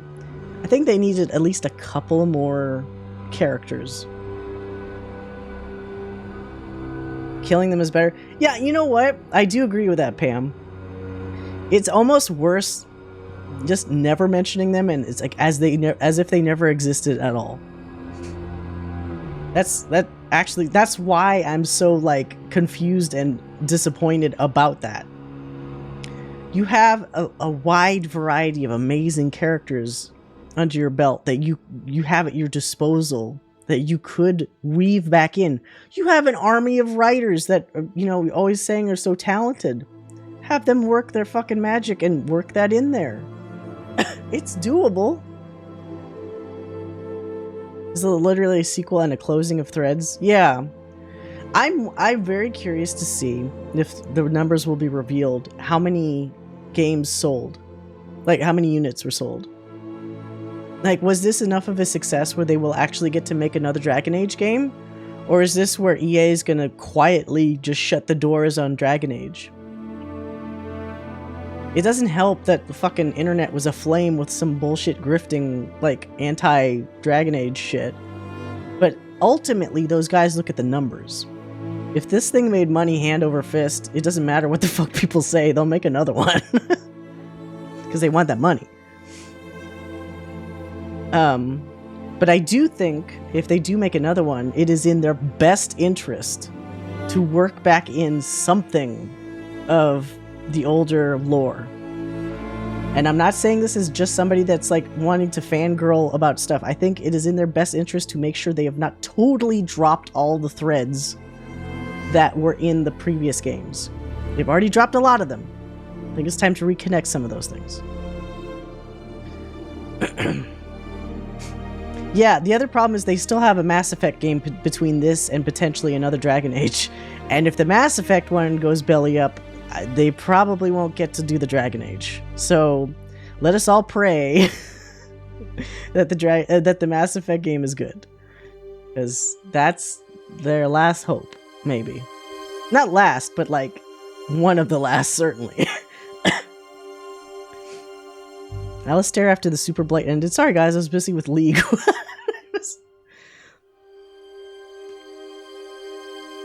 Also consider that now Solus is like somehow easing the Blight. So does that mean potentially... And again, they didn't explain this because as you guys said, there's maybe a sentence for everybody's outcomes. With a less angry Blight, will Wardens still have to hear the calling? Will they be able to live out relatively normal lives? Like, here's the questions. The Blight thing is possibly the biggest not shit, but the biggest topic to come out of all of this. Because now, with him bound to the Veil, he has control over that. That's huge.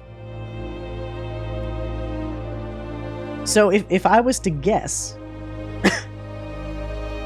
the next Dragon Age would probably start dealing with, okay, we got a kinder, friendlier Blight. What are we gonna do now?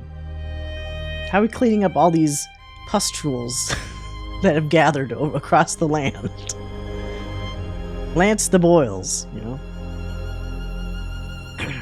The developer kind of answered that. Lead said they are no longer experiencing the calling, but they hear something different. Okay, no, but that's fine.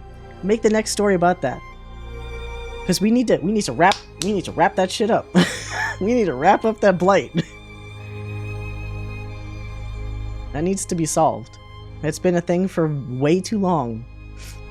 If you can kill gods, you could figure out the fucking Blight, alright? I mean, Evanuris, not gods, whatever, you know what I mean. Yeah.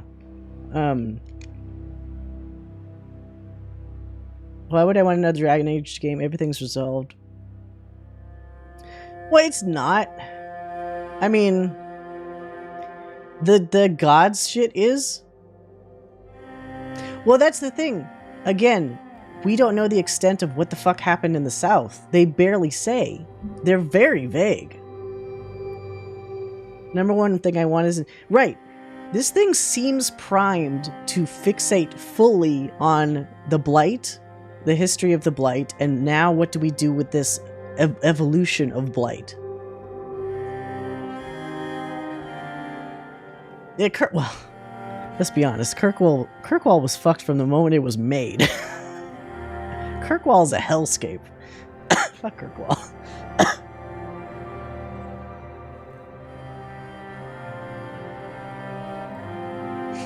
Yeah, I don't actually know who the Chastened are. They're mentioned in Origins a bunch, right? And then they just talk about them, but you don't really see them.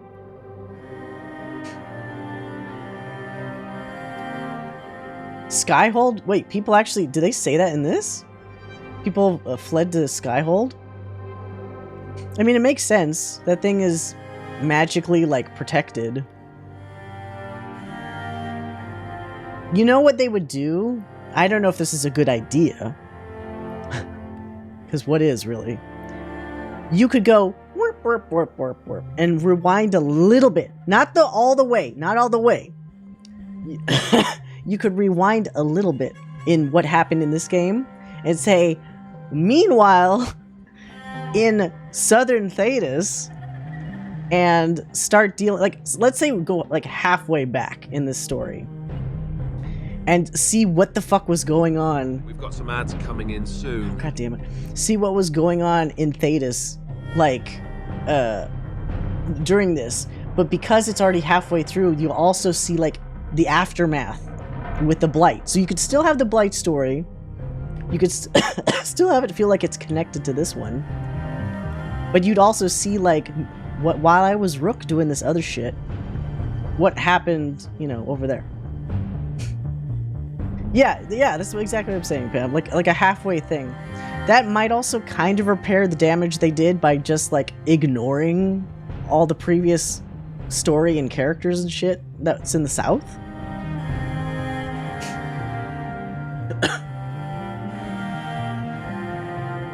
because of Rook. Wait, what?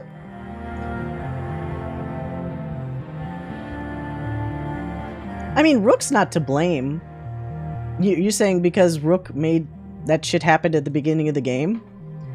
They do say, and I kind of agree, if Rook had done nothing, Solus would have just brought down the Veil and hella people would die.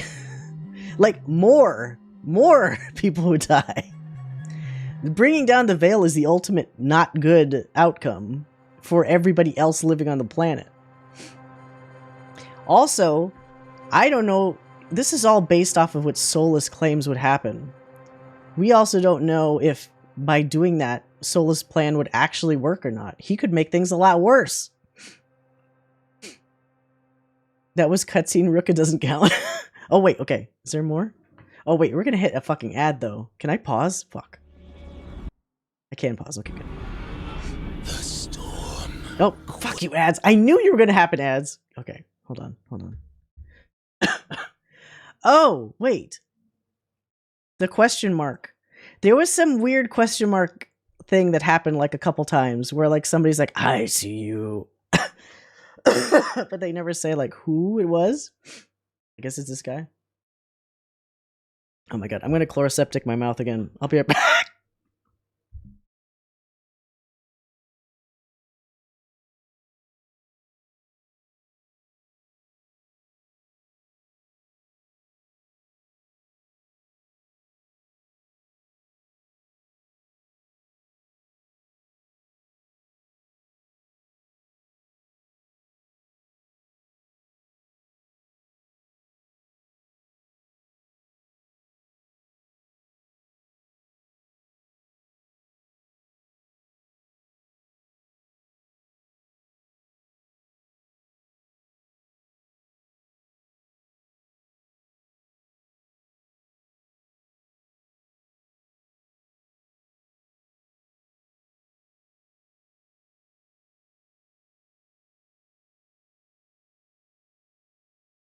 All right, that actually helps a little bit. Is Banaka? Oh, Banaka's just mouth. It's like breath spray, though, right? It's not like. Are they over already? Chloroseptic is so much better for like just numbing your throat. Okay, what is this? The sun dimmed. The wolf defanged. At last, we have balanced. What? Logain? Guided. Oh no, what is this bullshit? Bartrand? And soon, the poisoned fruit ripens. Dude, did they play Final Fantasy XIV? This is the fucking Asians. The Asians have invaded Dragon Age. We bring Zodiark.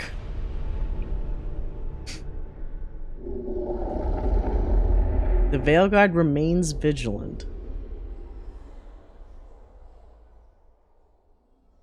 Is that it?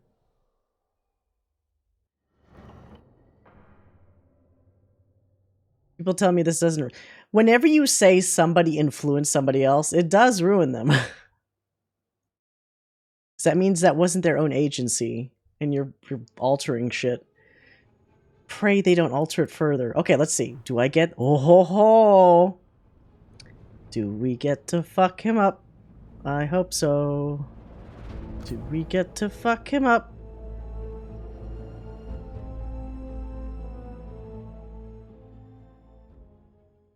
The Veilguard will return. It's like, no they won't.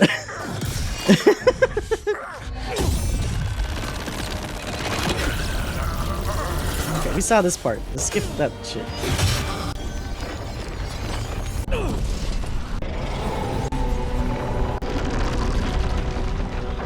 We don't know he was actively being influenced?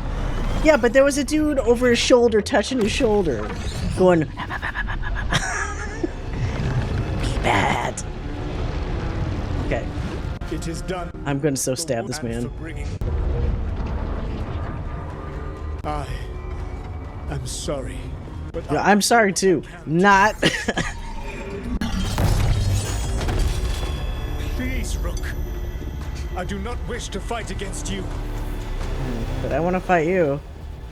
Yeah. Wait, we actually fight him? You know what? Fuck it. Oh, wait. Okay, I thought Emmrich was gonna die. I got scared for a second there. One fear. Oh no. No! Please don't kill me. Okay. They're just gonna stab me with it. If you will excuse me, the final enchantments require... Well, okay, I should've just tricked him. I should've tricked him. Emmrich? Wait, what? Where'd Tosh come from? Oh god. Be careful, please. Yes! Hadouken him! Whatever that is, do it more.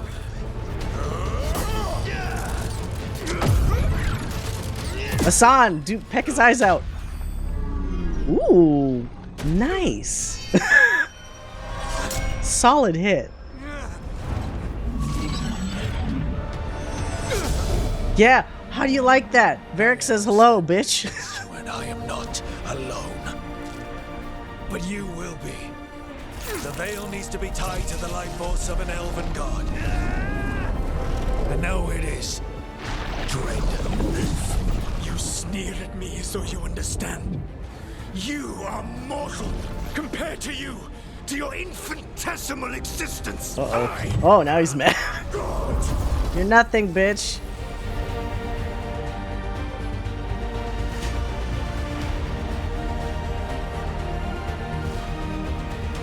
What is... Only Tosh is also there. That's fine. You're plumbing. Yeah, of course he would have a fucking crucifix fucking image.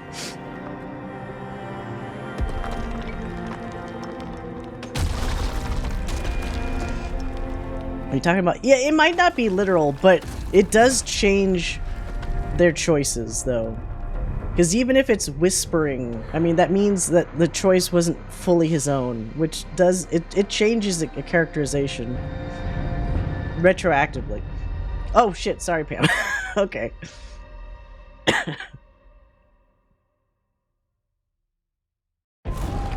That Ghoster says hello. Is the rest of this the same?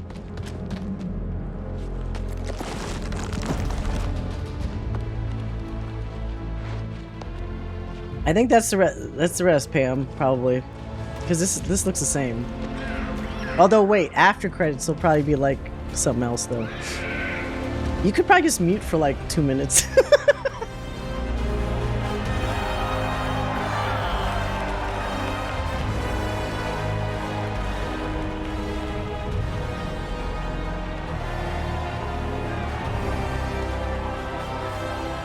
Well, yeah, it could be metaphorical, but I think the problem with that imagery is that they all have the same hoods, and I don't trust that these guys are actually doing it metaphorically.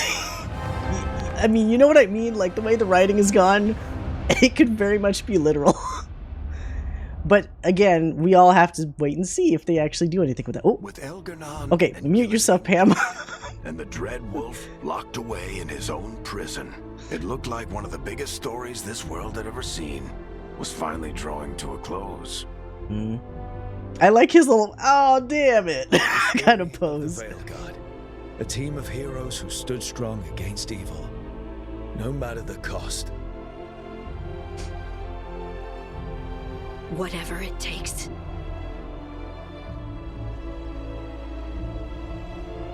But whenever one story ends, another begins. Like the story of the Grey Okay, Wardens, so I think this shit's the same. clearing the remains of the blight so that the flowers can grow again. Yeah, I want to try to trick him next to see if that's any better. Fighting to bring Minrathous out from under Venatori rule. Or the story of a caretaker standing watch for new heroes. For the Antivan Crows, it would be a story of liberation from invaders and usurpers alike, as Treviso threw off its shackles. Among the Veil Jumpers, The fall of the last elven gods meant Arlethan was reborn. All right, see ya. At their heart, stories are about change. A man's I will honestly laugh if the next big bads are basically the Asians from 14. Protecting Docktown at all costs against Because that's what the imagery makes me think of. An assassin and a demon pursuing justice. These immortal beings in the background, altering events, influencing people. Student of history. Not literally, but, you know, through their machinations. A dragon hunter forging a new life for themselves. Or the Griffins, finding a new home in Arlethan, protecting a world that once thought them lost for good. Is that the elf guy you're talking about? Lorvet? There are stories of love. But those stories aren't over. And we will always be grateful to those whose stories brought us where we are today. And those whose stories will live on with us forever. Mohawk guy. Oh. I think the elf guy was the one with like an eye patch or something. Alright, so not honestly all that different.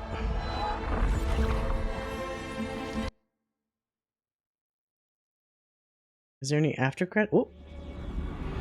So this is still the same. So we just pissed off Solus. But everything else is the same. Wolf, defanged.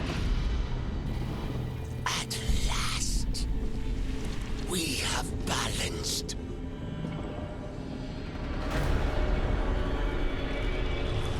Guided. Whispered. And soon, the poisoned fruit ripens. God, they even have hoods. We come. What if they're aliens?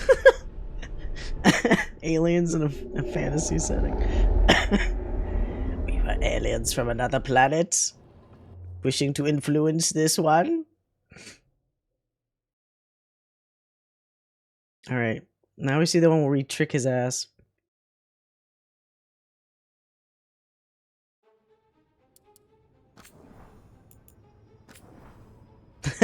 Yeah, the Reaper.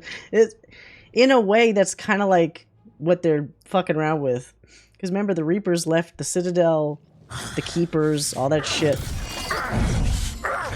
Skip this. Oh, we're a masculine Canary punching out Solus? I could see that, yeah. Okay, so... It is done, and for bringing... but I will do what I can to... minimize damage. Only a few 100,000 people will die.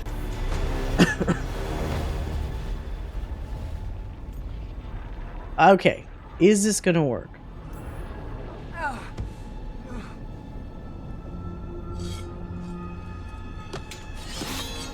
I mean, be less obvious about it.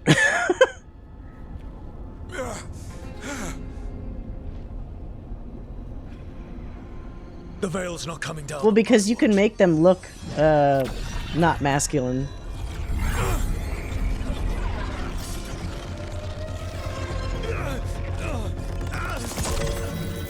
Is that gonna work?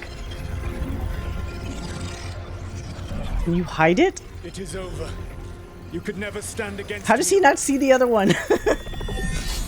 How are you not seeing the other dagger?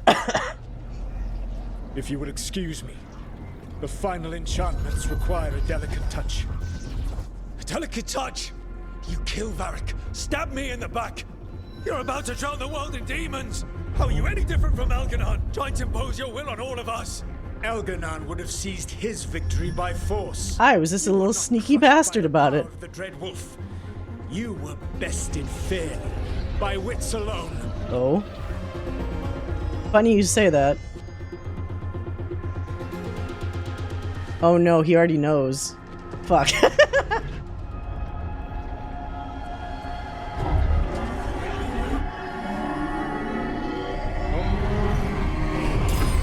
Oh, he still did it anyway. What a dumbass.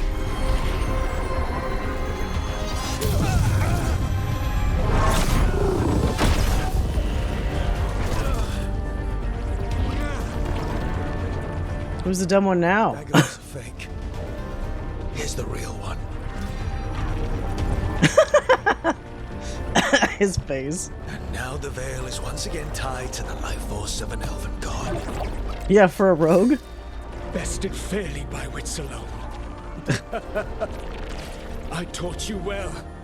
Oh, extra. I wish things were different. You did this. You did. You have done this to yourself. Cue Obi-Wan. Varric did.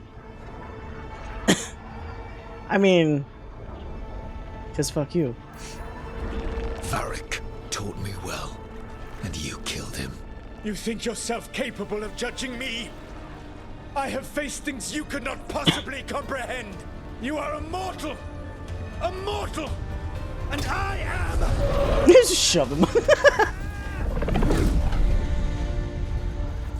Wait, does he have to keep the dagger with him? I am a fool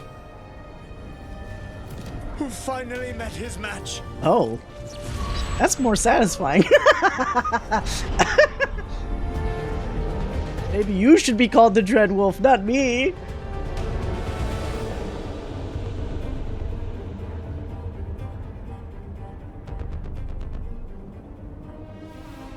No, he's calling himself stupid. For falling for shit. When he acted like he... An equal fool? Well, who's the fool, huh? The fool or the fool who follows him? The problem is we already know these two endings are not optimal. So as fun as it feels to either punch him in the face or trick him at his own game, ultimately we are the fool in either endeavor because it's not the optimal like outcome.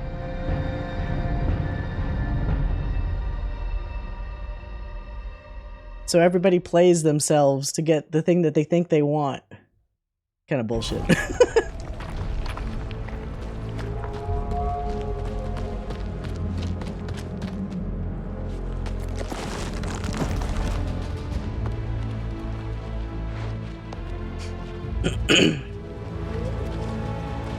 I just want him to like actually suffer and not merely get emo. Yeah.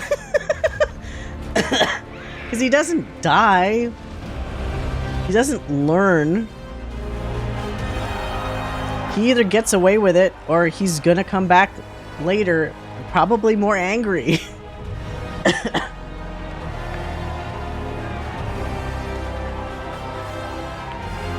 Maybe not within our characters' lifetimes, but at some point. Yeah, the mullet... The guy with the mullet is the same as like when you win Baldur's Gate and then there's like a couple specific people in the town that are cheering and it's like, am I supposed to know who that is? Oh. With Elgar'nan and Gillenane dead, and the Dread Wolf finally outsmarted by a mere mortal, it looked like one of the biggest stories this world had ever seen was finally drawing to a close. The story of is this other shit the same? Hold on. a team of heroes who stood strong against evil, no matter the cost. I think the rest of this is just the same. Whatever it takes. They really didn't change any of these things that much. But whenever one story ends, another begins. Like the story of the Yeah, Grey this is the same. Wardens, Okay. clearing the remains of the... That's good. That's very good. Okay. So yeah, I guess in order of most satisfying narratively to least, it would be getting Mythal's influence to help you. Oh, don't worry, we're done, Pam.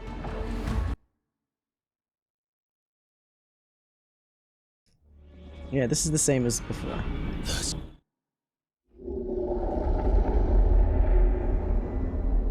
Although, did it make that sound before? When it's hit, the Veilguard remains vigilant. That one sounded like it had a growl that time. Probably because he's pissed. Alright.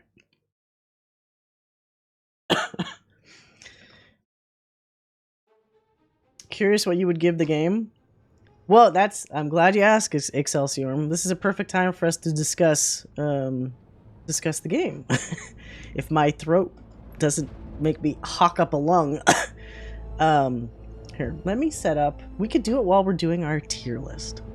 One thing I love to do with a lot of games that I finish is do a tier list at the end to rank the characters and also talk about the game while we're doing it. Yeah, Red Jack's been waiting for this. I'm gonna quit out of this. I'm going to set up my, hold on a second.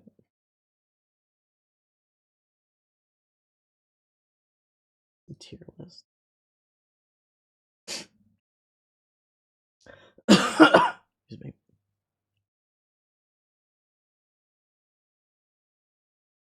Okay.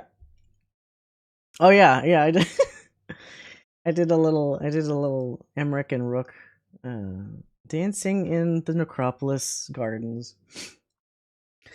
All right. So this has I borrowed this from somebody else. I didn't make this, but it has all the characters that are important at least, so we could talk about it. So I will say, like, overall, God, if I had to rate this from like 1 to 10,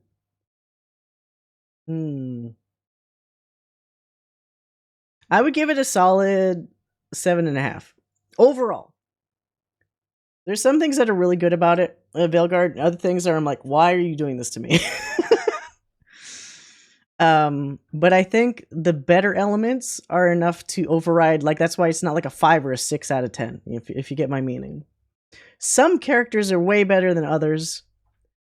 There is a problem with narrative consistency across dialogues with characters. I think we talked about this, where like sometimes you think you've discussed something fully with a character, and then they almost kind of like revert sometimes to like, oh, didn't we deal with this already? Considerably higher. Well, because I'm considering like the enjoyment I also got out of the streams. The thing that dropped it a bunch of points is the fact that I have a tier list. Spite doesn't get resolved, but it kind of does at the same angle. They just allow the two of them. They basically have a Venom relationship, where Spite is in a workable format now, where maybe he could be taught, or they can come to agreements, and they could work together. Is it a permanent solution? No, but it was kind of enough for me. Not that I don't want to know more, but I was satisfied enough. Like, okay, he's not going to be like a problem, and they kind of made it so that they were a bit more aligned with what they want, like their goals. So that seemed like a decent step in the right direction, at least. But they did kind of stop short of like developing it further. But one of the biggest negatives I have about the game is obviously to get an optimal ending and not feel like you're being punished, you got to do everything. And everything is not always... Actually, hold on. Let me turn on a little ambient music so we're not just listening to like nothing. Get Necropolis ambience.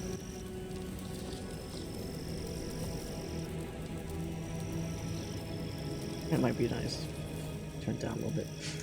Okay, so yeah, having to do all the side quests, having to like check things constantly, being warned that sometimes if you don't constantly check at the lighthouse, there's timed moments with people that you miss. So you always feel like you have to constantly double and triple check yourself. And at a certain point, that feels more like a laundry list or something rather than something you enjoy doing. There were some stories that were cool in the quests, but unfortunately there are also a lot that were just like, run here, kill a bunch of this stuff, go here, like without any like satisfying narrative to accompany it. So if I was going to have my way, I would be a lot more lenient about all of that. Because I could see at the end, I could see the moments that, oh, somebody probably would have died here. Or that room with the fucking covered bodies. That would have had a lot of my teammates in there probably if I didn't bump up all the factions to the 3 stars, or if I didn't finish their loyalty quests. Like, look, we're no strangers to BioWare doing that. Most of us have played Mass Effect 2. You know how it goes. But I think the difference with this and Mass Effect 2 is... Okay, there's a couple parts in Mass Effect 2 it's not super clear. Like, for example, making sure you get Legion's quest done immediately. Otherwise, you get screwed with Legion. But you at least kind of had a better sense of, I think I'm prepared enough.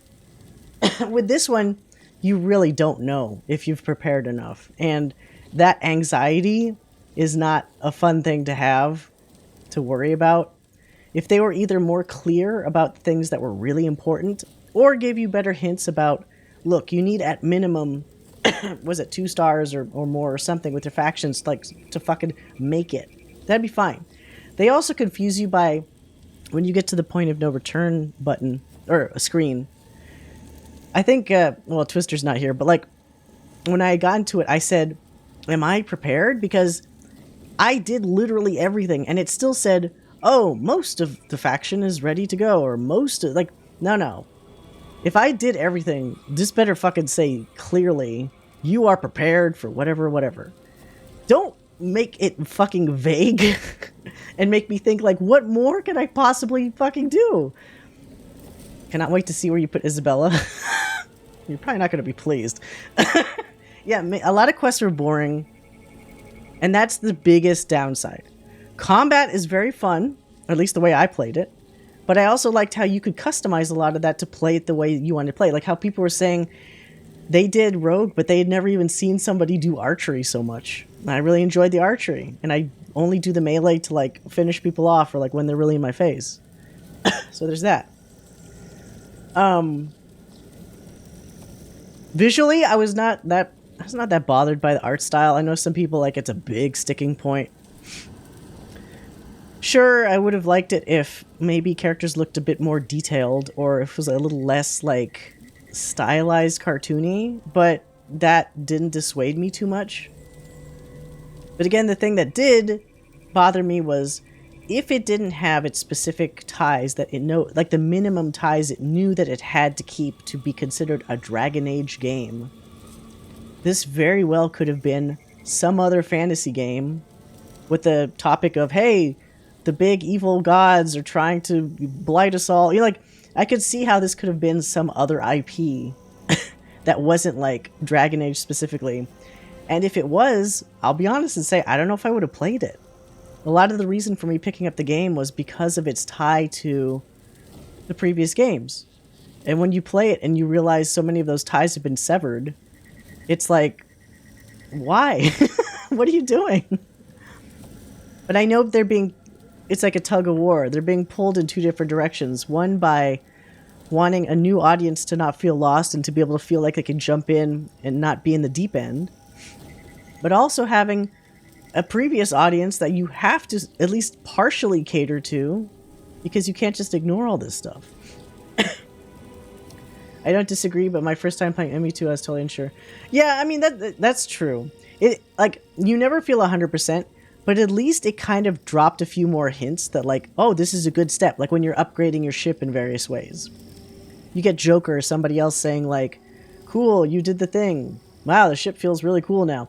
This, you don't generally get a sense of, like, I'm raising all these faction levels. I'm upgrading markets. Cool. Is it doing anything? And by the time you realize it is doing something, it's when you get to the point of no return. You know what I mean? Like, and maybe by that point, some of those possible quests could have already been closed. And then you get screwed. I think their pacing with that stuff wasn't great. Got some ads coming in soon. Damn it. I heard a few people say it's a good game, but a bad Dragon Age game. I believe the art book for this game, it showed potential concepts that they cut. Right, and then I was telling... Oh, it was Red Mage Roxy. I was telling Red Mage Roxy, another streamer, that I had seen, I think it's the art director guy, Matt Rhodes, on several different occasions, one in Inquisition, and I think once also in Dreadwolf, when it was still Dreadwolf. He wanted to involve a haggard, older hermit, Anders, which I would have found hilarious. Because there's, I think, at least 2 different concept arts of him. For Inquisition, he's coming out of a cave going like, ugh, and looks really gross and old. And then there's another one, I think, of just like him standing up for, I think, what was going to be Dreadwolf. Can you imagine if he was going to be a companion? Like a haggard, old, like, jaded fucking Anders? That would have been really interesting. But they didn't do that. I guess I'm just thinking that the game was pick someone that's good at fighting big monsters and stuff like that.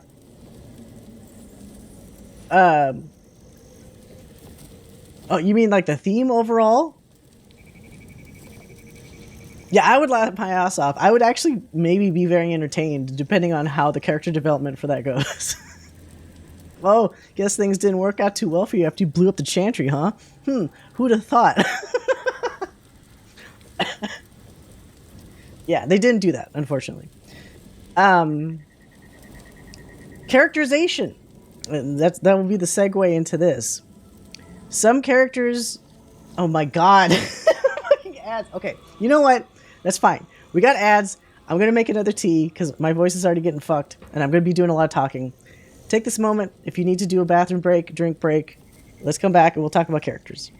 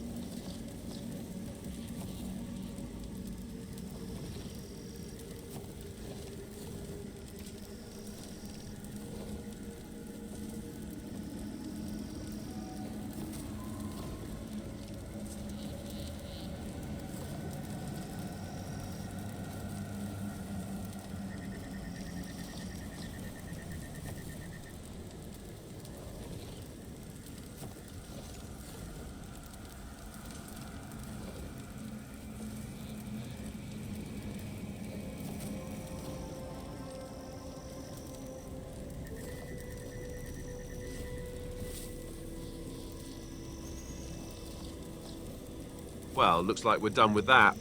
Moving on then.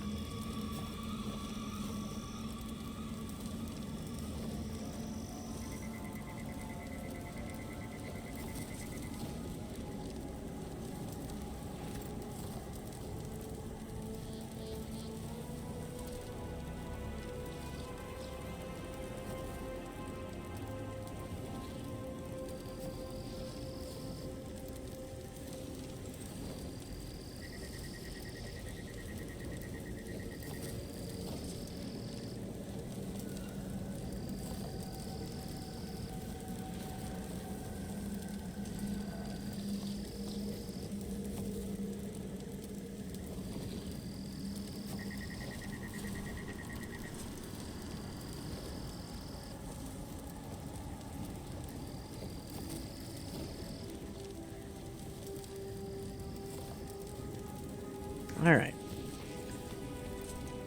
I'm basically saying that both ME2 and this game do drop hints. Oh, I guess I just didn't see enough of that, maybe.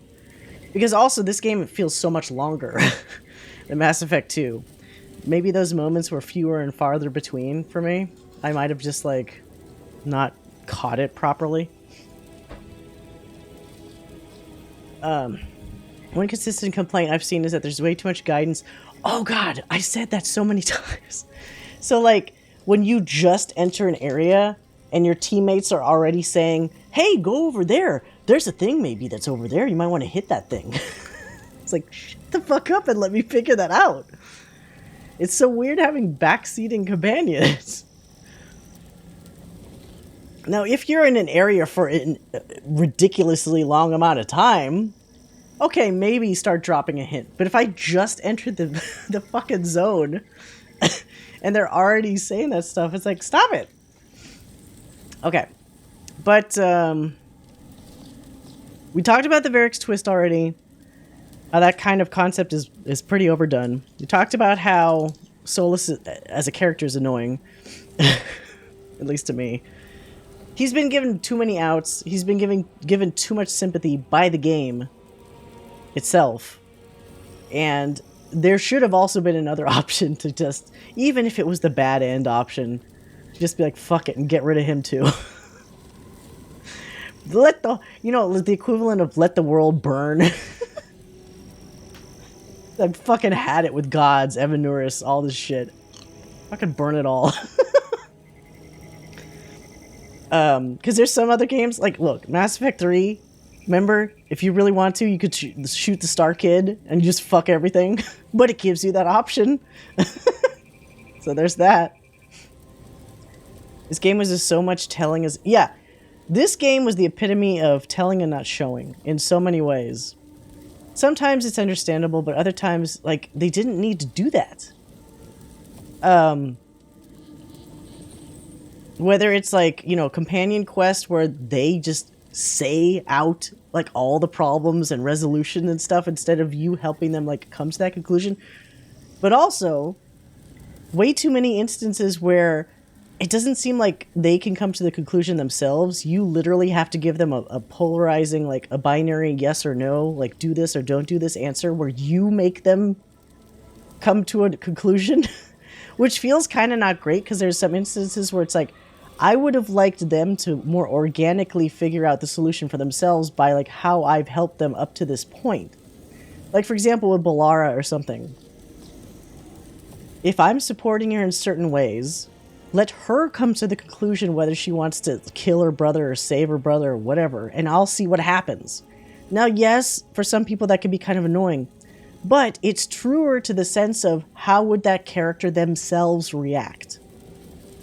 And you have to understand that if that character is a living, breathing person, they are going to have some agency and some control of their own that they want to exert, you know?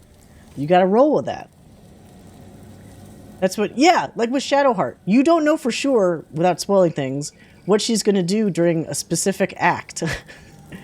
But if you've been a certain way to her up to that point, it does help influence how she would come to a resolution one way or the other. And that's great. It's really great. It shows that she came to that choice herself. She changed as a person of her own volition. And I think we needed way more of that shit. But yeah, let's start going through some of these guys. Okay. To be honest, this is entirely a BioWare staple of the companion structure.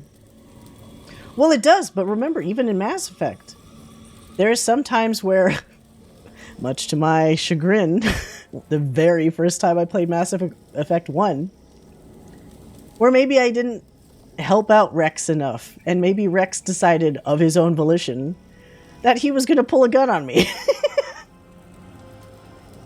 You know what I mean? Like, even in Mass Effect, there were some choices where what you did influenced them to act themselves. You're not literally standing there saying, you do this, you go there.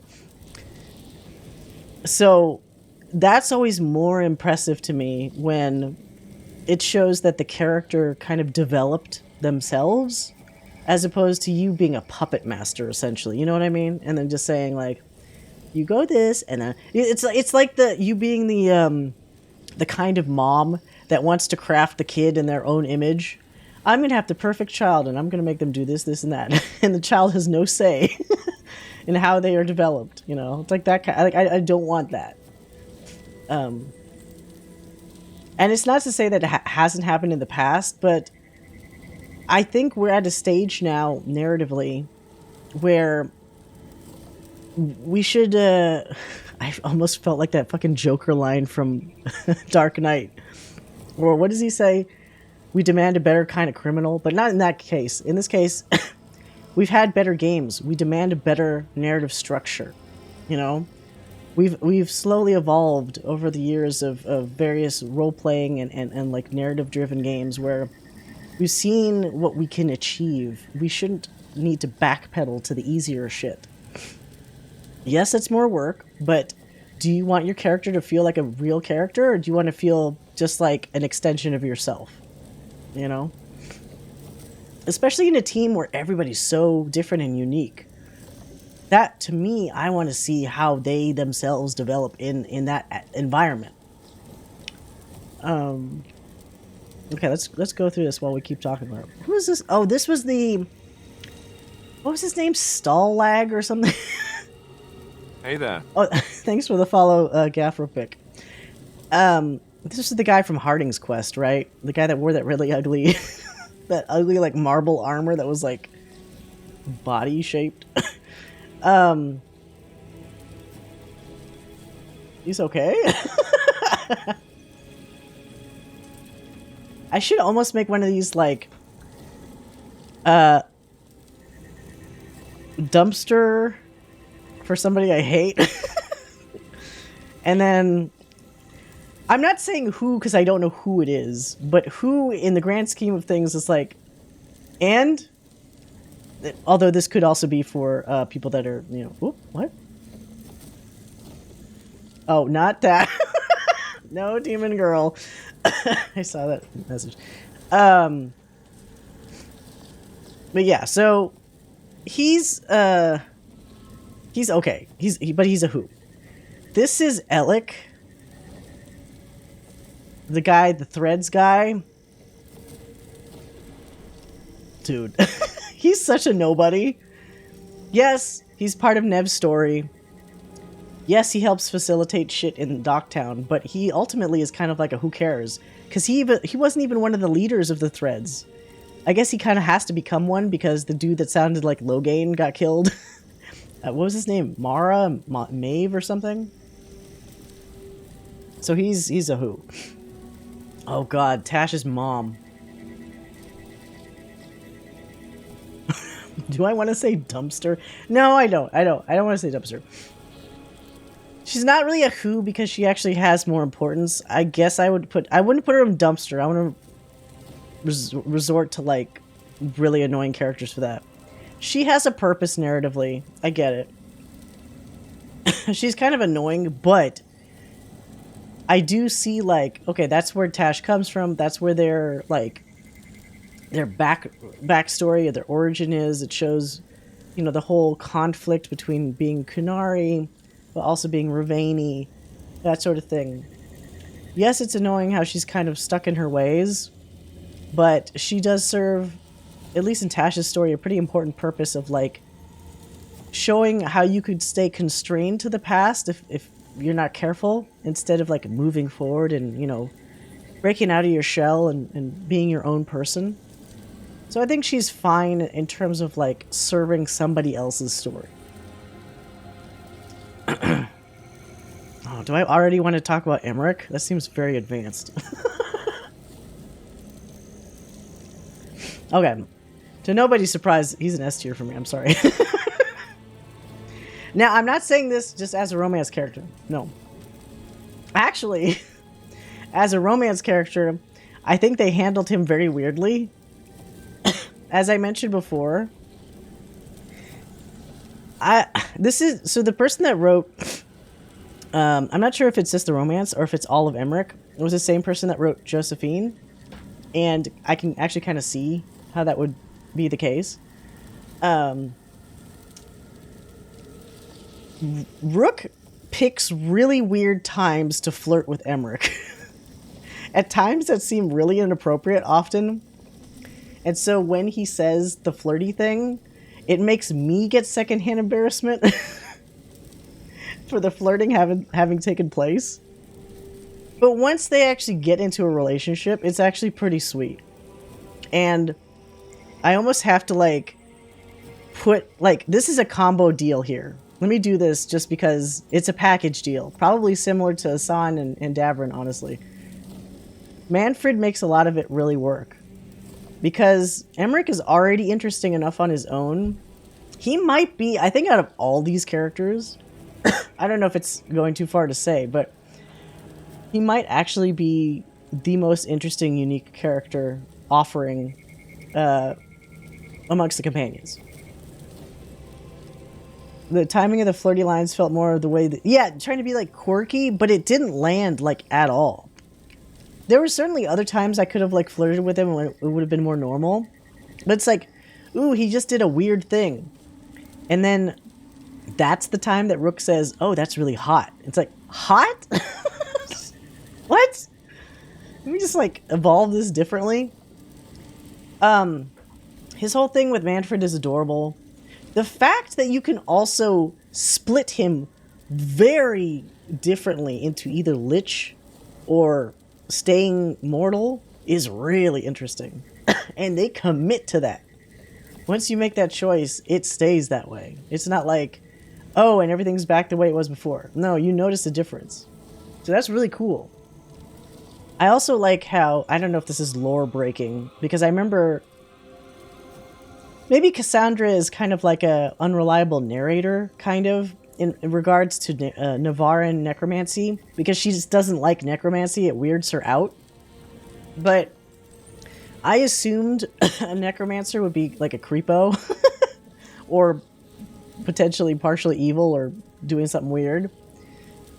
But Emmrich has a really nice, refreshingly different view about life after death, spirits, necromancy in general, and a kind of take on it that I haven't really seen in a lot of other things that have necromancers, where he has like almost like a beautiful romantic concept of like feeling the spirits and the feelings of passion and emotion and light in a place that you would think is just all death and dour and sad, you know?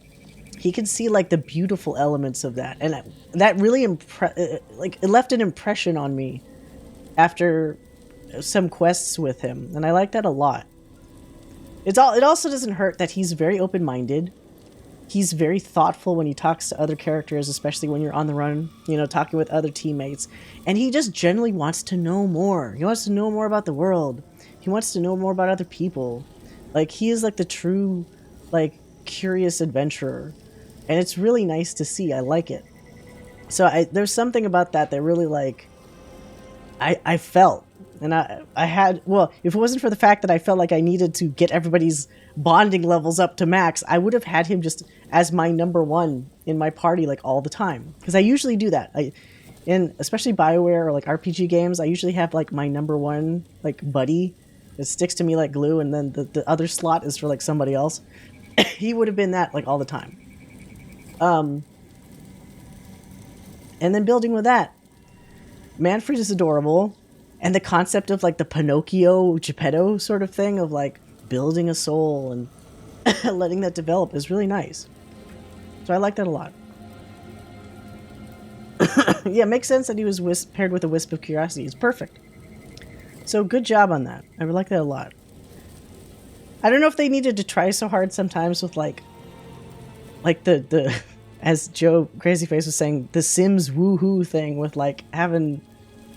or obviously at some point having sex in a coffin, maybe a little overdone. But I can overlook that shit because the rest of the experience with him was really nice. Okay. Oh, this guy. What the fuck is this guy's name? One of the couples.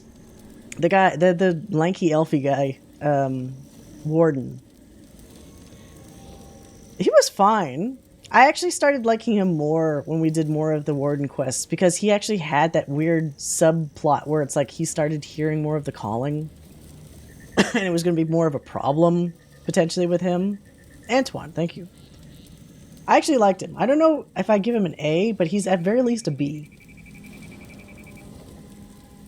I think I might actually like him more than his girlfriend. Because... she's not bad either. You know what? They're kind of a package deal, aren't they? We'll put them together. I like their interactions. They're cute. They're cute without being overly lovey-dovey. They're supportive, you know, couples goals. And they provide a more, like, open-minded view of like, some of the Wardens. I totally thought they were going to die. So that surprised the hell out of me that they survived. Actual Sims 4 patch note, there are now stricter relationship requirements for woohooing with Sims in the sarcophagus. Wait, so what's the stricter requirement? That you also have to be undead, maybe? That's weird. So yeah, I like them fine. Harding. Red Jack is going to love this one.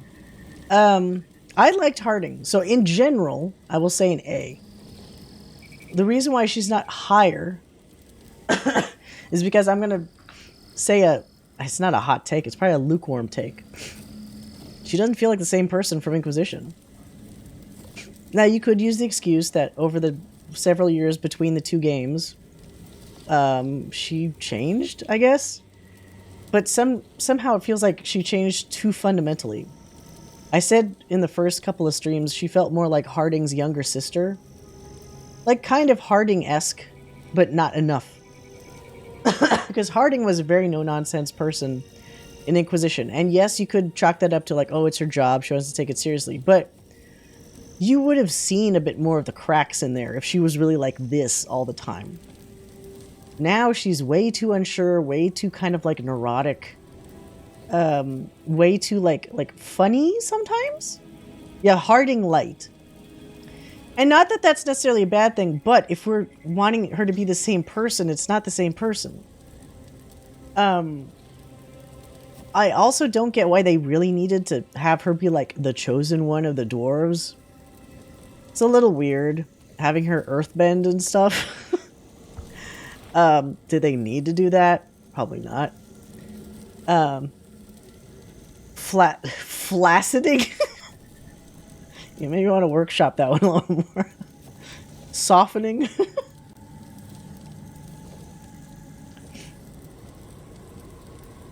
Yeah, so I liked her. I actually had her in my party, I think, quite a bit before I had to start like diversifying my party because of the bonding levels and all that stuff. But again, I was sort of surprised sometimes by like how she'd say quirky or silly things or unsure things, and I'm like, why are you saying that? She was so unlikable. Well, here's a question anonymously. Did you like the Inquisition version of Harding? Because some people, like half the time I forgot about her, honestly. So I have a feeling, my gut feeling is that they wanted to make her a bit more like peppy, because maybe they were afraid that she wouldn't have enough of a persona if she kept that same vibe in this game. She got bangs. Yeah, like she got like prettier, I guess, subjectively speaking, and she actually feels younger. It's kind of a weird package. I'm sure she would have been adorable as a partner, but I guess I'll never know. Yeah, it makes sense, but I do think too much change maybe had. Oh god, Dorian. I have to keep reminding myself this is Dorian. I am surprised at myself for saying this shit, but I'm purely basing this off of his presence in this game, and he's like barely in this fucking game. He appears, you're initially like, yay, it's Dorian, and he's gone for the rest of the game, and then he comes back at the end. Maybe if you romanced him with your Inquisitor, it might be a little bit more, but I was shocked how little they utilized him. Although, I guess, if he's part of the Shadow Dragons, maybe I screwed myself because Minrathous was not saved, so maybe he might have appeared more if I'd helped them instead of the Crows. Oh yeah, that's what I'm thinking stuff. In my experience, at least, it was. He also sounded just a little bit weird, which is funny because he also voiced one of the Mortalitasi during the Hezenkos quest, like at that party, and he sounded more like Dorian as that character than he did as Dorian. So maybe it was just an off shooting day or something. I don't know. It's very weird. I saved Minrathous in my first playthrough. Yeah, if I ever... I mean, at some point I probably will, but again, I'm going to have to leave this game for a while because I was so complete about it this first time. If I do another playthrough, I'll definitely do the Minrathous one instead, and then see how that goes down. His straight TikToker cousin, Darian. Yeah, I don't know. He was more subdued. I missed Dorian banter and all that stuff. I guess that's what I get for not helping Minrathous. But I was a crow. What am I going to do? Oh, God. Isabella. Isabella. Who? No. She gets a... You know what? She's also a bee. She's just kind of there. I get her role and everything. Obviously, she likes gold. She was a captain. Like, her placement makes sense in the world. But she's also kind of like a non-entity. All the interactions I do are either just about Tash with her, or or it's like Yeah, gold. Or she's just kind of there for the arena thing, and that's kind of it. I feel like they underutilized her. I also don't like her outfit. I'm sorry. I think her outfit sucks. They put the gold janglies in the weirdest fucking places imaginable. I just don't like it. Maybe she looked a little different. That could have helped a little, but she'd still probably be in the same spot since both these two kind of underutilized. Morrigan. I actually don't know. I don't think she's good enough for A, honestly. She also is another incredibly subdued character. They could have gone some crazy places with Morrigan, and they didn't. She's like so in the background. They made a choice to not mention the Well of Souls. Wait, Well of Souls. Is that Indiana Jones? The Well of... What was the well called? They didn't say whether she drank from the well or not, which maybe would have had like a big-ass impact, really. Although they kind of treated it like she did because she had Mythal's memories. The Well of Sorrows, yeah. The Well of Souls is in Indiana Jones. Thank you. Yeah. I think, unfortunately, this might be the trend with a lot of these returning characters because they're just kind of like there. It's not bad that they're there, but they're just kind of there. Bioware put your... Oh yeah, and she had the weird... You can't see it on here, but I was so distracted because that weird middle... That outfit she had looked like she had 2 sets of boobs. because it has the one strap that's purple or maroon, and then right underneath it has the same strap, but that's for her stomach for some reason. It's questionable outfit choices. It's a terrible top. Until you corrected yourself, I'd accepted it was called... Yeah, I mean, it sounds similar, doesn't it? Well of Souls. Well of Souls is in Raiders of the Lost Ark, right? Yeah, the quadra boob effect is unfortunate. So she's there. It's interesting, I guess, that she mentions the Mythal stuff because that links to that quest where you could talk to the last remaining bit of Mythal. But if Mythal's in here... Well, she's not. That's weird. I'm actually surprised that she's not in here. Mythal was also kind of a disappointment. Where's fucking Captain Janeway? What's her face? Bring her back. What the fuck? Instead, they have like super young Mythal, which is like generic somebody. It's a weird swimming suit. Maybe her and Isabella go to the, they shop from the same fucking store. I feel like the Mythal stuff was like, it could have been like a little bit more. Solus is still my bro regardless. I envy you being able to look past a lot of it. I had a hard time with some of the shit that he did. But actually I had a harder time with how the game just constantly forgave him and was trying to force me into like forgiving him a lot. And I was like, come on, dude. That may also be shaped by like how I spoke to him though as Rook. Because I can't remember if I was like being jokey with him a lot as opposed to like trying to actually form like a connection. Because I took it from the point of view of Rook doesn't know him. I might know him. Rook doesn't know him. So with my little purple mask, Rook, who's supposed to be jokey but isn't, weirdly enough, he wouldn't be like talking directly to Solus about a lot of stuff. He'd be like kind of, indirectly joking about things. That's another thing I didn't mention. We've got some ads coming in soon. God damn it. What's the point in having different options of normal, jokey, angry, when the actual things you say are usually not any of those things? They took a real soft step, I guess, with a lot of the dialogue and a lot of the conflict in general between the characters. Nobody's pissed off with anybody for more than like 10 minutes. And even if they're pissed, it's like a lukewarm pissed. This is nowhere near the Anders Fenris, like, permanent rivalry that we had in Dragon Age 2. Yeah, Purple Mask wasn't funny. Yeah, as much as... Yeah, inappropriate and... Even that was, like, subdued sometimes. Because sometimes Purple Mask wasn't even any of that. It was just like a less direct way of saying the same thing that the thumbs up was saying. You know? So I was kind of disappointed that they didn't try harder to make those distinctions more different. I guess we were spoiled by Hawk. Because Hawk felt very different if you went in one direction for long enough. Hawk's baseline personality actually shifted over time to the one that you picked more. And I know that because when I dumped Anders in two different games, I was more Purple Hawk in one of them, and she said a really mean thing to him in that one. And in the other one, it was just like a normal, like, look, I need some distance, I can't do this yet. So that would have been really nice if we could have had like a distinct, different Rook personalities. Oh, fuck. More dancing ads. Okay.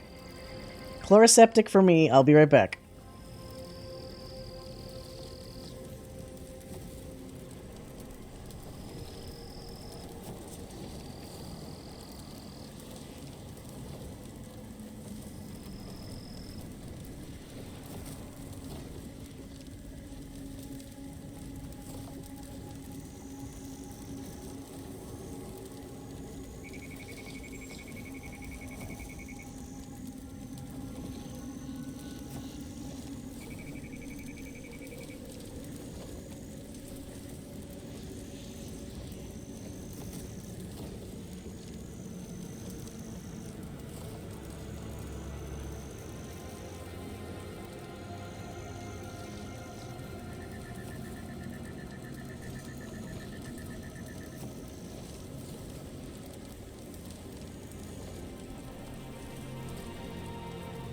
Alright.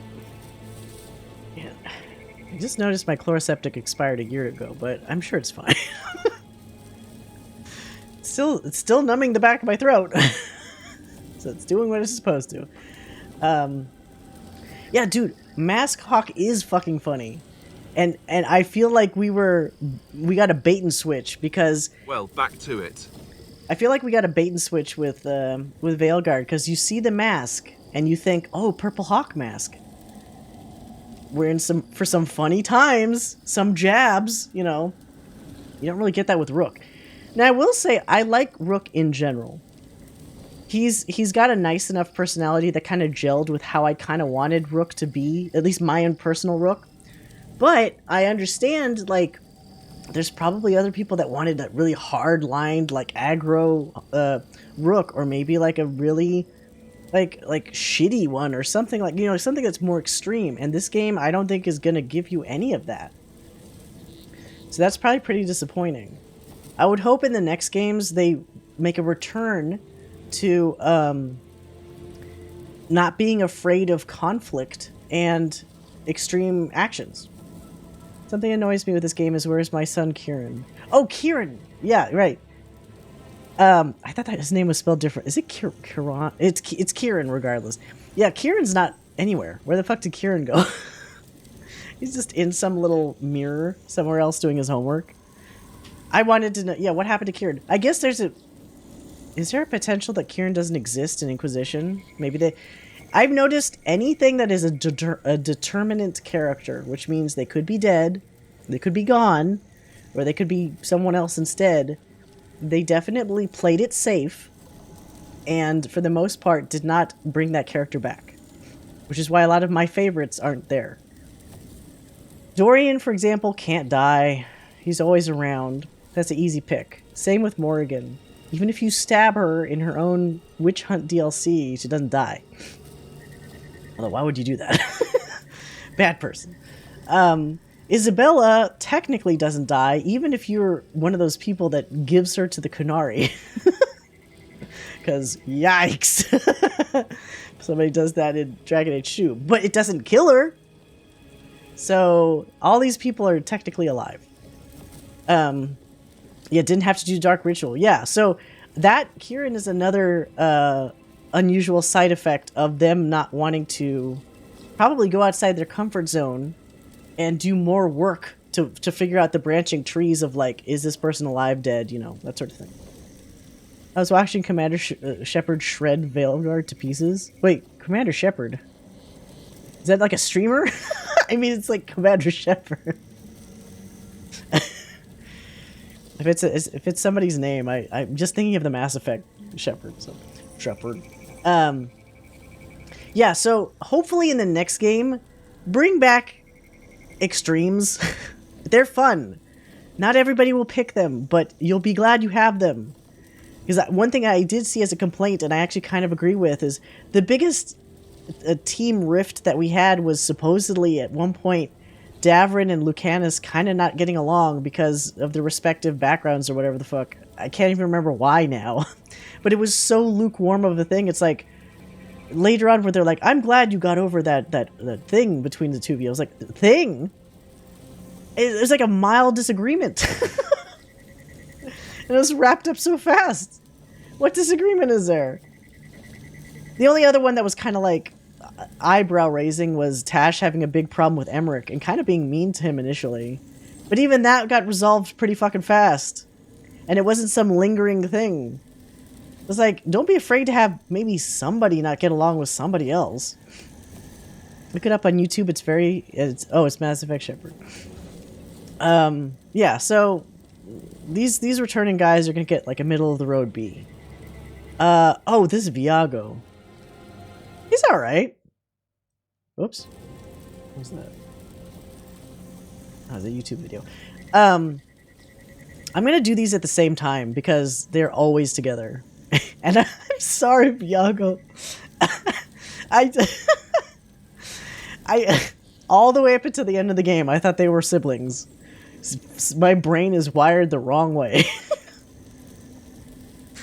I think because they were just around each other so much, and I didn't necessarily get the vibe that it was deeper than that, but that's my bad. I didn't even think about the ears not being the same. Was Viago more attractive when you thought he was an elf? No, it was the same. Somebody said they were attracted. He's okay. I think he looks a bit too Don Quixote with his goatee and mustache for me. My judgment is very impaired. I liked Emmrich. I mean, what do you want? What do people want from me? My tastes change quite often. The only consistent thing is personality needs to be king, you know? And I think in Emmrich he's got that in spades. Oh, one thing that I wish that they kind of didn't do as much with him, though, is once you resolve the whole problem with mortality, can we keep it resolved? Can we not have it come up again as if we hadn't resolved it as an argument? Because it's like, maybe that argument actually should have happened before we did the whole lichdom thing somehow, or like rearrange that so it's something that builds up to him figuring out whether he wants to be a lich or not. Instead of realizing, hey, I don't need to be a lich, and then later going like, oh, I still have problems with my mortality. It's like, what? What? Still?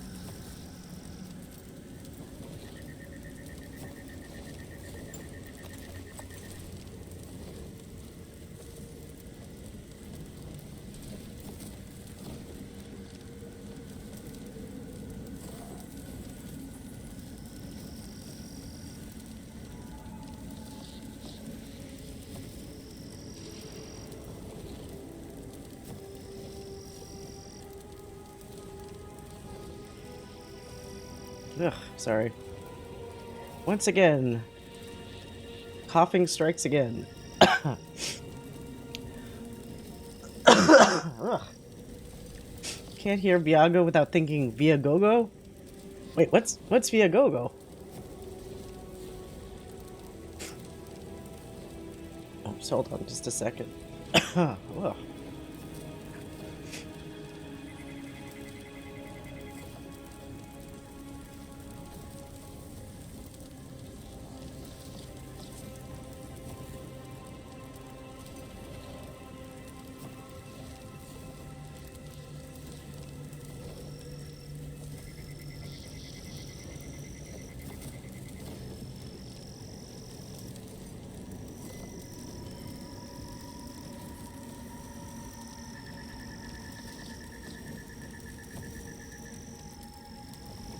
Wait, really? I've never heard of that. Is it popular? Ugh, sorry. Yep, more coughing. Yay. But yeah, so Viago's like okay. They're kind of they're there and they're fine. But oh, Davern. It might be Europe-based? Oh. You know what? That makes sense, because, like, I've heard of StubHub, but not Viagogo. Sorry. Okay, so, similar to... to Emmrich, I want to put Hassan and Davern together.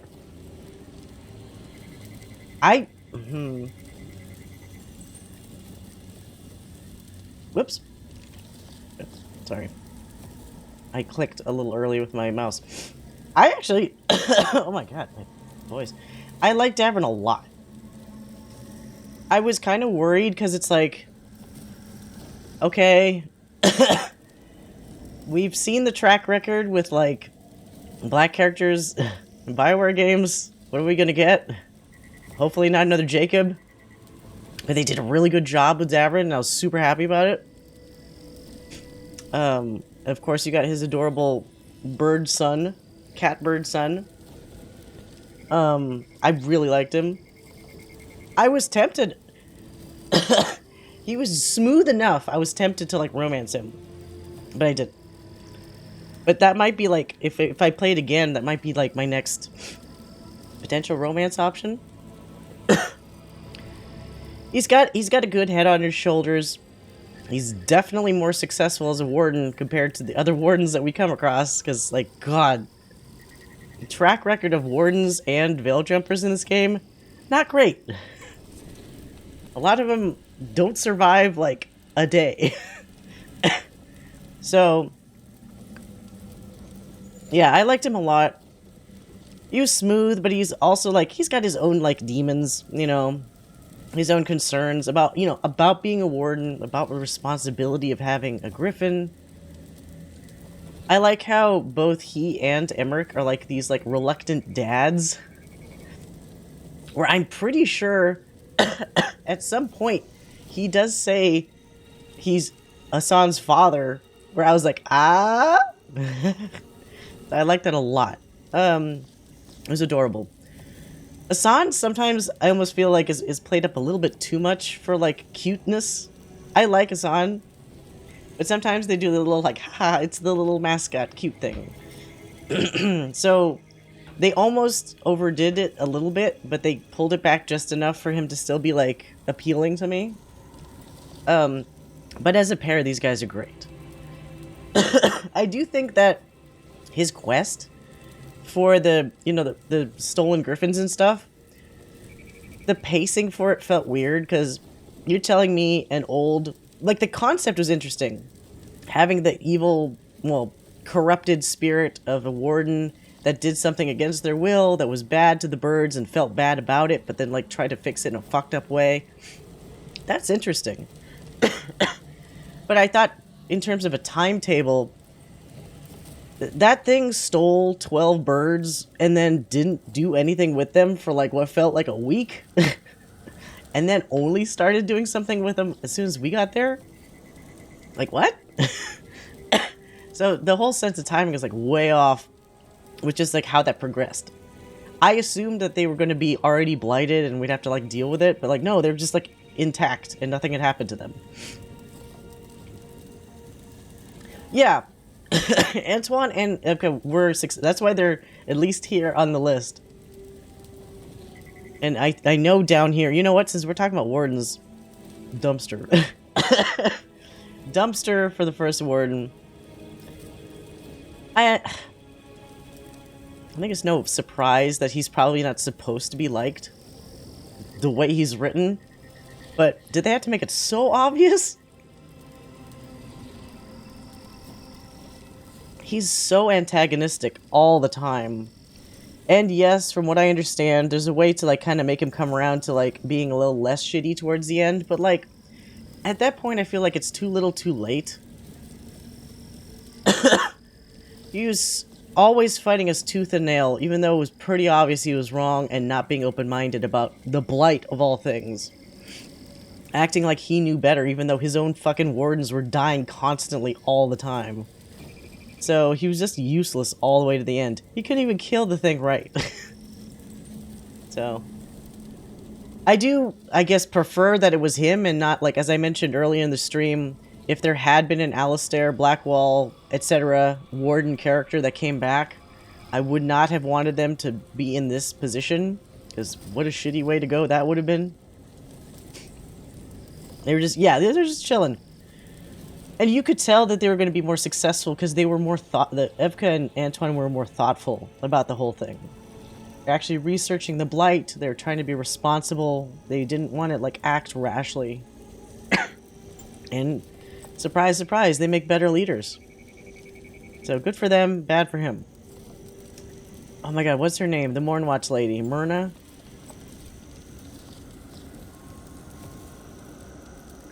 She's kind of... I don't want to be mean, and this isn't mean, but she is kind of like a who. Like, I know who she is, but in terms of, like, cool factor, Vorgoth here gets a step above her. It's because it's Vorgoth. Like, she's fine, but she also just doesn't do anything, is my bigger problem. Like, we were just talking about Anton and Ebka, and I think they're a lot more successful in, like, keeping active. She's really just standing there all the time. At least Vorgoth, like, looks cool doing it. He's like a dark cloud inside him? What is he even? Who knows? Why isn't he a romance option? Maybe for the next game. I think it's a fun study of a lot of the antagonists in the game in general, where a lot of them are deserving of the punishment they get, but the redemption they get can also result in positive effects. Oh, for the Warden? I guess. Because I think you can, like, if you convince him that he's got the calling... Well, you know what? The problem is, from my point of view, what I've seen narratively, yes, you can try to have him have technically a redeeming event, but the end result is the same. Whether or not he gets redeemed, he still dies the exact same way. He'll still come back as a blighted thing. You still gotta kill him off, right? I'm pretty sure. So, unfortunately, you don't feel a different impact from it. You might feel like for one scene, like, oh, well, that sucks that he finally was becoming cool and then he just died. But it doesn't have, like, a real rewarding element to, like, do you really feel rewarded winning him over a second before he just ends up dying anyway? You know, and there should have been more invested to that. But, you know, a lot of these characters are developed into Winter Night. Sadly, you don't get to see much. Well, if that's the thing, and I'm sure they know this, they can't assume that people know all about the characters just from... Is it a book or a graphic novel? It's one of those two, right? They can't assume that people already know. They'd have to fill in some of this stuff. Like, they had Mavaris. I guess she's part of the Shadow Dragons, because I was like, I saw her once, and then never again. It's similar to Dorian, but maybe that's my fault, because I didn't help Minrathous. It's more when he shows up in Davern's quest later and the information he gives helps talk Isaiah down non-lethally. Oh, okay. I can't remember. Was he already dead by the time I... I'm trying to remember the order of events. I thought maybe he was already dead, or like, dead by the time, I had gotten the Isaiah thing. Well, regardless, they could have done more. They could have done more.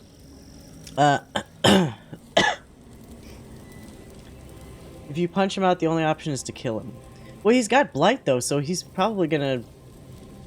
Well, before the end of the game changed everything. I was gonna say he's probably gonna die quickly anyway. It's like that fucking... Is he on here? No, he's not. That mayor... That dick mayor that you run into near the beginning of the game. Or you could just say, leave him to his fate. Which, I was saying, why isn't there an option just to, like, fucking mercy kill him? I don't think there is one. He just turns into, like, some, like, demon or some monster or something later on that I almost didn't notice. But yeah. Okay. Tosh. Tosh...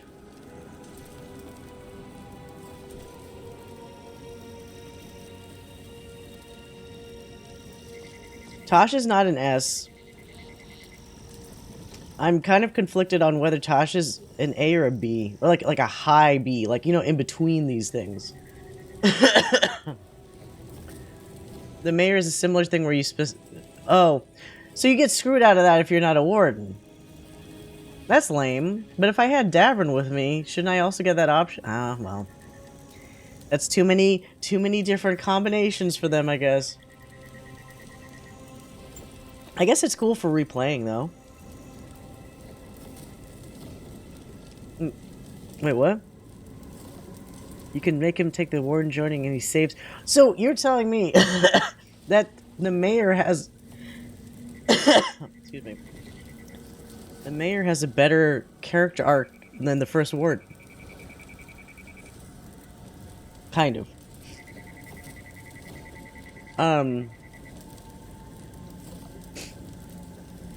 Oh, was it before Davern? You might... Yeah, I guess you're right.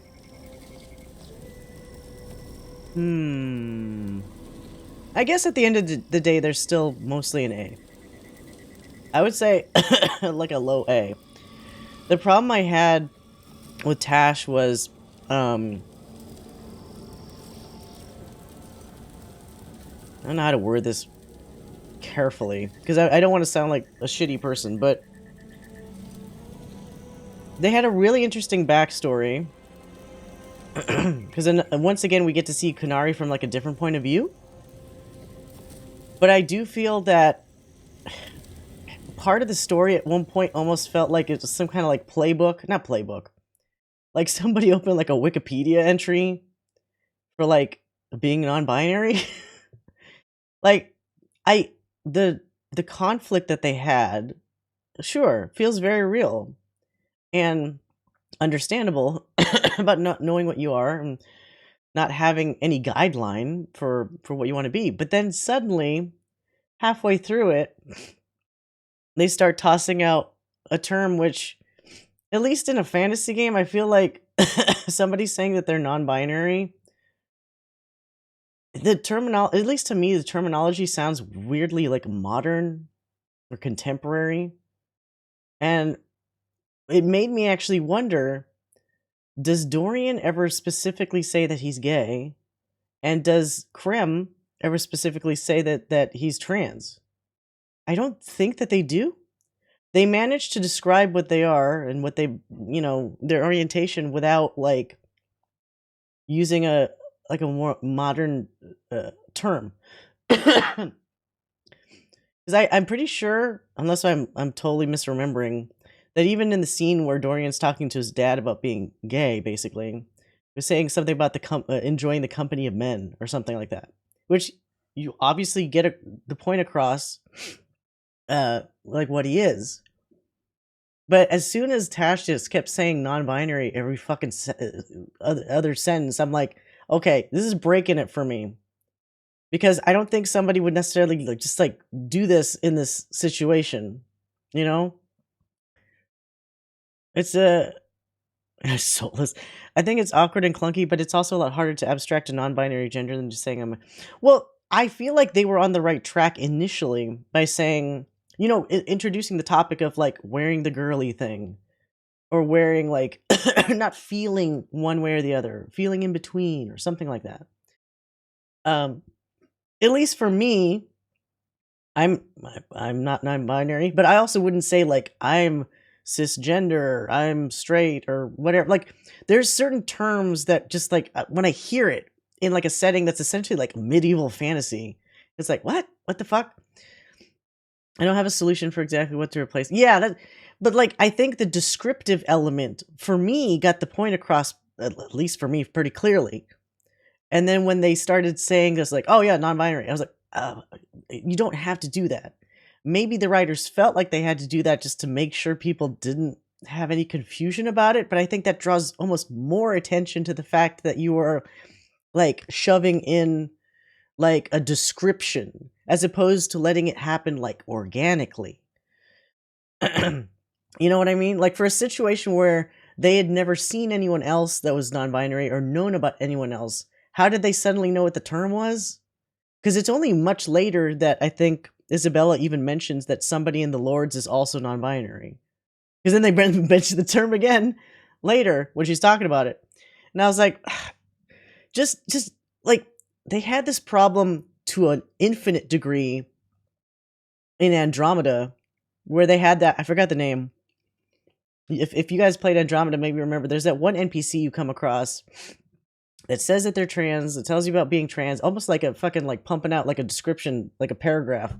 Talks about their dead name, talks about their background. You just met this person. So a lot of trans people, you never talked about your fucking dead name, or I mean, obviously it depends on the person, but it's an incredibly private thing, and that's not what you are anymore, right? So you don't say it. So, if I recall correctly, there's a codex about Tash taking notes of shadow dragons. Wait, so is there someone in the shadow dragons that would have helped them figure out that? I felt like she was very young trying to wrap her head around. No, that part, wrapping her head around, totally get it. I think the stuff leading up to that, totally fine. Discovering themselves, great. But I think once they got to that point, it shifted into almost a very clinical, do you know what I'm saying? I'm fully supportive of the path that they took, but I think once they got to the writing of it, I was like, okay, this is not feeling organic to how that would have been presented in that situation, especially when you're trying to explain it to the mom. We've got some ads coming in soon. God damn it. Nev offered to introduce Tash to some shadow dragons. Oh, did I not? I don't know. Maybe I didn't get that dialogue. Do you have to have both of them around maybe at the same time to hear it? Made sense as a meta part of the game where you're making a rook, but I think the point... Yeah. So even with the rook one, I guess you have that one identity moment with a mirror or something, right? Near the beginning where you can establish what you are. And then once you do that, I think it's done, basically. It's not I don't think at any other time, at least I'm aware of, do you bring that up to other people, or it just establishes you to the player or something.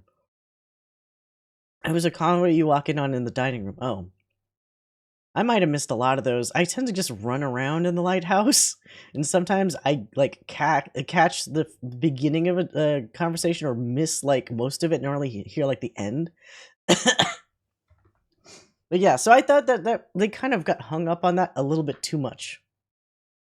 The other elements of clashing with their mom about, almost sounding a little bit like a brat. I don't want to do this. I don't want to do that. Oh, mom, interesting for a character because it's we haven't really had a character like that before. But on the flip side, when that happens too often, it does, I don't know what they're like as a romance option. Maybe they're really good. But as a companion character, it starts making them come across as a little bit immature. Maybe that's the point, but it's kind of slightly more annoying when you have other characters that don't seem like super young, and you have the one person that you have to like babysit. Oh, god damn it. Ads. Sorry. Oops.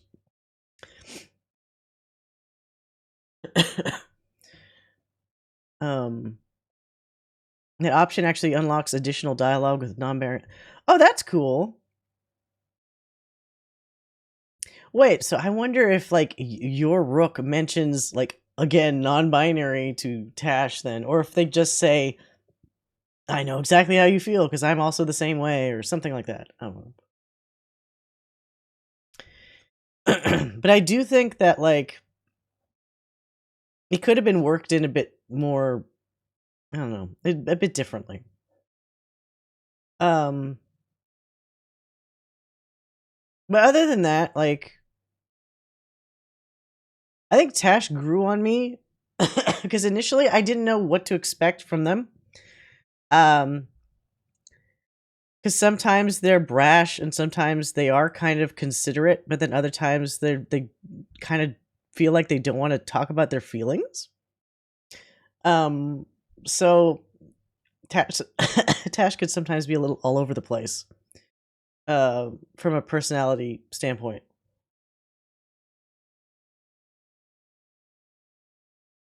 The ad's almost over. Well, back to it. They don't use it in term. Yeah, so okay. But that's interesting. That means Rook can get across, discuss a non-binary Rook can discuss the concept of non-binary to Tash without saying the term non-binary. I just wish there was a different term. Not that I'm against, like, in general, obviously I'm not against the term non-binary. I just think, like, I don't know what you call it. I like, bump against the usage of that in that, like, setting. Because it's, like, again, it's one of those words that just sounds too modern to me. Like some other words. Like, when regarding, like a more technical aspect of, like, either somebody's orientation or gender or whatever the fuck. I kind of wanted them to work up to it as like more of like a phrase, or yeah, it takes you out of the story a little bit, because then it starts sounding like I thought I was reading that the person that wrote Tash was also non-binary, so it's like, is this like a character self-insert at a certain point as opposed to like a character? You know, it starts muddying the waters a little bit, but in general, as you can see, I enjoyed Tash. The mother gave... Yeah, so the mother actually kind of sounded like she was trying to meet them halfway, but then Tash just did not like the word. So my assumption is maybe there was some negative connotation with the word. But that could have been an opportunity, if it was written differently, that maybe that Kunari word would have served as, like, the equivalent, perhaps. Yeah, I agree it's awkward. Hopefully, as more games try to tackle the issue, they'll sell more... Yeah, different, more comfortable shorthand, and one that feels more appropriate to, like, the setting. Obviously have more of these kinds of people, because having a more diverse crowd just opens you up to like more experiences and understanding things differently. And it's overall great. Just be a bit more creative about it. Yeah, there's a lot of lost opportunities with her storyline, and that's why she gets slipped a little bit to like this in-between thing for me, but still good. Balara did not give me a good first impression, because she had that constant fucking Disney music. Wait, did this music just stop? I have this set to loop. Oh my god. Sorry. There's more Necropolis music in the background. Yeah, Balara had like cartoon Disney music, and I could not get over it. And she was at like max quirkiness. Clearly she has like some kind of ADHD. Maybe somewhere on the spectrum. I don't know. Like, got a lot going on there. Got a very busy brain. Yeah, after her drama started with her brother, and you could see different facets to her, then a lot better. Significantly better. I feel like she... She could have been better. Like, she was having a really nice development arc, and then it just kind of, like, stopped a little bit.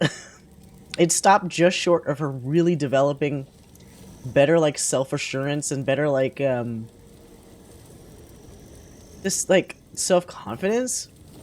Because a lot of the conversations we have towards the end, she sounds like she's also slightly slipping back into, like, being quirky again. Like, look, I understand that's part of your personality, but you know you can, like, be more nuanced with that, right? Okay, I did think she was better than... I couldn't stand Meryl. But that's because it's a personality I just clash with pretty hard. But I did think Bellara was a lot better than Meryl.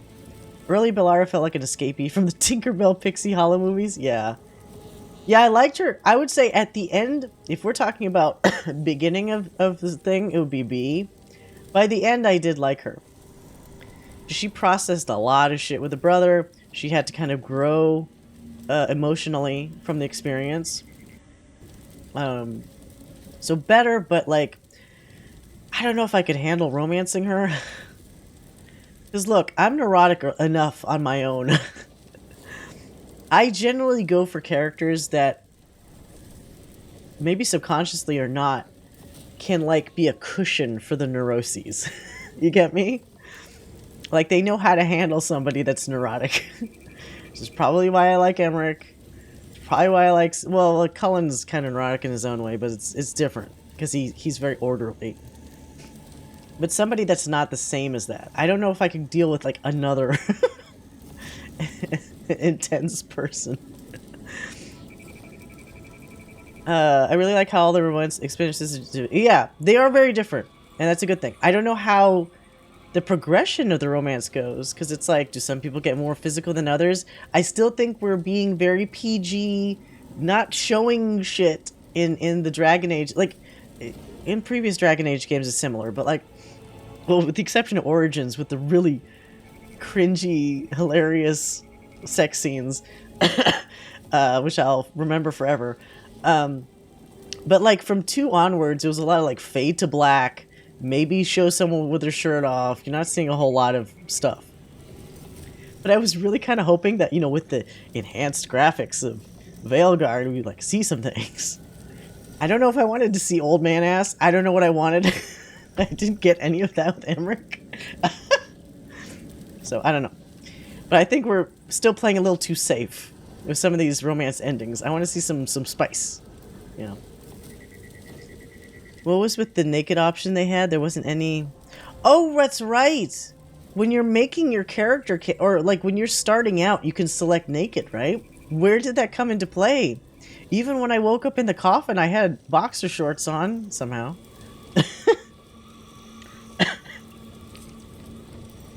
It's certainly not graphic at all, but I was charmed by the aftercare. Yeah, like, that stuff is cute. But then that also indicates, like, I want to, like, see a little of the stuff that would lead to that, you know? You know what I mean? Yeah. What is... Oh, Gillenane. Dumpster. I'm gonna be honest. I'm dumpstering both of these guys. They had such weak fucking reasons. I guess along the way, the hundreds of thousands or whatever years that they were imprisoned, there's just their brains got corrupted. Did they honestly believe the shit that they were trying to sell about a better world? When everything just looked like shit? I mean, maybe that's part of it. That there's no saving them because they're so brainwashed by themselves into thinking like they're offering something better when their faces are literally decomposing on them. But they kind of ended up just being like typical, like, you know, here's the big bad.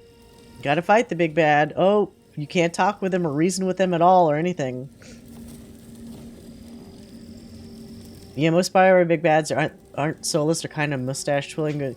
At least, like, he had his own problems. But someone like the Elusive Man, or something like that, where, like, you could have seen different sides to him. I guess in some ways, Elusive Man and Soulless have a similarity that way, in that, like, at one point you actually could kind of see between the cracks and kind of see maybe what they were about. More so with Soulless than Elusive Man, obviously, but some of it's still there. But with these guys, there's nothing there.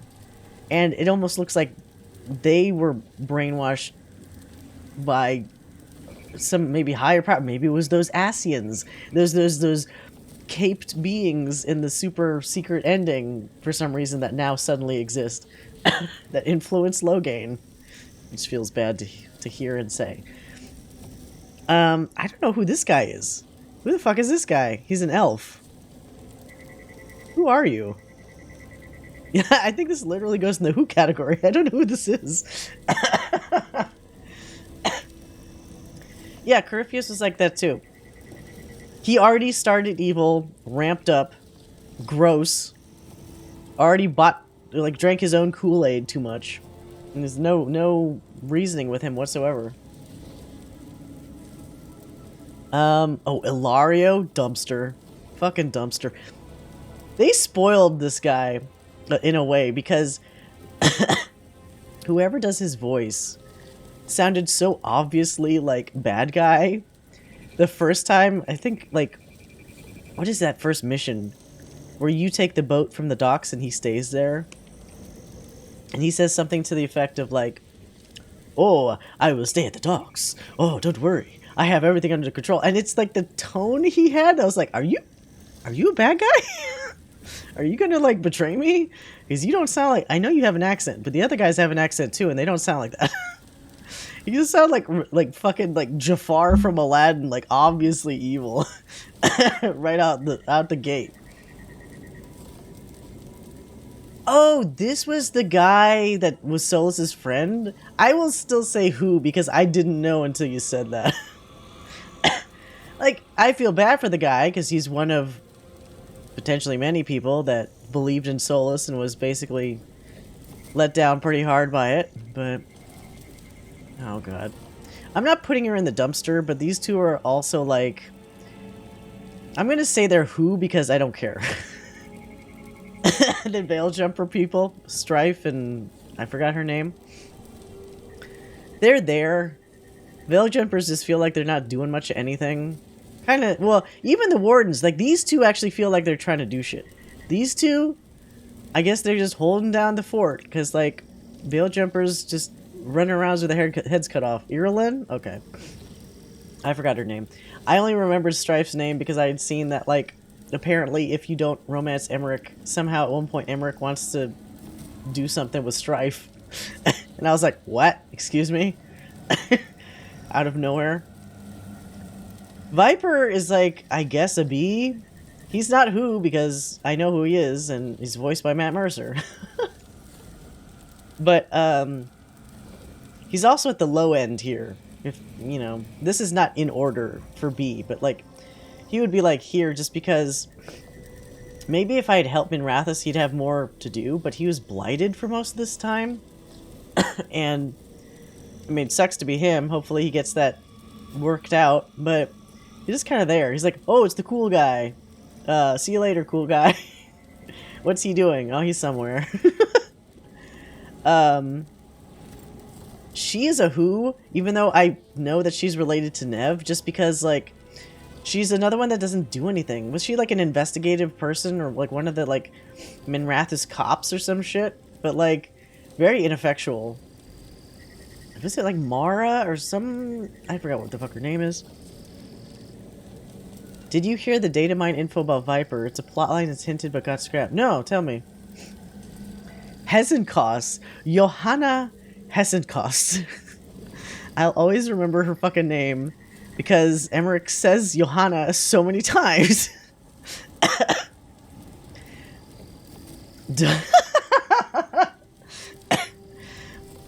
You know what? I would normally dumpster her, but she was so fucking funny. I'm gonna give her actually a B. She made a fucking skeleton Gundam. It was really funny. She made herself a half-lich. She had goals. She's fun. She was, like, fun as, like, Emmrich's, you know, like, this is how Emmrich could have been if he was a piece of shit. Maybe. He's the Black Divine? What is that again? That's the equivalent of, like, the Chantry Mom or whatever? Like, the lead of the Chantry? Is that it? But, like, in Tevinter or something? She's apparently like a Warhammer tabletop minifig for... What? I guess if I talked to her skull, maybe she would say something about that.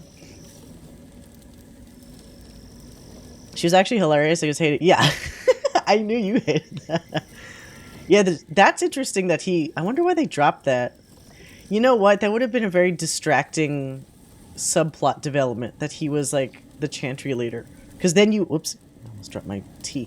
Then you would probably feel more like pressed to like save him or whatever, right? If he was that important.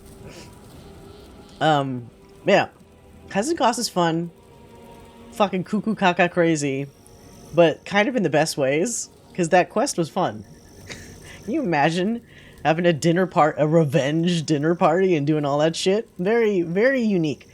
Which, once again, goes hand in hand with a lot of the stuff that involved Emmrich being really cool. I'm very biased, obviously, but I would go so far as to say I would assume a lot of people, if they were doing like a tier list, regardless of whether you're romancing him or not, would probably put Emmrich pretty high. Like, I'd like to talk to the people that don't put Emmrich high. Clean shaven? Send me a post a pic. It's gonna flag it, but I'll look at it. Ah, Lucanus. I like Lucanus a lot. I think he's a safe A. He's almost between... Lucanus, I think, is like between S and A for me. He only drops down a little bit because... I think he's in danger sometimes of becoming a little one note. Like, yeah, okay, he's got... Actually, where's Spite? Let's put them together. As they should be. The setup is really interesting for him, but I feel like once they kind of establish stuff, they don't do a lot with him. You know what I mean? He's got, like, a wonderful formula. Like, he's a crow. He's a mage killer. He's got a demon in him. Likes coffee, whatever. But, like, they just keep tossing up more of the same things. Like, half of the time he's only talking about coffee. I feel like he could have been way angrier. And, like, he's so weirdly subdued and calm, considering his situation. That always kind of surprised me. It's like, no, dude, he's allowed to. Let him fucking lash out or something. And the times that he does, it's so muted. It's like, what the hell? I romanced him the second time around. His flirt is the only one to give me shiver. Yeah. I think you remember... Wait. I think you were watching. When he did the fucking hand on the wall with me, and I immediately went, oh god. Is this happening right now? Did I accidentally lock in a romance? Unintentionally? That made me pay attention. I'm sure he would be really cool as a romance option. I think a lot of people actually pick him. It's like, wasn't somebody saying the two most picked romance options are him and Nev? Like, you know, depending on who your rook is. Yeah, so... I like him a lot. I know they could have done... Here, okay, let me see. Yeah, I'm so sorry. That's what the URL says? Hold on.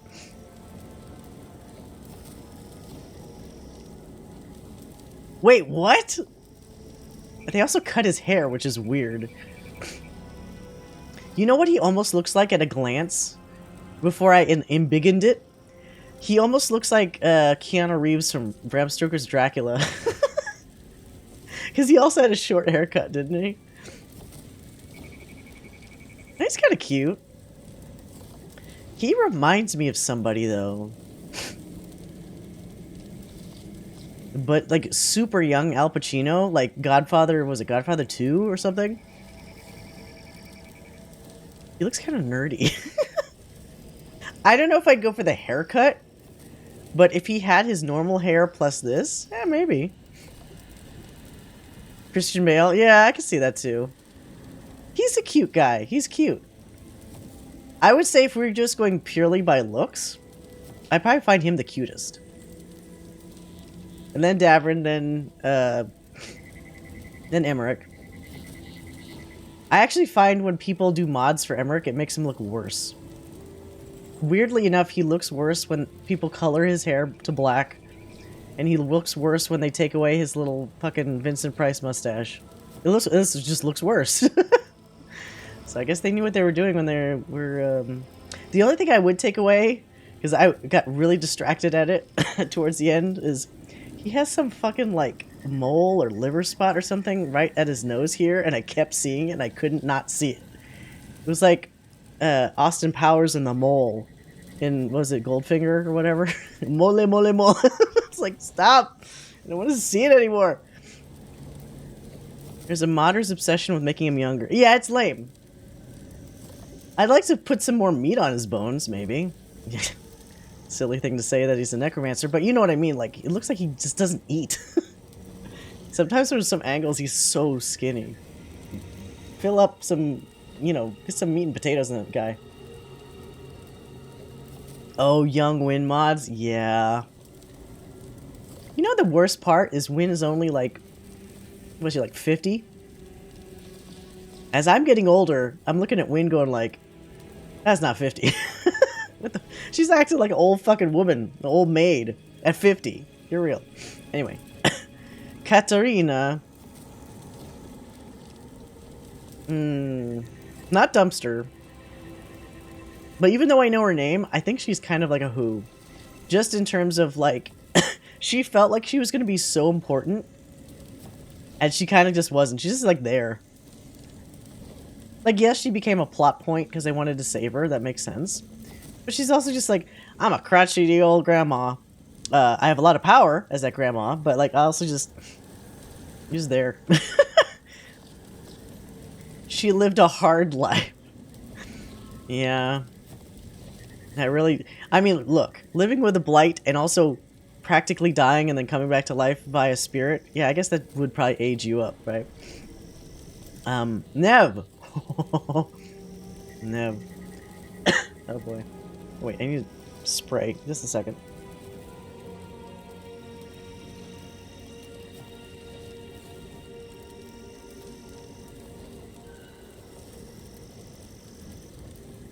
Okay. I don't want to start coughing up a lung while I'm talking about Neb.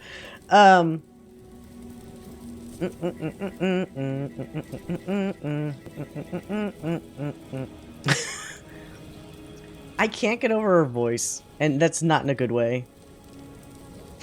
I think like if the actress actually can have a wider range of speaking, I think it was a mistake to clamp her down to like trying to be the film noir, like, oh, and then I always talk this way, even when something really crazy happens, and I can't kick my voice above a certain level. Towards the end of the game, you start hearing it more. And like, when she gets blighted and stuff, there's actually some emotion there a little bit. But it's still a problem. And it's still a problem for me. I would say I can't do an in-between. I'd like to say that she's an A, but like she kind of is like here for me, if that makes sense. Because look, voice is king in these things, and like I had a hard time with it. I do also feel like this is influenced by the fact that she kind of shat on me a little bit, because understandably Minrathous went to dumpster fire territory because I didn't help them first, and so she got hardened, and she was kind of distant, and she wasn't even there for like some of the game. So maybe if I had saved Minrathous, it would have been higher. One of the other problems I had too was I wasn't really impressed with like the detective quests, because it didn't really make you feel like you did detective work. It was just like, go to this point, watch this hologram. Go to this point, watch this hologram. I didn't really feel like we were like uncovering cool shit. It was just like A goes to B goes to C, quest is done. I understand it's very hard to write a more organic narrative like quest where you really do uncover things. But I think something that would have, yeah, collecting stones or whatever. I think something where you actually had a more active role in like figuring shit out, that might have been a little more trickier, would have been more rewarding and would have impressed me more about her whole detective angle. Because as it stands here, it's just like the story kept pushing her along, and she just magically figured out all these things about the story, because the story kept presenting like, oh, and then this is why this happened, and this is where Aelia is, and it didn't feel natural enough to me that like actual sleuthing was happening, you know? It kind of improved a little later with her narrative about like her thought process and stuff, but a lot of like the first half of those quests, I was like, this kind of sucks. I don't want to be in Docktown anymore. Oh god, her outfit too. That's the other reason why she's kind of in B. It took me forever to find an outfit that didn't have that awful hat. Get that hat out of here. The hat that actually blocked her face in a bunch of cutscenes, so I could even see her expressions. No good. Don't like the hat. The actual detective stuff is so-so, but the romance where she panics every time and starts falling in love is true the pastiche. Maybe, you know what? That is fair. If I had romanced her, it's very possible that this would just be either straight up A or higher. But since I didn't, all I got to see was like the detective shit. And some little hints of like how she could be cute by like how she interacted with Lucanus. Because that stuff was cute. Because I can be shallow, if Nev's casual look wasn't so hot, I would not care about... Yeah, the one where she has her shirt practically open. It's so funny because she does not have like the cup size to like do anything crazy, but like having those buttons loose was apparently exactly what Lucanus needed to get interested. But yeah, it works for her. But her regular outfits are like very hit or miss. You know what? I would say overall, with a lot of characters, especially Rook's own outfits, there's a lot of not so hot outfits out there. Like, I totally picked Antibon Crow, not only because crows sounded cool, but because they were one of the few factions that had decent looking outfits. Because, woof! Mornwatch, Veilguard, a lot of the other ones, it's like, what is going on with these clothes? The clothes look terrible. So, yeah. Anyway.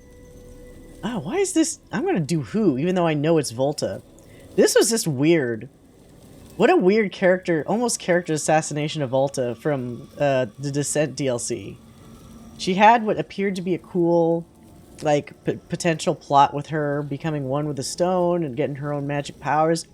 And then what happens 10 years later? This is a talking stone statue. That's so disappointing. It's very disappointing. Fuck. I can't remember this guy's name, but he's the one that's like Viper's boyfriend. He seems alright, but I'm saying literally who because I can't remember his name. And even if you tell me afterwards, that means I still couldn't have remembered his name on my own. So he gets that. Varric. Does this even count? Because it wasn't even Varric. For like 90% of this shit.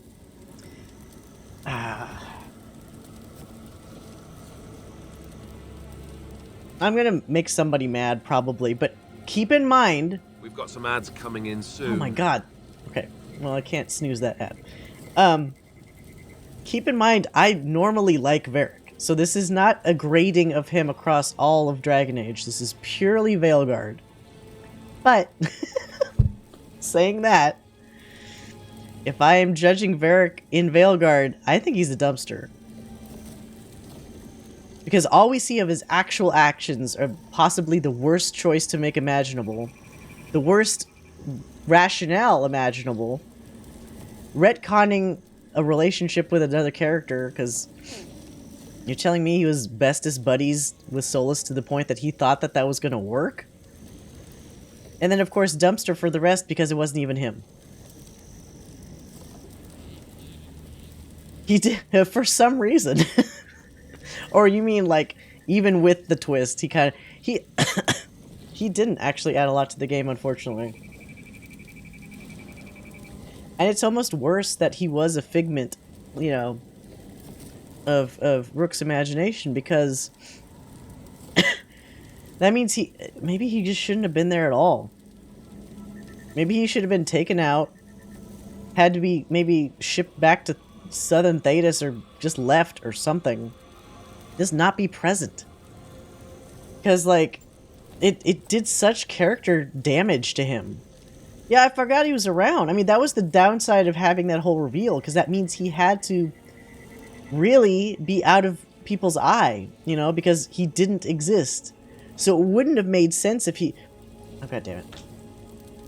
Yeah, first of all, he wouldn't have been able to talk to people because he wasn't there. So that would have been suspicious, with him walking around not talking to anybody.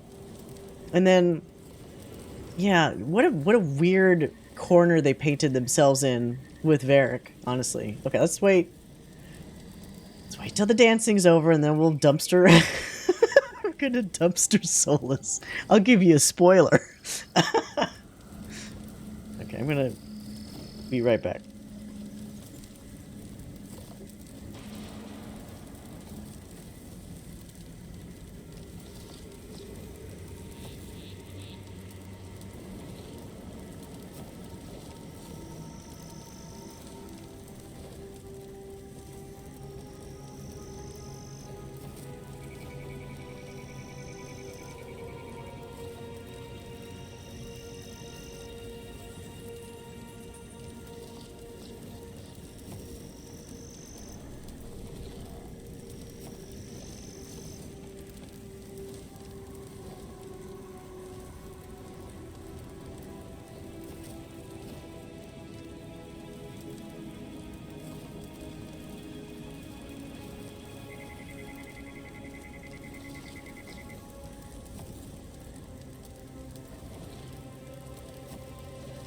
Well, looks like we're done with that. Moving on then.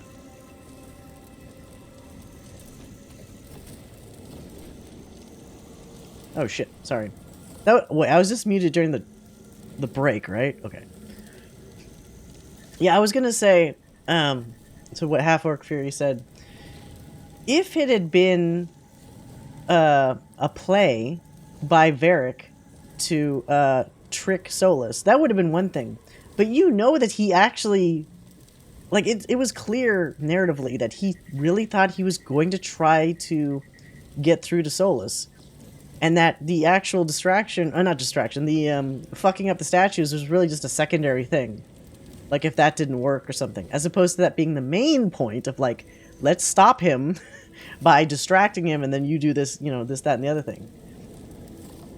I'm not sure why they didn't go that angle. Maybe because they would have thought, like, the blame would have been put more on Rook or something? I don't really know. Weird choices all around. Because also,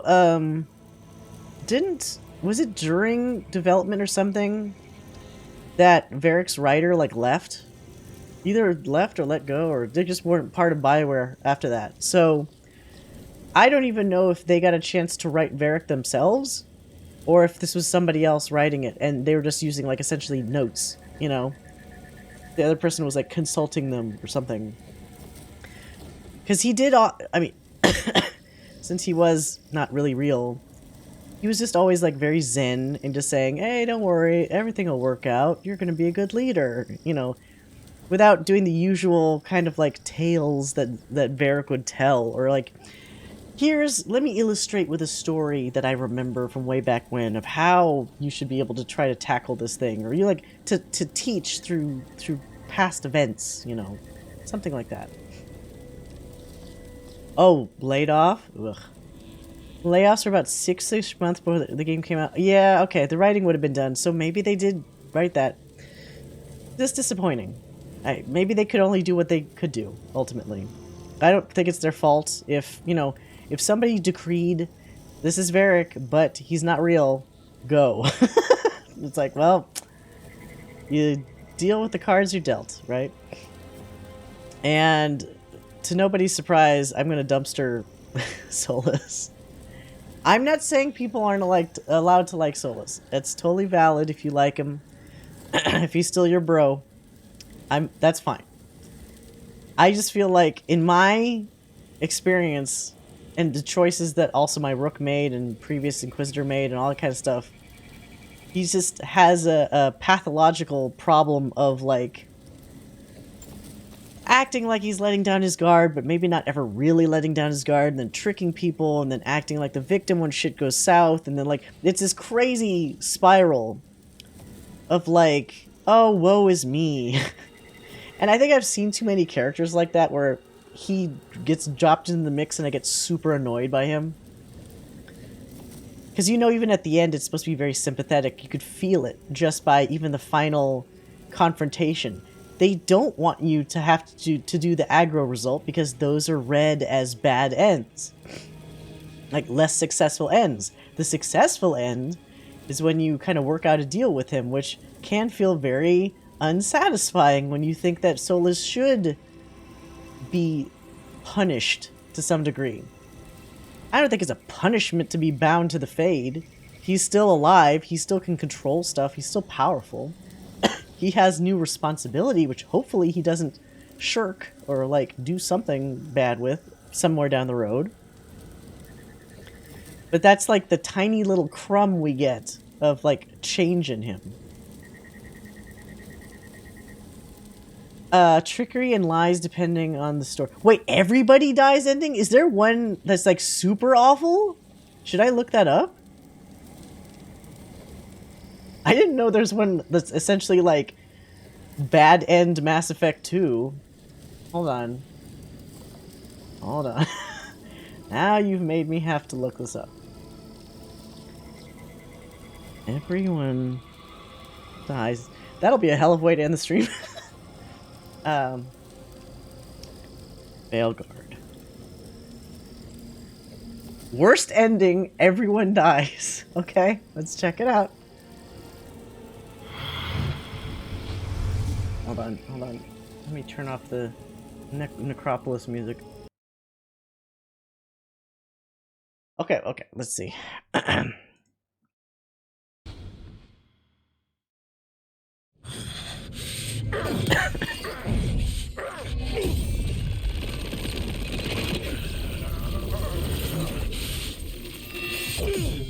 Is this stuff that's still the same? Is it still the same? Oh. Will do what I can to minimize the damage. When you see the old world restored... Sorry, that's too loud. Please, Rook. I do not wish to fight against you. This guy looks all tough. Oh, another Emmrich. Oh, Ballara. Wait a minute. Ballara? Oh, no, right. For some reason, my brain assumed that this guy must have had Ballara as the other option, but no, they didn't, obviously. It is over. You could never stand against me alone. If you will excuse me, the final enchantments require a delicate touch. Should we watch afterward? I don't know how spoilery people want to get. Do you guys want to watch to see, like, if people individually, like, die and stuff? Because now I'm curious. Oh! Wait, what? Did she just slice? What? No! Did he fucking turn them to stone? How did that happen?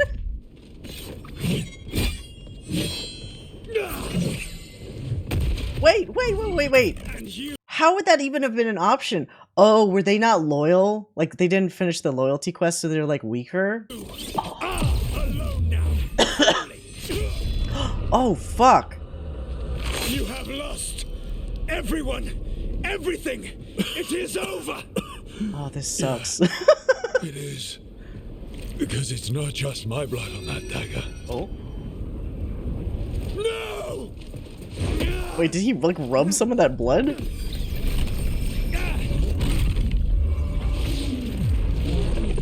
I had two all complete. Never ready to make the Wow. sacrifices that leadership requires. Wait a minute, so how? Okay, you have to explain to me then, because remember I tried one of those ones where I fought him, right? But he didn't turn any of my people to stone. Oh, Emmrich.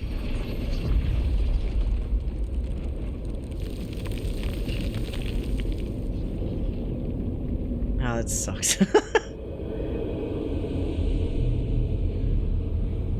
Bad ending only. 'Tis done. at far too high a price. And then just nothing? Let's see.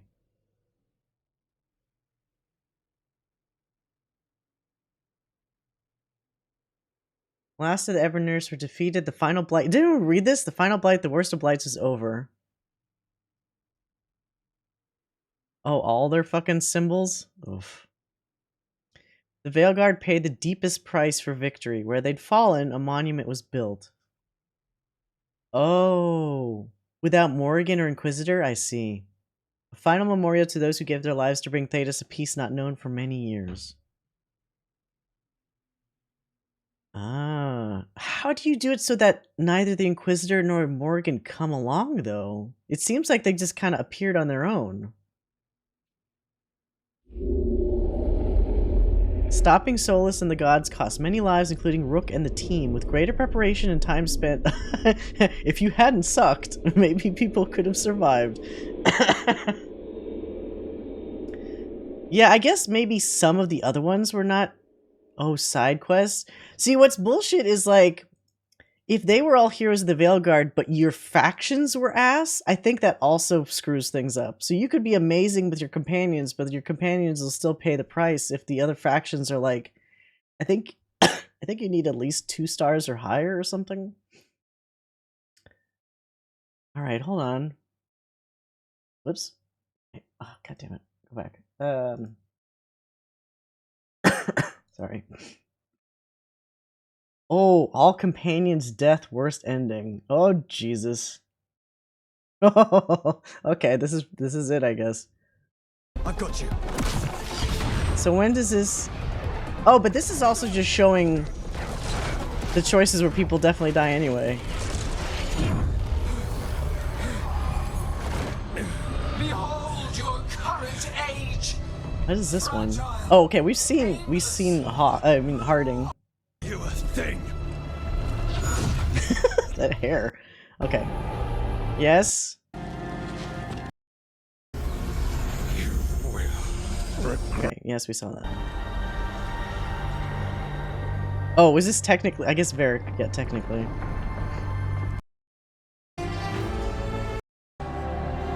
Okay, we saw that. Where's the other deaths? It's all Varric. Get to the warding crystals!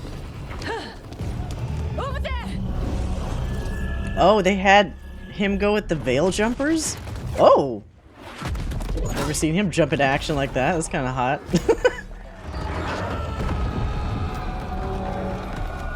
Oh! Wait a minute! Oh! If you didn't do the Hezenkost quest, she actually gives them the skeleton Gundam.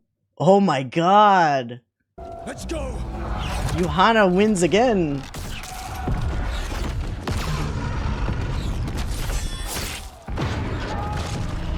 Oh shit.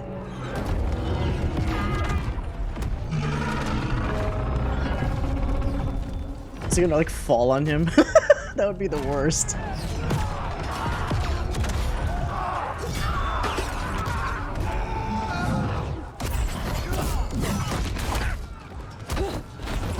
Focus on the wards.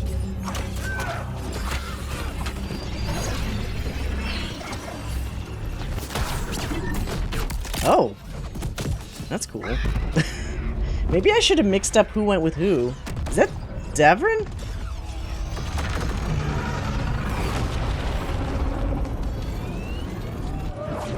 Is there no... They must have had the music bug. There's no music here. Oh, a song. Yeah, that against the sword.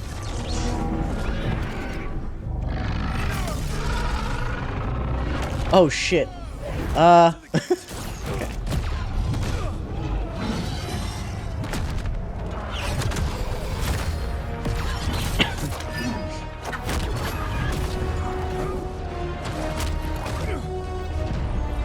Okay, so nobody actually died yet.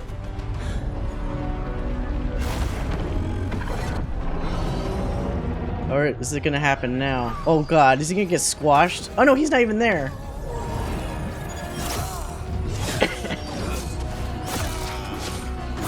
Oh. He got hit too many times.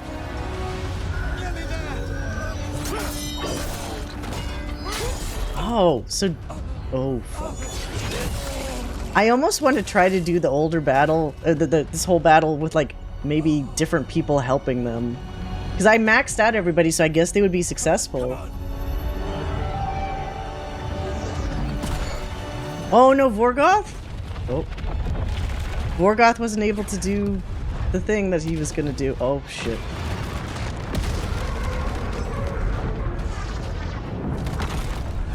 Oh! Oh no, he's getting flattened. Oh fuck. Because Tash just got up after that, but...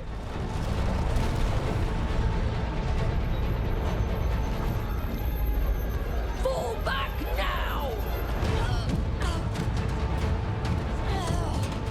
I'm coming for you! If you max out the factions but not companions, would it be the same thing for Solus? Oh. Maybe? I don't know. I wonder how it calculates it. Wait. Where was... Wait. When I did this, I thought Tash came out and like around this time. I guess it didn't happen? Oh no, did he fuck up?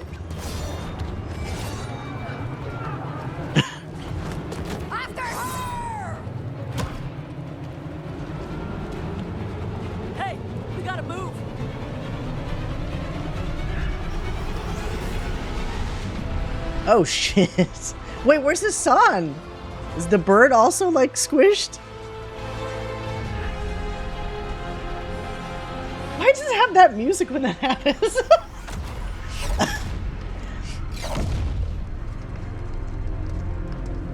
But that could be a bunch of people, right? That's probably like somebody gets smushed, right? Do you also potentially have them die if you pick somebody that's really not meant for that? Like a mage doing like a oh.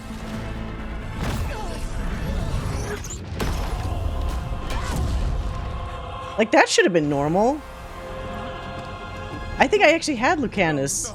Oh. Oh, he didn't get up. I had Lucanus here and he kicked her ass, I think. But he immediately got up again. Rest now, my brother. You were a true hero.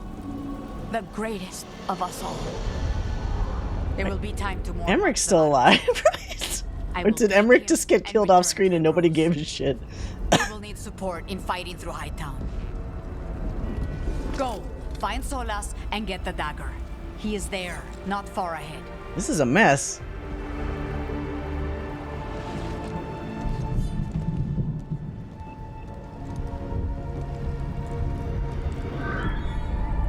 How did he die? He just clonked the back of his head too hard? After all that, that's how you go out? That's kind of a shitty way to go, honestly.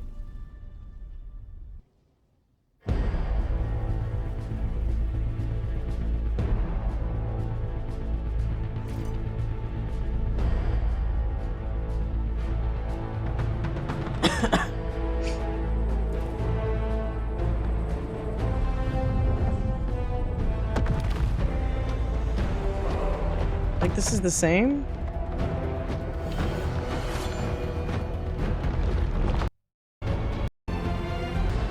This is all the same. So what happened to Emmrich? Did he actually literally die off screen?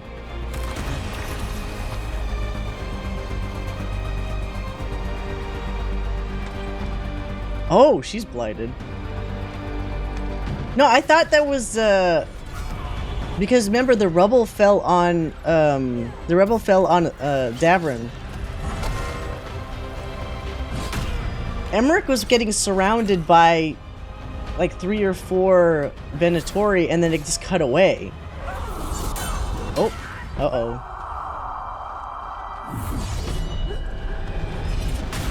Oh shit.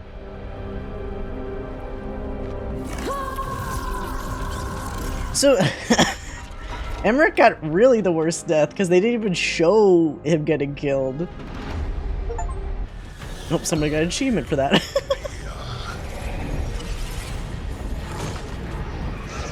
Oh wait, no, he's here. What the fuck? No. Oh, come now. Okay, so he survived. But now he's gonna just get turned to stone if this is like the worst ending.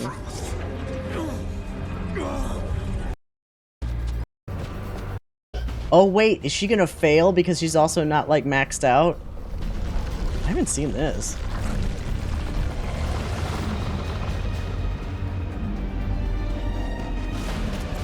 Release them. I gave you this power, child.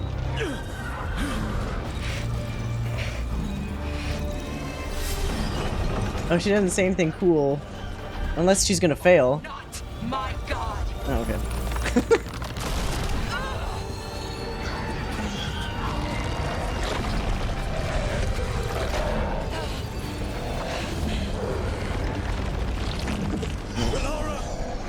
Impossible.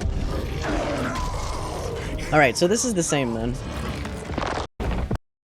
Oh, mortal.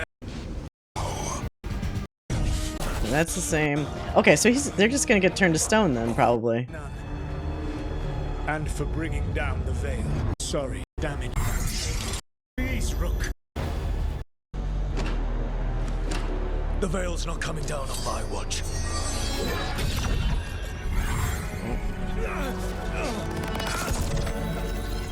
Okay.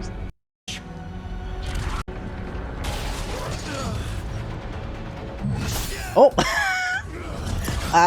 Okay, so he just gets frozen a different way. they swap places.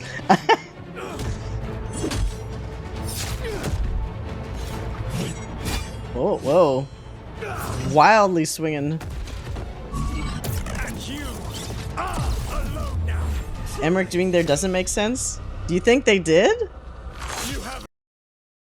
They didn't show him being dead. Here, I wonder... Hold on. I'll look at these later. I know this is like a fucking... This is gonna be a black hole of like just looking up all the combinations.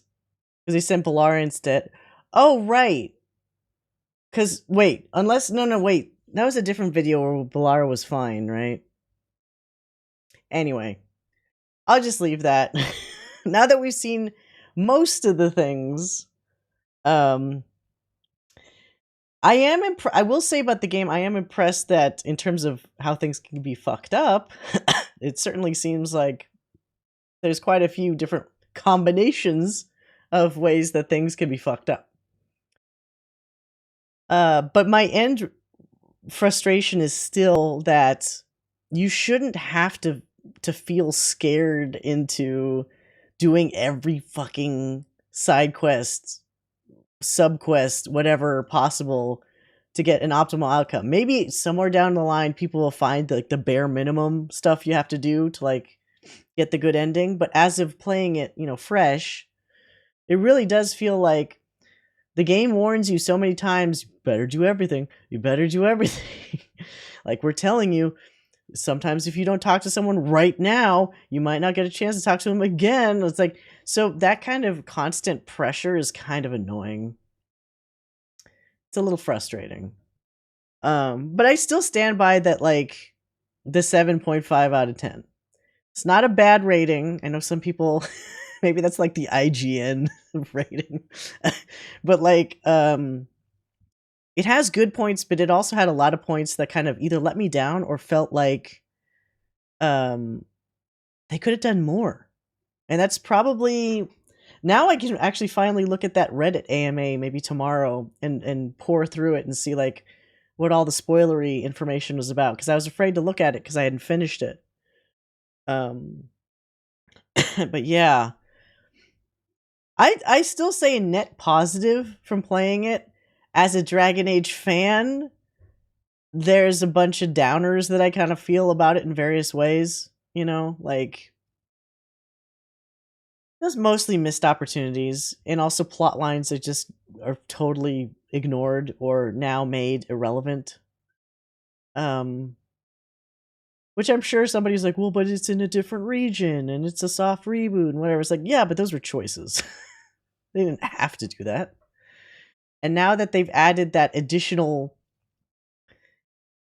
shadowy hooded faction that has now made itself known in the secret ending, just bringing up more new stuff that probably didn't exist in any capacity before. And it's just going to fuel the flames of people that say, whatever this new batch of writers or developers or whatever on BioWare's team is, they're just making up brand new shit and not continuing the existing stuff. Because there's still going to be that subsection of fans that don't want to lose a lot of that lore that's built up over so many years. I am somewhat in that camp. I'm open to, like, you know, if it's a good change narratively and it's satisfying, yeah, okay, you can win me over with a change. But if it's still at the end of the day makes me feel like something that could have been in there that wasn't, it would have been better to have in there instead, then it's going to disappoint me. Like, you better make damn sure that whatever you're rebooting with is like more solid somehow than the stuff that already enticed people from the past 3 games. But I wonder if they're going to do like another time skip, like even further if they do another game to show like how things have changed or whatever. Anyway, just food for thought. But I'm glad I finally finished it. I'm glad it's done. It's over. I will probably not be like immediately playing it again for a while. Not a big surprise. But I got a lot of other games that are lining up, and I want to make sure I get to them and not like stay in one game. Like, this is what stream 12. So we spent a good amount of time in Dragon Age Land this time around. But sometime in the future, maybe I'll try again. But yeah. Anyway, hope you guys enjoyed. Hope you enjoyed this adventure with me. I had a good time overall. Wednesday, we start something new and different. We will be playing Indiana Jones and the Great Circle. I have it downloaded, and I will be looking forward to playing it. I hope my throat is better by then, because otherwise I may skip to like the next stream, perhaps, because it was pretty bad tonight. But I wanted to finish Dragon Age, so I kind of just like stuck through it. Saturday, I'm actually doing IRL things for once. So there will be no Saturday stream. So we will have the Wednesday one as usual, and then immediately after that, we'll fast forward to Monday. So there'll be that. I thought I wouldn't replay it either, but I found myself making another Rook at the weekend, an hour or so. I'm enjoying it. I'm glad you're enjoying it. I have a feeling, like offline, since I made so many saves, I might go back. We've got some ads coming in soon. Oh, God damn it. Just because I'm curious, I might go back to that final battle and mix and match who I send out just to see. I don't think that needs to be a stream, or anything. I'll just do it offline just to see like how those combinations look. But yeah. Wednesday. Yeah, thank you, Demon Girl. I'm glad you had a good time. Yeah, Wednesday, Indiana Jones time. Get your fedoras, get your whips. Get ready for apparently a pretty cool cinematic experience from what I've heard. But yeah, in the meantime, I hope you guys have a great start to your week. And until Wednesday, take care.